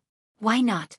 Then, under the Archduke's extremely interesting expressions, King Nuven turned to them. Who among you is willing to fight on my behalf to prove your loyalty to the king? If you are stained with his blood, you should be able to let go of your scruples and stand together with Dragon Cloud City, right? Thales clenched his teeth. But he seemed to have gradually grasped Nuven's rhythm. The Archduke's expressions became extremely strange. But King Nuven did not give them a chance to reply. Rabian Alcius, my loyal Archduke of Prestige Orchid. King Nuven turned to the bearded man who had always been filled with malice towards Thales and said casually, "Go, bring me victory and revenge in the duel." Prestige Orchid. Thales remembered him in his heart. The location of the Battle of Dawn 300 years ago. Archduke Alcius glanced at King Nuven, then at Thales. The prince watched as his expression changed again and again. "I thought you were just testing him just now. Nuven." Archduke Alcius furrowed his brows deeply. "Our previous discussion was already very clear. Everyone is willing to eat Constellation's flesh, but no one wants to see an all-out war to the death. Don't tell me you really want to kill this prince here?" Thales felt relieved. "Testing? It's really a test. My life seems to be saved." But then he was stunned again. Based on these words, these 6 people have been discussing the matter of sending troops to war? Isn't that good? I even sent Nicholas ahead of time to tie him up and parade him through the streets of Dragon Cloud City. Nuven flashed a frightening and crazy smile. Since they have lost their legitimate heir, the Walton family is destined to decline. Isn't it good to do one last thing for Xianxia? The 5 archdukes' expressions became increasingly unpleasant. Thales tried to put himself in the archduke's shoes and understand their feelings. Constellation, which had no heir previously, faced almost the same situation. A king whose behavior is unpredictable. "Alcius, after all, the sword in his hand is your sword," King Nuven continued to say faintly.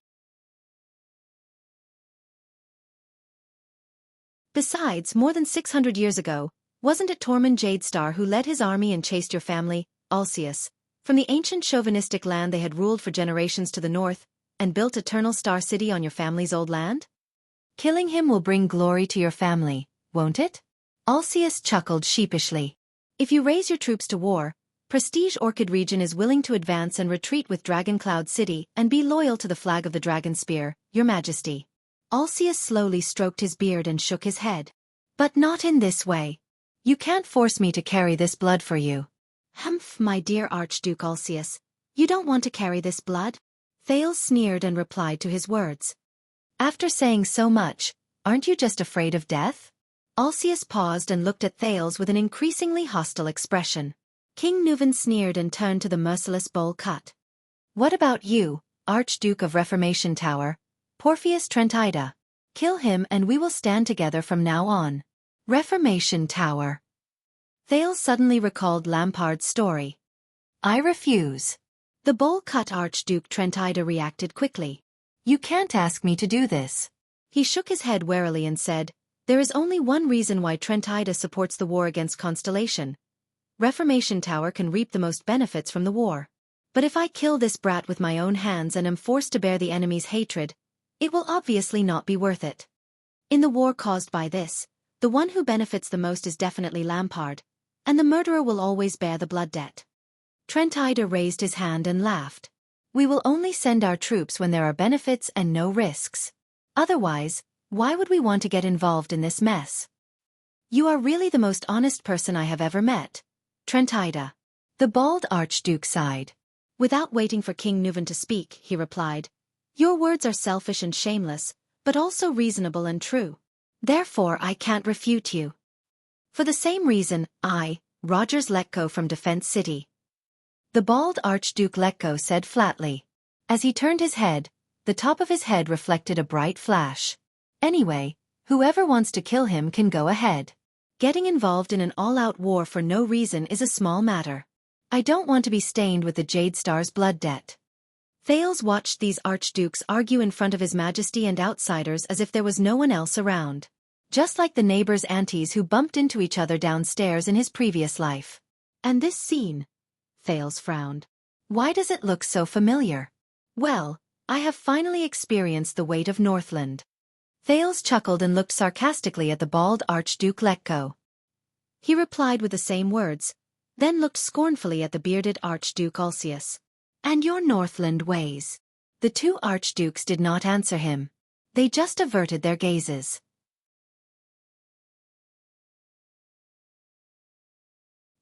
If this child didn't come to apologize, we wouldn't have to be so embarrassed, would we? Nuvan the Seventh sneered. Are you going to send your troops south in the name of avenging my son? The archdukes did not answer. But Thales already knew the answer. Kulgan Rockney? King Nuvan stared at the long-haired man and said slowly, kill him, and Dragon Cloud City will fully support the Rockney family in the benefits they can gain from the war. Doing such a thing to a child who hasn't even grown hair down there is practically a stain on my honor. The long-haired man, Archduke Rockney, snorted.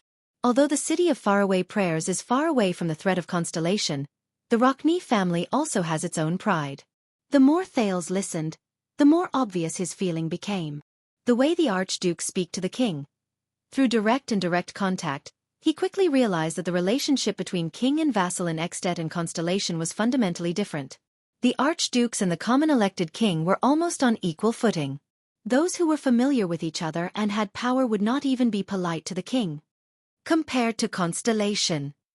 Thales recalled the time in the Hall of Stars when the vassals of the 6 great clans and the 13 distinguished families knelt down and kissed Kessel's ring. It seems that the archdukes of At have really formed their own country. The power in their hands is far beyond our expectations. Thales remembered Putre's comment. It's probably the same in terms of power. Enough. The last brown-haired young man sighed. I am the suzerain of Beacon Illumination City, Concre Pofrit, Your Highness of Constellation. I am sorry that you had to see this. The brown-haired young man turned his head and smiled apologetically at Thales. Then, he said worriedly to King Nuvan, Your Majesty, I understand your anger, but please consider the future of the kingdom. The Prince of Constellation is already here. We have lost a legitimate reason to send troops. Killing him will only make things worse. Nuvan did not answer. He glanced at the archdukes and then at Thales before he spoke in a deep and sonorous voice. You really are a bunch of cowards, Nuvan the Seventh said in a deep voice. Even I have given my consent, but you are still afraid of war and do not even dare to touch the blood of a child. It is precisely because of your consent that it is suspicious. Thales said quietly. Northland never takes pride in killing children, Archduke Rockney of the City of Faraway Prayers replied flatly. Very well, then the meeting is adjourned. King Nuvan's expression was cold as he ended this strange meeting. He looked at Thales, his eyes still filled with ruthless indifference and hatred. Put down that ridiculous sword, Prince of Constellation. You do not need it at night. Ha! Thales was stunned. At night? What kind of occasion? What else could it be? The king of At stared coldly at the 5 archdukes. Since these cowards are unwilling to pay the price, what other choice do we have? Go and get ready. We will attend your welcome banquet. Thales Jade Star. The king uttered these last words in a most disagreeable tone, and quitted his seat without looking round. The archdukes looked at each other and stood up with different expressions on their faces. Thales stared blankly at everything in front of him. It's over? The bearded archduke of Prestige Orchid, Ulcius, walked up to Thales. His expression was still unpleasant. How long are you going to hold my sword? Asterisk clang. Asterisk the sword in Thales' hand fell to the ground. His palm was already numb. When Thales walked out of the stone hall safely and saw Lord Merk waiting for him, he realized that he had unknowingly broken out in cold sweat on such a cold day. Even his legs felt like they were no longer his own. Thales pressed his knees as if he had just finished a cross-country run and exhaled deeply. Damn it. Northlanders. Please follow me, Your Highness, Lord Merk said expressionlessly. I will take you to your room and prepare for the banquet tonight. Your entourage will also be at the banquet. Thales suddenly raised his hand and stopped Merk. Before that, can you take me to Lord Nicholas and Marquis Shiles? Under Merk's meaningful gaze, Thales revealed a strange smile. They took care of me a lot on the way to Dragon Cloud City. Merk said softly, expressing his puzzlement. Thales' expression became very unpleasant. He raised his head and said firmly, For the sake of their great kindness, I must sincerely, solemnly, carefully, and energetically thank them in person.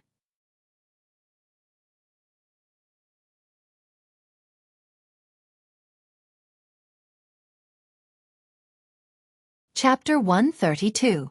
Thales followed Merc and took many turns in the grand but monotonous heroic spirit palace. While avoiding the 5 archduke's eyes and ears, Thales finally saw the 2 people he hated so much in front of an open-air observation deck. This calm demeanor.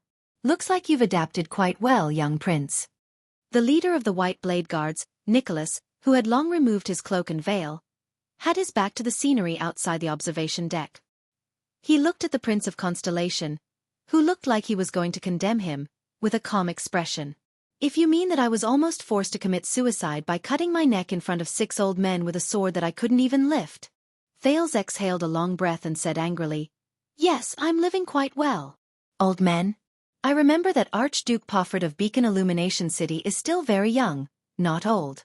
Nicholas chuckled in a mocking manner, making Thales even more displeased. I'm starting to wonder if what you're conveying is really King Nuven's will? Thales, who had a belly full of anger, looked at the 2 with an unfriendly expression.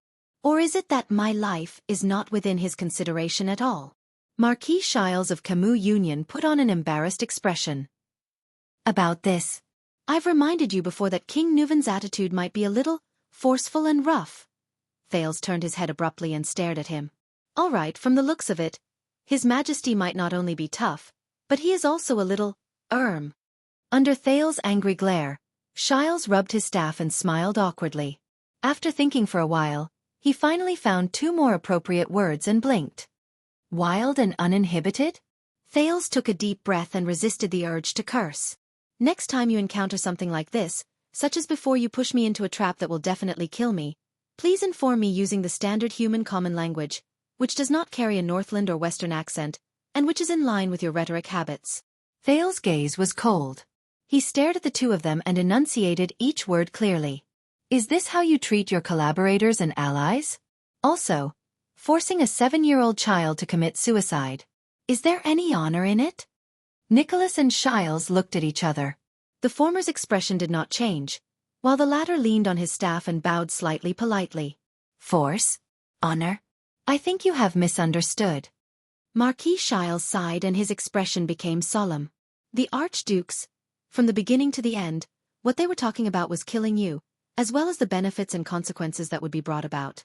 As for the method of killing you, and whether or not it goes against the honor, it's just a way for the chef to serve the dishes. It doesn't matter much. Thales furrowed his eyebrows tightly. So, you actually knew what kind of situation I would face from the beginning?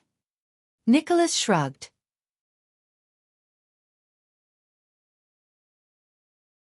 And something like a 7-year-old and a child, Shiles said solemnly. I think perhaps you should experience it now. Because of your reputation and performance, no one dares to treat you as a normal 7-year-old child. Not only that. In At, you are a symbol, a symbol. In the eyes of many people, you are the heir of Constellation. The Marquis of Camus Union took a deep breath and stared at the floor tiles of Heroic Spirit Palace in a daze. It is far more important than your age, your quality, your reputation, and even more important than yourself. No one cares if you are a child or not. With complicated emotions, Thales' face twitched, and he could not help but laugh. Damn it. These politicians. Don't act like a wronged girl, young prince. Nicholas hugged his arms tightly and snorted coldly. Courage and courage are the qualities that Northlanders admire the most. If you can't even pass the first test, you know, not everyone is qualified to be His Majesty's ally. Thales clenched his teeth. Heh. The second prince sneered. This kind of examination method for the qualifications of an ally is really rare. It's right that it's rare. Nicholas shrugged and lowered his head to look at the Prince of Constellation. His eyes shone with a strange light. Welcome to Northland. The 3 of them were silent for a few seconds. So, did Nuven find his enemy?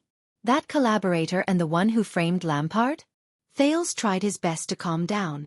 At the same time, he is also your enemy. Marquis Shiles smiled softly. Since we have met for the first time, the first step of the trap has been completed. Then, our follow-up plan is... There is no follow-up. Thales said flatly. Shiles and Nicholas were both stunned. Thales raised his head. The anger in his eyes had turned into determination. I must not follow their rules. Otherwise...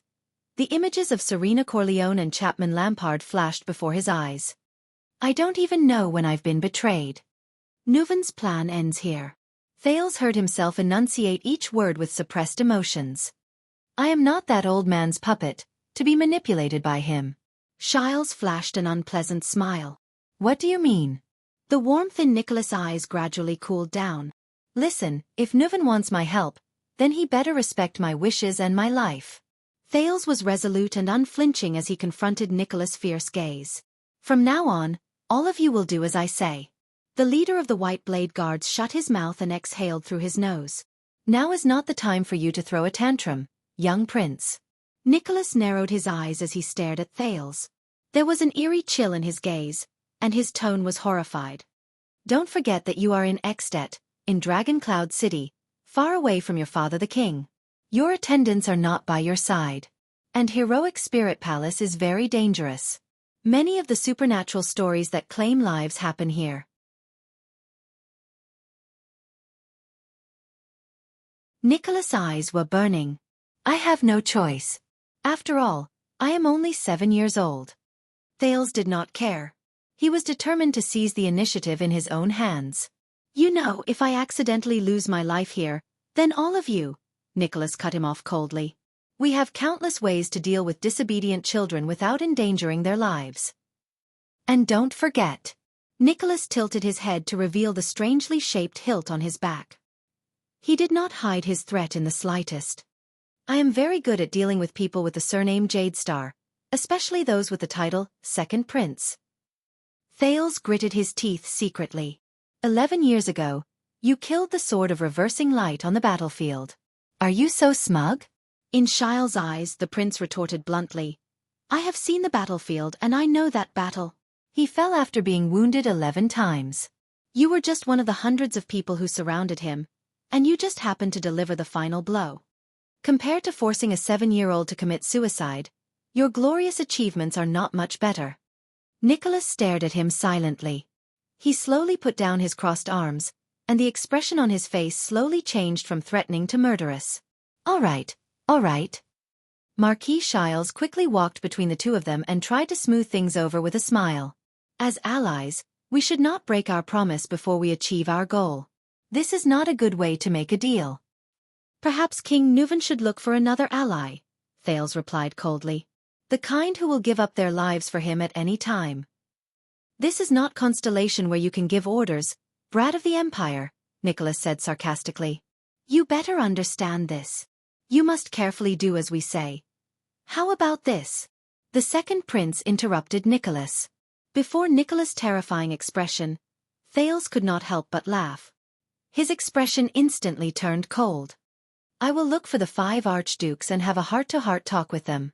Xiles furrowed his brows.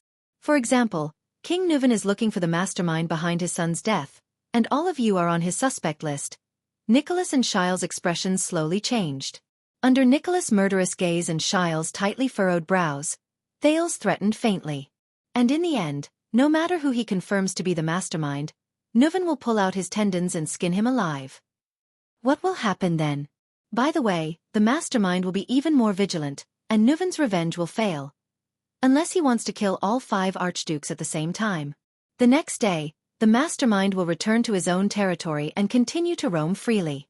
His hatred will only deepen. Then in 10 or 8 years, when Nuven dies, when the King Selection Congress is held, when the new common elected king is crowned. Thales narrowed his eyes. I wish the Walton family good luck.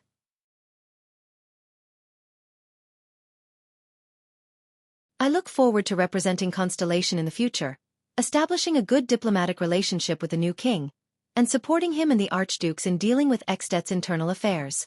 For example, giving Dragon Cloud City, which has no heir, to another ruling family? Nicholas and Xiles' expressions became increasingly unpleasant. So, it is best to respect the future Supreme King of Constellation, the Northlanders. Thales snorted coldly. Using your words. Do as I say, carefully and according to my instructions. Also, don't call me a citizen of the Empire. Every time you remind me, it makes me feel like I'm not in Xtet. Thales' expression was at ease. He raised his right index finger rudely and tapped the air lightly, leaving behind a sentence that made the leader of the White Blade Guard's face turn green. But in the great empires, Northland Province, the Prince of Constellation no longer paid attention to the two men, who had interesting expressions on their faces, and turned to leave. What are you looking at? On the streets of Armor District, Miranda turned to ask Cohen. Nothing. Cohen retracted his gaze from the alley and muttered, I saw a strange person in the alley just now. He had 2 swords on his waist. Swords. Miranda's expression turned cold. Could he be our target? What does he look like? He looks like... No, I didn't pay much attention to him just now. Cohen scratched his head desperately and furrowed his brows. I can't remember his face. Miranda sighed. Be more alert. Big Leatherbelt said that there are some unfamiliar faces here recently. Just like us. The two of them turned a corner and arrived in front of a quiet butcher shop. Are you the boss here? Cohen knocked on the big wooden window of the butcher shop and asked the busy Far Easterner inside. Mr. Gu. The Far Easterner who was chopping meat slowly raised his head. Medium build, flat brows, straight hair, and black eyes. He's no different from the Far Easterners in Constellation, Cohen thought. The Far Easterner glanced at the two of them, then lowered his head again and continued with his meat. Cohen was startled and continued to speak. Hey! But the Far Easterner spoke directly and made him choke on his words. 1 silver coin in the city, 2 silver coins around the city, 1 more silver coin in the 3 upper districts, and 1 more silver coin for related nobles and officials. The butcher shop owner chopped a large piece of bone on his chopping board and skillfully said, 2 silver coins for counts and above, 2 gold coins for archdukes, kings, and even temples. What? Cohen showed a confused expression. Miranda, on the other hand, looked at Gu's chopping board thoughtfully. The price of information. Without raising his head, Gu spoke in the common language with his unique Northland accent. No bargaining. Ha! Cohen frowned. 1 silver coin.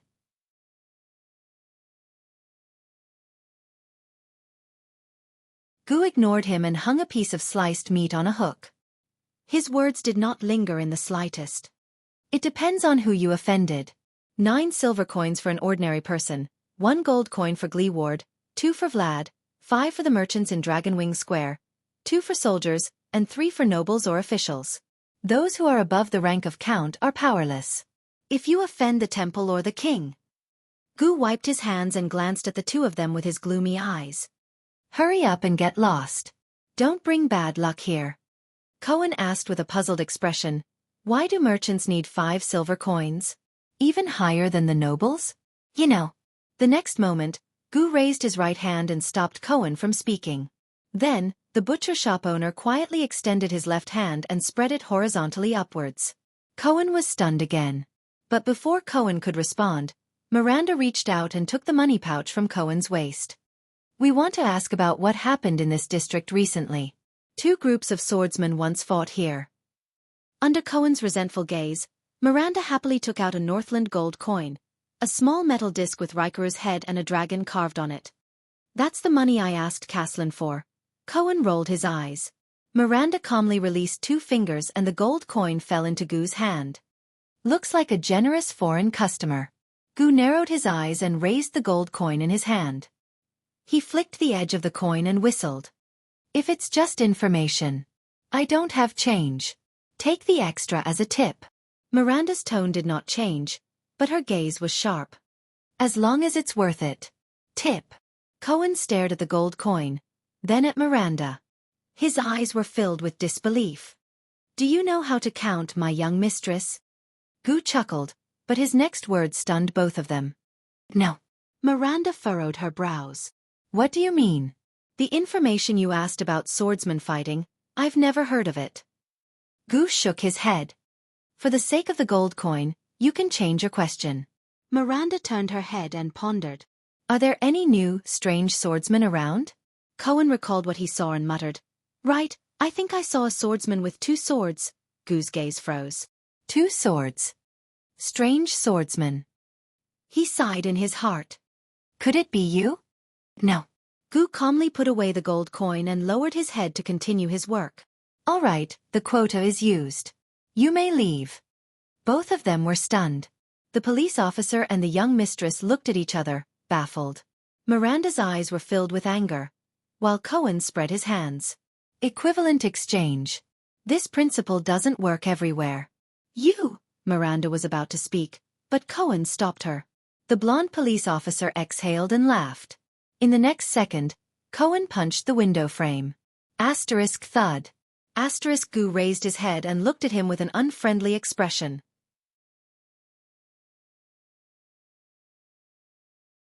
I know that there's a rule in places where the situation is tense, such as on the battlefield, whether it's a bar or a shop.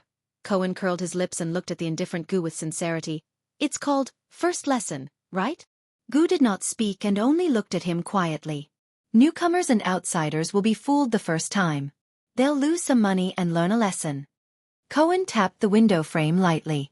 At the same time, they'll test the newcomer's strength. Those who are strong and have a strong backing will come and make peace.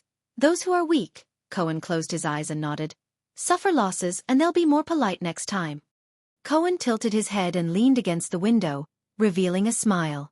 He mimicked Gu and whistled. So, as a boss, you need to have a good eye. Don't look for the wrong person. Miranda looked at Cohen's ruffian face and smiled in her heart. This idiot. I've learned a lot in the Western front line. Gu narrowed his eyes and curled his lips. So, are you strong or have a strong backing? Maybe it's both? Cohen exhaled helplessly and flashed the sword at his waist. Since you've already taken the money, Gu sneered and shook his head. I've already given you an answer. That's not an answer we're satisfied with. It's perfunctory, Miranda said coldly. We don't want to use force. Gu raised his eyebrows. From their actions, he could tell that both of them were ruthless characters. The man was probably a warrior, skilled in frontal assaults and battlefield techniques. As for the woman, strange, I can't tell. The people on the street were not blind. Thieves, beggars, swindlers, they probably wouldn't dare to touch them. However, I'll say it again. We're looking for a group of strange swordsmen around supraclass. Cohen smiled.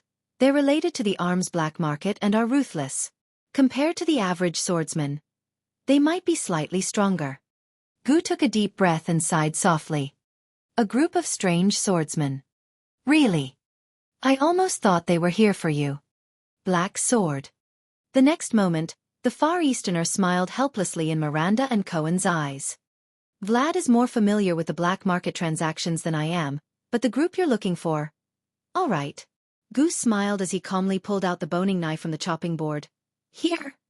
There are indeed a few strange people. They have bad tempers and stay away from strangers. Those who hold swords and use the power of eradication. You're tuning in to the Wisdom Diary YouTube channel. Don't forget to subscribe and join us on this journey to catch the most captivating stories.